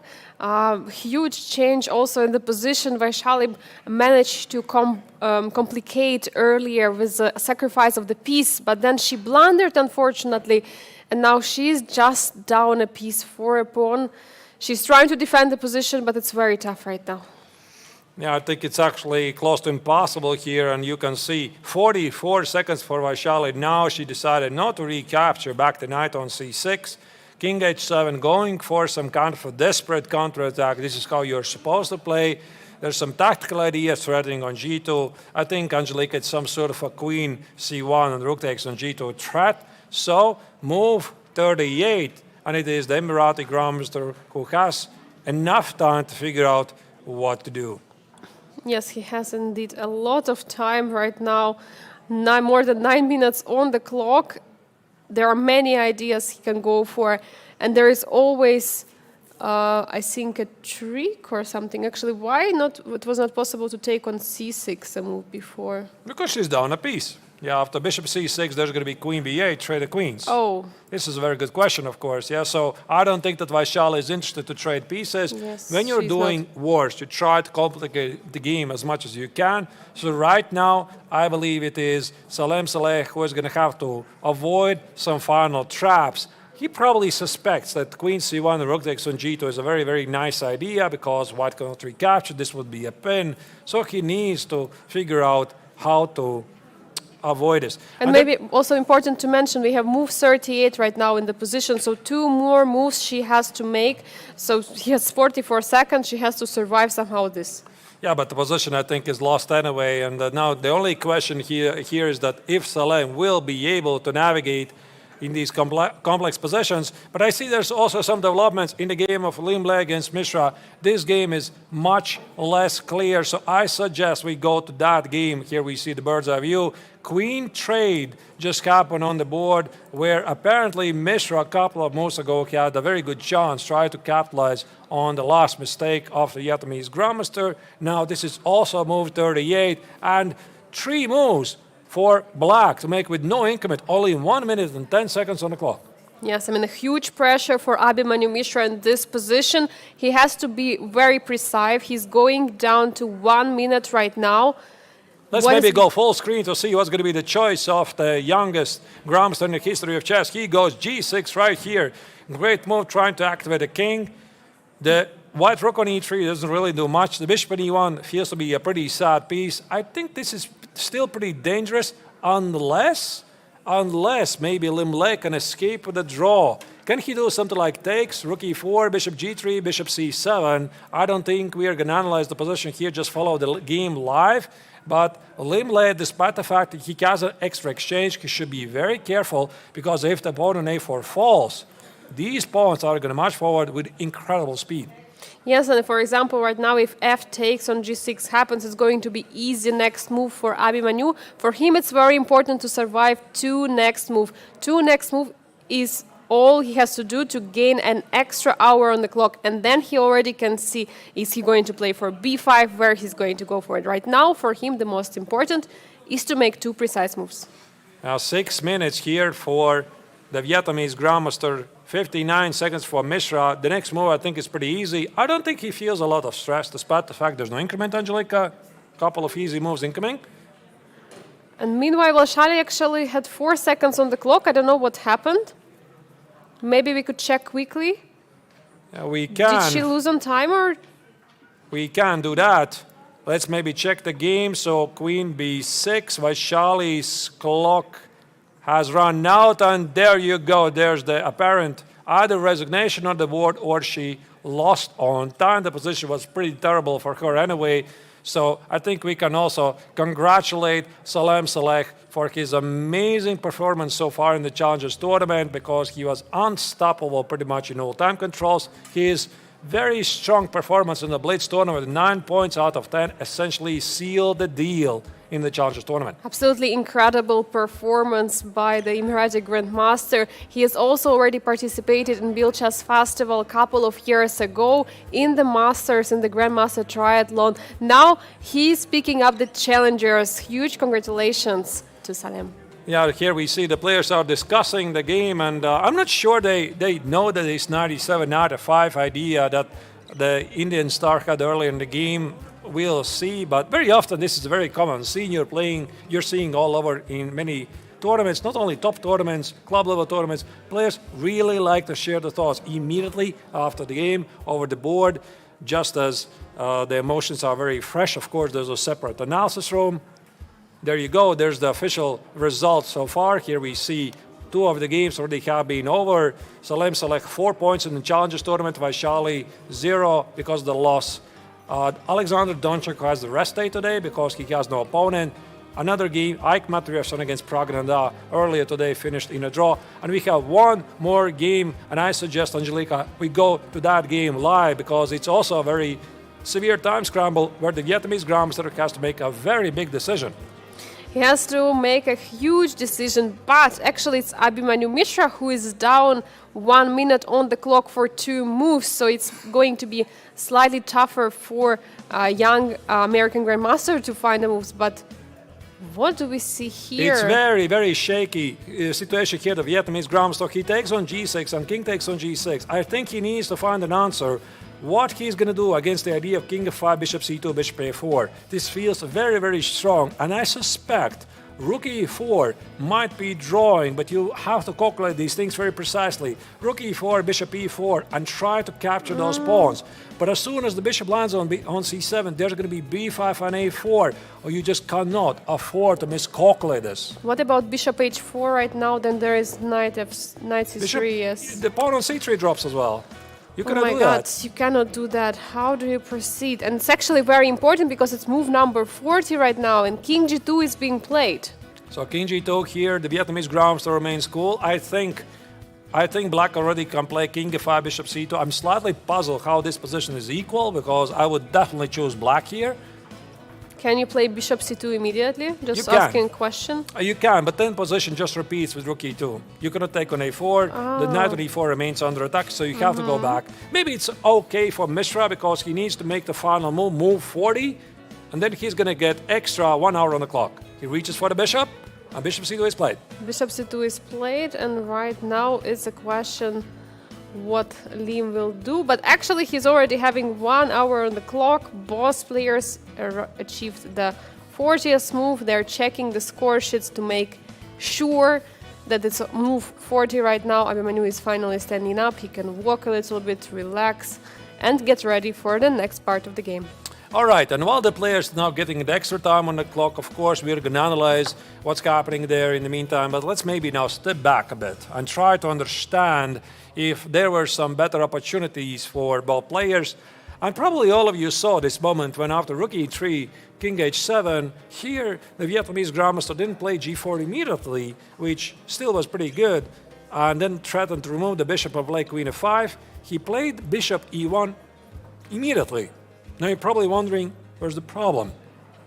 Apparently here, if we can trust the engine here, Mishra had a chance to play b5. b5 here? Yes, because white's pieces are quite disconnected. But how is he in time? Okay, so a takes b5 and simply a4? Is this easy? So if you play queen d1, a3, you push forward. If you play, let's say, queen a4, suddenly black dominates the game. Oh, queen f1 checkmate is a huge threat. Yes. How do you stop it, by the way? There is no way. You can't. Rook d3, c takes on d3. Now this pawn becomes very strong, and black would just win the game. Queen a3, d2. Maybe there's even some queen f3, queen e2 domination, and this bishop on e1 is a really bad bishop. So that's why this entire sequence of b5, 8x, b5, a4 definitely deserves some attention. Now the question is, how does white stop it? So I suppose bishop d2, Yes. Bishop A3? d2. rook maybe here, a2, I suppose. Okay, engine also says here some queen e6. I'm not sure I even understand it. A2, rook a1, Bishop b1. bishop b1. There's also a queen e6 move, hitting the bishop on d2. Actually, this queen e6 move Angel really likes before here. Instead of, yeah, a3, you go here, and queen e6. Oh, and now it's a huge threat actually to take on d2 because white would not be in time. Or first to play a2 and then knight d2. Huge Exactly. threat. So queen g2 would be the only response, and a2, rook a1, bishop b1. Black probably is close to winning this. It would be huge. It would be huge. But This was apparently missed. I mean, there's so many lines to calculate, especially in time scrum. How about this pawn? yeah, of course, and that's why maybe the c5 move was not the best one, yeah? Because if you keep the pawn on c6, you can always push for b5. And I can also go here. And here. Yeah, but okay, then the bishop is basically out of the play.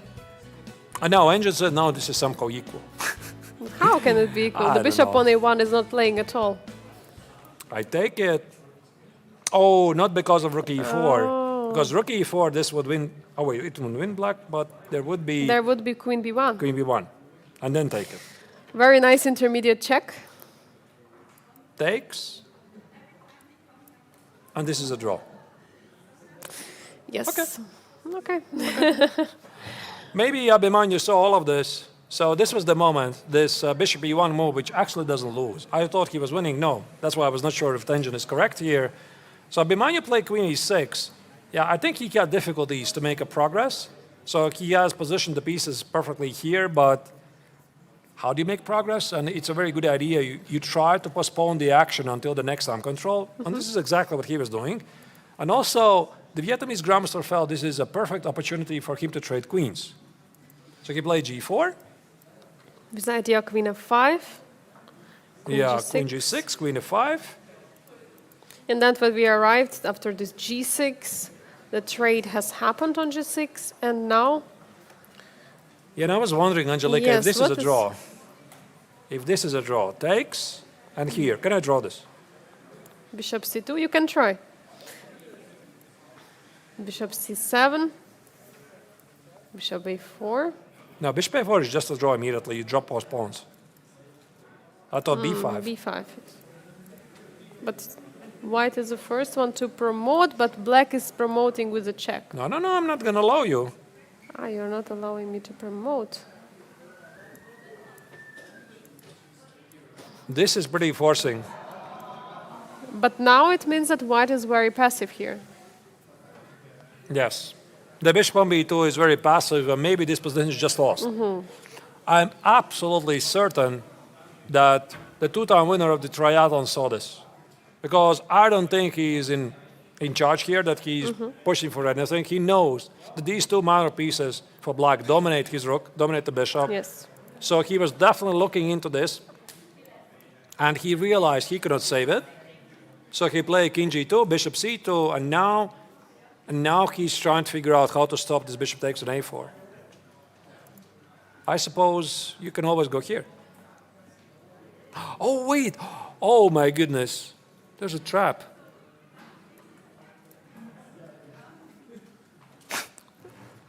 That's cute. Oh my god, bishop c6. Wow.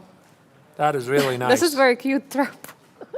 Actually, Oh my Liem God. should be very happy that he was not in time scramble here. Imagine this was move 39, Oh my god. and he would have to make a move here because rook e2, bishop d3, rook e3. It's, Yeah, it looks like automatic response. well, okay, maybe bishop a4 is still not so difficult to find, but it's possible to blunder. So now he has plenty of time. So what does it mean right now? Can white go for bishop h4 and bishop d8 ideas to challenge the pawns? Because there is no way to protect the pawn on a4. It makes perfect sense. So like similar to the endgame which we've We do seen. the same idea. Yes, and bishop d8, like trying. You're right. And what about your bishop being excluded from the game? What about bishop c6? What about some discovered checks? What about a4? Is this easy? Not at No, all, this is not at very all. complex. I mean, you're afraid of some discovered checks. You're afraid that you're going to miscalculate the a-pawn rolling forward. So what do? You calculate. That's why you have 1 hour on the clock. You sit and calculate. But by the way, like it's completely interesting how the whole game went. Like out of the position where black was doubling on the f file, the whole game right now was on the king side. And now at the end game, final moment where it comes, those power of those pawns on the queen side. Right. So king f3 is played. I'm not really sure what happens now after king f5 because this rook on e3 is feeling pretty bad. Your rook on e3 is a little bit I'm just going to take the pawn on suspicious. a4. What do? I mean, again, bishop. This almighty bishop is so much better than the rook. Again, bishop h4, I would say. It's probably quite similar. Like take it, you go Bishop here, d8. and I suppose you go here, Bishop b6. and I go here. And again, it's similar. Kind of. Okay, position. maybe. Oh, wait, you're not in time. You might. No, you're not in time. I'm not in time, yes, if I I'm wanted to taken take on with a c5 check.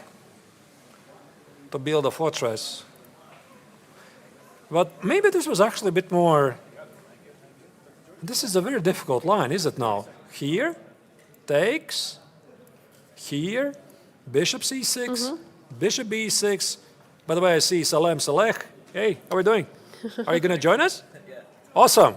So I think we're going to have an interview here with us because also the game of Liem against Abhimanyu Mishra right now is reaching full screen. So let's invite our guest here, Salem Saleh, the winner of the Challengers Tournament, here with us, and hear the thoughts of Salem. Yes, and meanwhile, we are looking at the board of the Liem against Abhimanyu Mishra. Still a lot of time for the players to decide the game. King f3 was the played last move. We are expecting king f5 to come, and again, huge threat of taking on a4 is in the position. So how is Vietnamese grandmaster going to stop those pawns on the queen side? This is a huge question right now. And yeah, so king f5 looks like the most logical reply in the position, or you just remove the knight from the e4 because it's a huge threat to take the knight on e5 right now. What else could be possible? I mean, king f5, after king coming to f5 protecting, bishop h4 could be an idea to come and take the other pawns, while bishop is taking the pawn on a4, bishop d8, the line which we were discussing already earlier. It's not so clear, actually, how to defend here from white.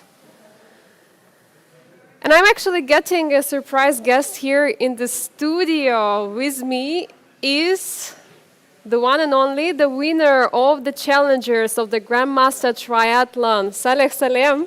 Welcome to the studio. Thank you very much. Congratulations on this very important win and the win of the whole event. Yeah, thank you.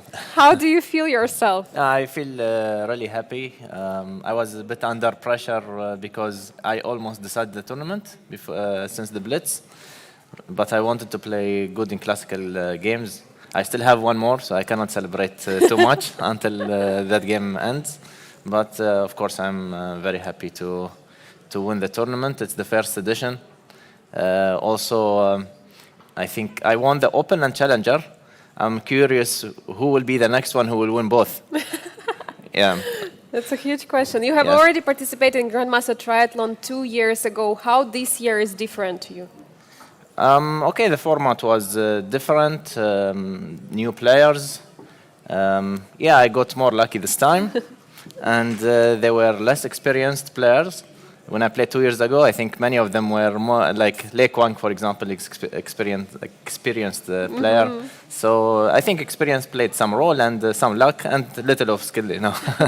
All right, let's maybe go to the game you played today against Vaishali. Very Yes. important game, and it was. Can you also just turn off the engine so that whatever I say is not completely wrong? All right, we're going to The bar switch and off. yeah. Yes, of course. So let's go straight to the game. Let's So- go to the piece. I mean, to the yes, sacrifice. Yes. So it was all clear, IQP, and Yeah, let's go it to was, the I think, a new position for both of us, but it's a quite typical position here. But you prepared for this. No, already first move I was out of. Already She's playing Grunfeld usually. Yes. So she played d5, and already I understood that if I play second move c4, she has something in mind. And she played Benko against you. Yes. So played knight f3, and she immediately played c5, and we got some fresh position. For example, yeah, here after bishop h5, I wasn't sure to put this bishop. I mean, I have to put the bishop on the diagonal, I think, a1 h8. So I could go b3, bishop b2, or bishop d2, bishop c3. I thought with bishop d2 I have extra option of bishop e1 somewhere, but it probably was not realistic. So I don't know. Okay, bishop c3 is logical, and she went for it. Were you expecting it, that something is going to happen? Were you calculating the lines? Yeah, I was spending a lot of time before going bishop d2, bishop c3. Because, I mean, it's clear this is the main idea, but knight f2 was bothering me. But then I made sure, at least in my mind, that I thought, no, it doesn't work, so I shouldn't be so much bothered. But then, yeah, I know it exists, but I was shocked when she did it.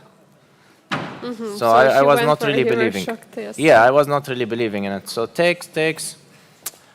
And here, I don't know, in my mind there are many options. Like I could play with g4 and try to unpin quickly, but I wanted to keep playing solid. I don't know. So here g4 you were considering? Yeah, I was considering like g4, bishop g6, king g2, for example. Maybe she doesn't take. Maybe she goes like bishop e4. And if I play rook f1, okay, she just plays with d4. I mean, it looks scary here. So I cannot go rook f1 actually.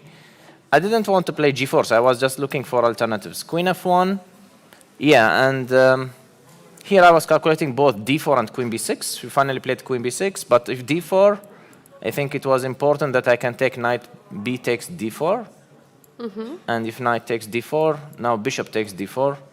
And after bishop d4, knight takes d4, bishop on h5 hangs. So bishop takes e2, knight e2, and then piece up. So she cannot go for it, so she Yes. has to play queen b6. Queen b6, and here I had choice. Rook d1 was interesting move. I don't know, I could play more solid, maybe with a4 or bishop e1 directly. But I thought rook d1 is interesting because I'm giving back material if she gets greedy. Let's say rook d1. If she takes on f3, bishop takes f3, bishop f2, queen takes b5. She wins the exchange, but after rook d5, there is no good square for this queen. Problem is if you go the most natural, like queen c4, then rook g5, and you can't play, and bishop d5 comes next. Yes, huge So move. black has to go like queen a6, I thought.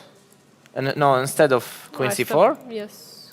Here. queen a6, rook g5, and something like queen a7. But okay, I thought this is bad. Like I can even go to the end game. Yes, of course. But this is desperate. Maybe it's the only way, but I don't think it's good for black.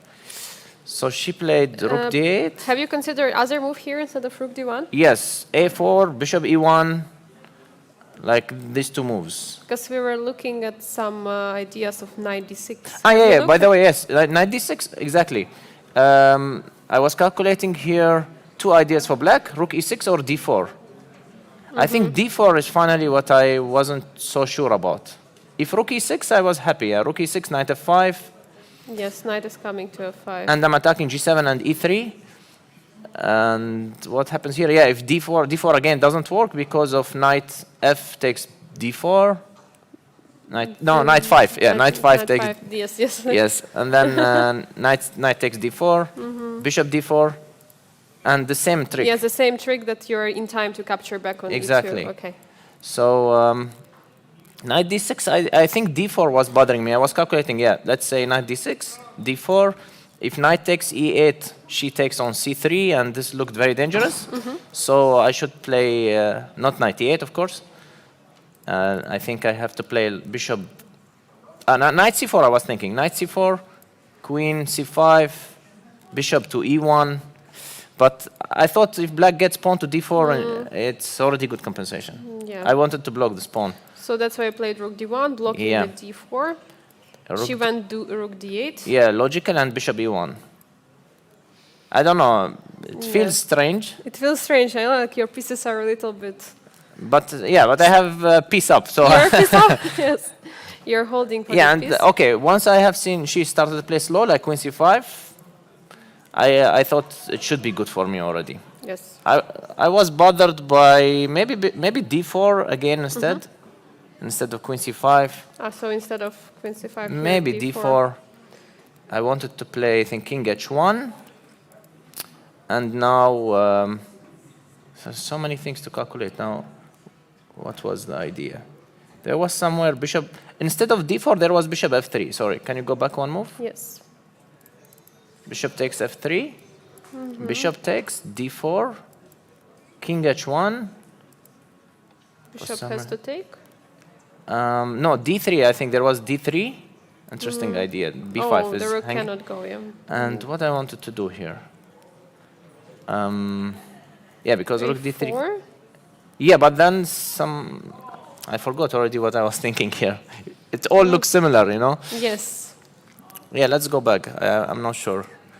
But something like this, I expected. Not So you nice. expected queen bishop takes. Something f3. connected with d4 quickly. So queen c5, she played king h1. And now bishop g6. I did not expect this as well. Yeah. So what was the idea of bishop g6? I think Just- the idea is that if she takes on that- f2 instead, let's show. Yeah, if she Yes. takes on f2, bishop takes f2, queen c2, I thought, but then rook d2 I have, and yeah, nothing is working here. But after bishop g6, I mean the rook is trapped. So if I move my Yes. knight, then I don't have rook d2. Yes, you don't have it anymore, yes. Yeah, and here I went for this knight c7. I was told that at some point there was crazy resource, but I'm just curious, where was it? Do you know? What did black? you expect here? So Vaishali played here rook e7. Did you expect rook e7 or some other I expected reply? rook f8. Rook I expected f8. rook f8, and my line was b4, a b, knight takes b4, Sorry? yeah. Bishop takes b4, queen b4, knight d5, and this initially I thought this is winning. Earlier when I played knight c7, I was thinking about knight c7, but then I realized there's some rook d5, rook d5, queen b6, and The rook is trapped. yeah, like if king g1, I was calculating, let's say rook c8, rook e5, e, Rook e5. because rook c1 is met with rook Yes, 8, so yes. h6, and then rook e3, queen e3, and I thought this is not easy position. Let's say rook takes e3, queen takes e3. Black has 2 pawns, black is very active. I don't know, maybe black is fine actually, yeah? I don't know if I'm in trouble, but finally I found instead, if you go back instead of king g1, knight e5. I'm freeing my rook, so bishop takes f2, knight d7, queen c6 for example, knight takes f8, queen takes d5, knight takes g6. And I'm winning the piece. So finally then I went for knight c7 when I saw this. So there was another move. Not rook e7, not Rook rook f8. f8. So Not what's- even a rook move. Not a rook move. Yes. But some d4 or no? Bishop some- c2? It's a very crazy move, actually. It's very tough to see. You can try to find Oh, the is it knight e7, knight f5? Yes. Oh my god. Okay, this is crazy, of course. Yeah. This is absolutely insane. Did not cross my mind during So the if game. you take- In bullet, maybe you would see this, but But in classical, no. oh my god, yeah, this is. And you have huge problems, right? You cannot go to h2, bishop f4. and Yeah, also no, it's king clear. g1. I'm just in a box here. Yeah, all pieces are in the box indeed, like in this triangle box. So actually, after 97, what? I'm lost. She's better. When we can switch on the engine. Bishop b5. Bishop Okay. b5. Okay. Good luck. Okay, but it's difficult for both already. Yes, yeah. yes. Good luck finding all of it. So. But instead of 97, was it? Did I play well earlier, or it was? Yeah, you played well. Okay, well. good. Then So, it's yeah. fine. So yeah, later. So she missed this. Of course, like it's a crazy idea, like to find. But maybe it was possible. I mean, she had a lot of time on the clock. No, she didn't have time at all. I think she had she had 12 minutes. 12 minutes for many moves. Right. And it's also not about time. I think if you either get it, you are struck by it, or you just don't see it. So b4. Yeah, I think the rest was not difficult. But she blundered, yeah, like the. I think she queen missed. C2, Yeah, she yes. simply missed rook d2. d2. Yeah. So queen c2. She was thinking that I cannot take. Yes. But and rook you d2 simply and it's winning. Yeah. Yeah. Okay. Just a few. Rest more moves. probably I could play much better, but I was trying to play it safe. Yes. So. Just simply a piece is a piece, and Yeah. the game was over. Salem, thank you so much for showing us the game and key moments. I mean, incredible resource was there, missed by both of you, but this is chess. So you said there is still some kind of a pressure since you have one more game left. So you're, like, okay, now it's not pressure anymore. It's just important game. Every classical game is important, so I should just focus. The pressure of winning the tournament was high, but okay, I have to just enjoy next game. It's pressure, but it's also enjoyable. This is why I play chess. You dominated in the Blitz tournament. How did you use yesterday's rest day to try to adjust for the classical time control? Well, I went to other city. I went to Montreux. Oh, really? Yeah, but on the way there was some accident. Like the train was. And we had to change. Not we had to take. train. No, not exactly. So we had to. The route was not clear. We had to change to take bus, to change trains, and so on. So it was a rest. No, not really a rest day, but finally we reached there and we came back safely. Yes, safely. Yeah. So Salem, huge congratulations again to you. Exciting performance. We are looking forward to the last game, which will be in 2 days. So tomorrow you will have another rest. Yeah, I think I will stay in Biel this time. You will not go anywhere. Yeah. Okay. All right. So see you then already for the last match against Alexander Donchenko. Okay. Thank you very much. And we had with us the winner of the Grandmaster Triathlon of the Biel Chess Festival, Salem from the United Arab Emirates, the player which we already had 2 years ago at the Grandmaster Triathlon, already different edition. This year he was one of the participants of the Challengers section, pretty much dominating the field in the Blitz tournament, and now with this important victory against Vaishali Ramesh Babu, he's clinching the win of the whole tournament, whole triathlon. And I'm here back already with Artus. Yes, I'm back. I'm coming back to you, dear viewers. Yeah, this was a absolutely insane game. Maybe the culmination of the entire tournament in John Challengers so far. So this sequence that Vaishali missed, that was pretty fascinating. But he got one more game that is still ongoing. That is the game of Liem against Abhimanyu Mishra. And there have been a couple of moves on the board, and I think... What is going on? I think, Angelica, the Vietnamese Grandmaster, has found a way to escape the danger. Yeah, we forgot our revelation bar because Salem stole it. Oh, all right, I'm going to switch it back. There you go. There you go. Yes, Salem stole the revelation bar. Now we have it back, and we see. Also, the computer is saying it all looks equal. So why this is equal? You're probably wondering, Black has 2 extra pawns, the pawn on a4 is weak, but it's all about the support of the pawns on a5, b6, and c5. So we left it a couple of moves ago before the next time control was reached. And we estimated this position actually to be pretty great. But there's the saving resource for white. Rook takes on e4, bishop takes on e4, and king e3. And now apparently Black cannot really do anything about this idea. So for example, Black will play bishop c2, bishop g3, bishop a4, here, for example, here, a4, bishop c5, and I think, Angelica, this is just a fortress. And there is no b5 ideas, no breaks there. Oh, wait, you're not, yeah, you're seeing it here. Yeah, there's no a3. Yes. There's no way to break through where the black king is going to go, I suppose. There is even bishop d6. Still a bit tricky.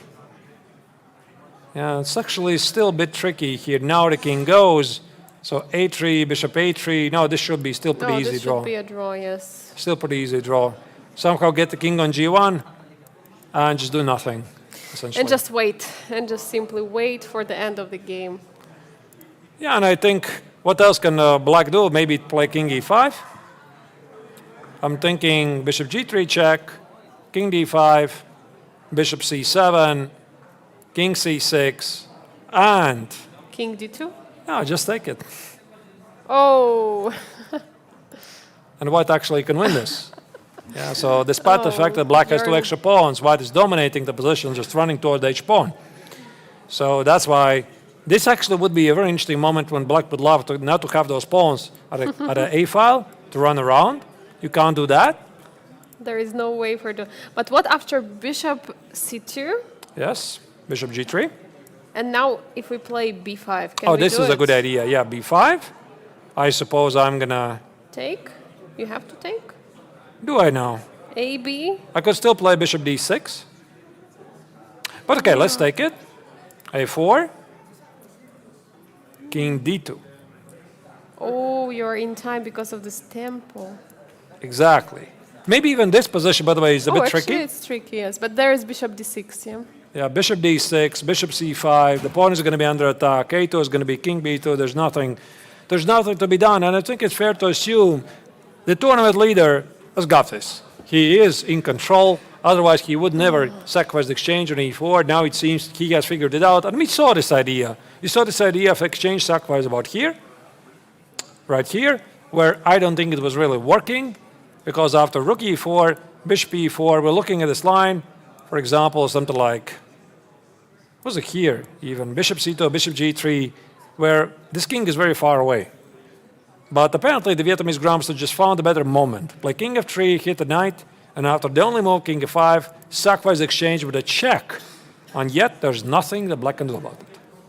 Yeah, but this is just exciting how from such complex position we have this opposite colored bishop endgame. I mean, maybe we can go back in time to the middle game where we had a lot of action on the board, a lot of pieces when Abhimanyu doubled those two rooks on the f-file, when it was feeling like Liem was almost crushed in the position. This felt very close. This f4 move.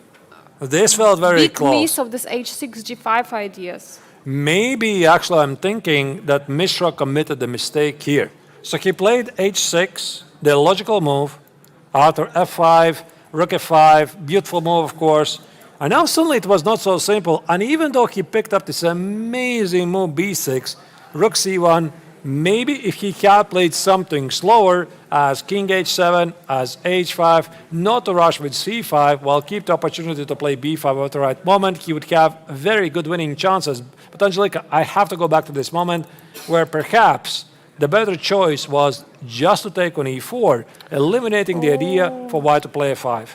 Yes, exactly. And then to play h6 with exactly the same intention after bishop h4 going with g5. Wasn't it our idea? Yeah, now that we're armed with engines, okay, engines don't actually agree that g5 is the best. F takes, rook f2, rook e2, somehow white holds on. Okay. There's actually a stronger move. There's a stronger move here. It's Queen h3? Nah, queen g6. Oh. Oh, you are attacking the rook and you want to take on f4. And white's position is falling apart immediately. So Queen g2? queen g2, oh, that's an interesting move. You're protecting the rook and you're... Knight c3, rook c4. Ooh, this is bad. Oh, no. Yeah, you don't want to try this at home. Yeah, this rook is in trouble. And there's always the g5 incoming, by the way. So you play some rook c5. Oh, wait, you're just dropping something. Check here, takes here, a fork. So Mishra was this close. He was this close to score a very important victory. But again, the question is how easy it is. How easy it is to find bishop e4, rook e4, h6 here, and not g5, but queen g6. Okay, queen g6 is already a tougher move to pick up. In like we are talking about 3 moves. It is very difficult to find, especially Yes. when you have something seemingly better. So he played this immediately h6. He was happy with exchange sacrifice. Rook f5, bishop e3, found a genius move b6, and this is probably what cost him the victory in the game, this early c5 push, which was a very, very nice move. But unfortunately, this is something he would regret later, not to have this opportunity to play b5. Had he played slower like king h7 and h5, White was essentially paralyzed. And now from this moment, the Vietnamese grandmaster was pretty much flawless. This entire sequence of rook e1, queen f3, even bishop e1 is not losing. Engines are saying here black has some advantage. No, we looked at this line. Everything is There good. is nothing, yes. Trade the queens, bring the king, sacrifice the exchange. That's how the game should be saved. Yes, and even though there are 4 pawns against 1 pawn right now on the queen side, it's not possible for White to proceed anymore because the b4 square is fully blocked by the pawns. And also one problem for black, White is pretty much never taking on b4. Yes. So for example, bishop d8, b4, you don't have to take, because this would be really bad. Takes, black creates 2 passed pawns. They're rolling forward on their own. Also this pawn, by the way, at the king side is very important. So bishop d8, by the way, is played. b4, White just does nothing. Like goes here, you play b3, White goes here, puts the king on b2, and just smile. And just laugh in your face. Or laugh. Indeed. So b4 is played. I think, Angelika, we're seeing the final moves of this game. You can also tell from the body language of Mishra, he knows. He knows that he had a very good chance in this game, but I don't think really he should be unhappy because he definitely impressed us today. He had a huge try and he did it. He made a lot of super important moves, like such move as b6. Yeah, after such dynamic play, he's slowing down for a second, playing b6. I mean, this was really huge, what he did. He had completely dominating position. And a couple of moves are being played. So bishop a5, immediately trying to force matters. When maybe one more final attempt for black to play king c6. What if White suddenly stops thinking and takes on b4?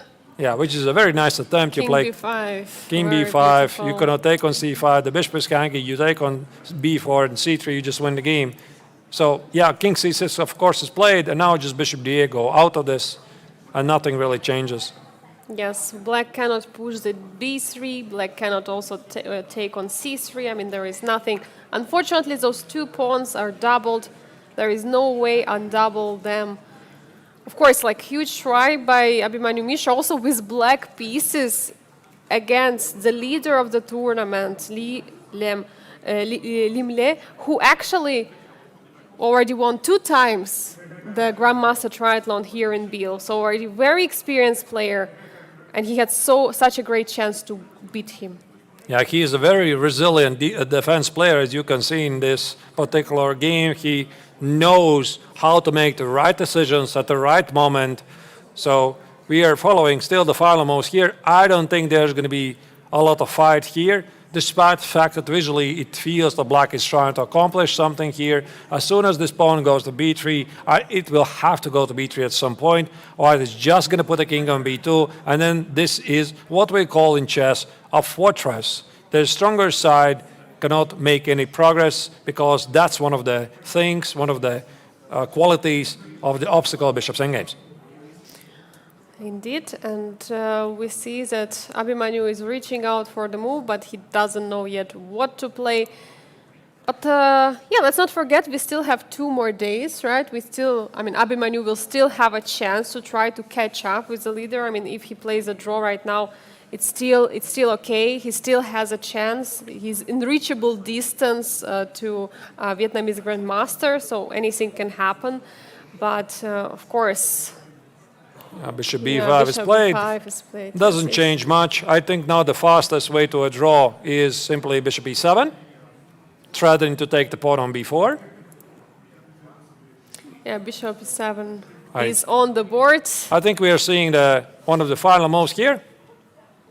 Yeah, I mean, you have to play B3, otherwise the pawn is being taken on before. Also, what I really like, Angelika, is that they're not wasting time. They understand it. So, of course, Mishra wants to try something, but he knows nothing is going to happen here. Final chance, B3 to check if the opponent is aware of the fortress ideas. King C1 is here.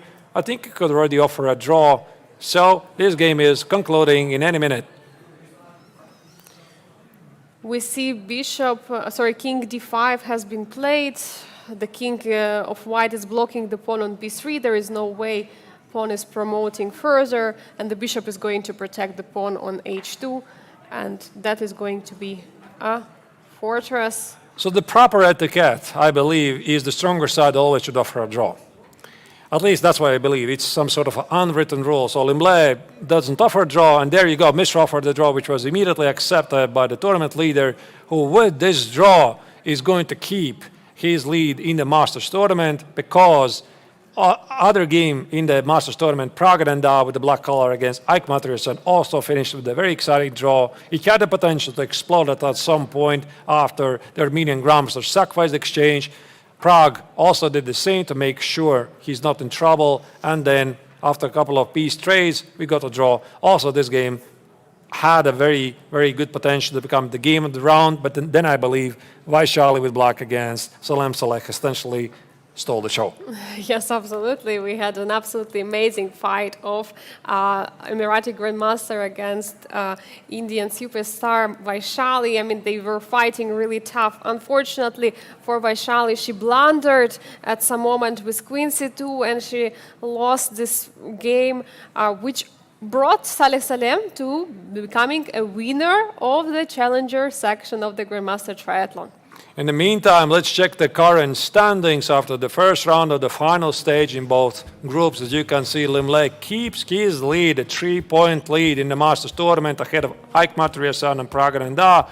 For Pragg, he has to now score a couple of victories, try to overtake the leader, because every single victory is worth 4 points. He's behind the leader 5 points. So Mishra, Praggnanandhaa share the third place. In the meantime, the Challengers tournament is all about Salem because he's been playing fantastic chess so far.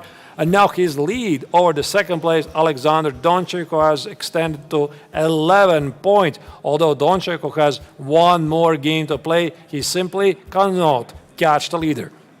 Yes, he has 2 May games to play against Salem and Vaishali. Tomorrow we will see the match of the Alexander Donchenko and Vaishali, and Alexander Donchenko against Salem will play on the final day. As we heard actually from him, he's going to have a rest day tomorrow. He will stay in Biel. He will not do any kind of adventures. As he said, there was some accident on the train. So some problems on his road, but yeah, tomorrow he will just stay and keep it calm. And there's the pairings for tomorrow. As you can see, Pragg is going to take on Mishra and try to have some revenge for his loss in the classical tournament. In the meantime, also Liem is going to take on Ike Mathiasson. Alexander Donchenko will fight against Vaishali. So a lot of action is upcoming tomorrow. Yeah, Pragg is going to take on Liem and I read it wrong. Oh my goodness! I just didn't read in the column. Read it from the right to the left. That's why I'm surprised. I was so surprised. Why Liem again is playing with the white color? Oh my goodness! Yeah, Praggnanandhaa is going to take on Liem with white pieces and Abhimanyu Mishra with white pieces on Ike Mathiasson. We're going to have an exciting action. Also, Alexander Donchenko has a chance to get revenge against Vaishali, because Vaishali beat him in the classical portion of the Grandmaster Triathlon. Yeah, indeed. So more action is coming. Listen, I mean, we are definitely enjoying our time here because every single day more action is coming. Every single round surprises us with a game of the day moments. These fantastic games happen basically every day. I still vividly remember this Vaishali's Rook X and F7 sacrifice. Today's potential idea of playing 97-95 against Salem Select could have been essentially the move of the round of the tournament of Vaishali's career so far. I don't really know. It was so beautifully looking. She didn't find it, but it just shows how beautiful chess is. If you give the right settings for the tournament, make it interesting triathlon instead of the typical round robin with the players. If you invite the right players, that make this tournament so exciting. So first, of course, once again, let's congratulate Salem Select for his amazing victory. Incredible performance by the Emirati Grandmaster this year at the Biel Chess Festival. He has won with 34 points in the Grandmaster Triathlon scoring system. He has dominated the blitz field. He has also played brilliantly in the classical portion. And today he had a very, very dynamic play and very dangerous play against Vaishali, and he managed to score a super important win. Yeah, that was quite something indeed. So I don't know what Salem ate for this breakfast. I want to have it indeed. So fantastic player. And he likes to come here in Biel, been already here 10 times, which is, by the way, not a record, because Alexander Donchenko in the Challengers tournament has been here 13 times. So this is really fascinating dedication to the amazing festival. And also, speaking about the festival, I would like to use the opportunity to thank everybody who is making this coverage possible. So we have the best possible producer in the world, Vic. He's sitting next to us, 10 meters left to me. Vic, that was him. You heard him. So he makes all of this technical broadcasts possible at the best possible way. Also, we have Tatiana, the president, Peter Blumenboost.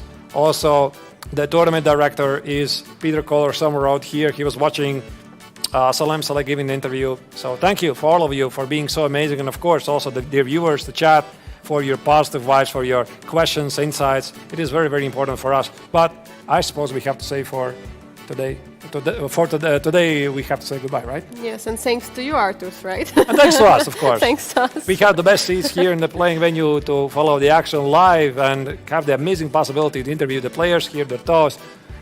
We are going to be back tomorrow for yet another exciting round 2 of the final stage in both Masters and Challengers. In the meantime, have a great day. Come back tomorrow. See you tomorrow. Bye-bye.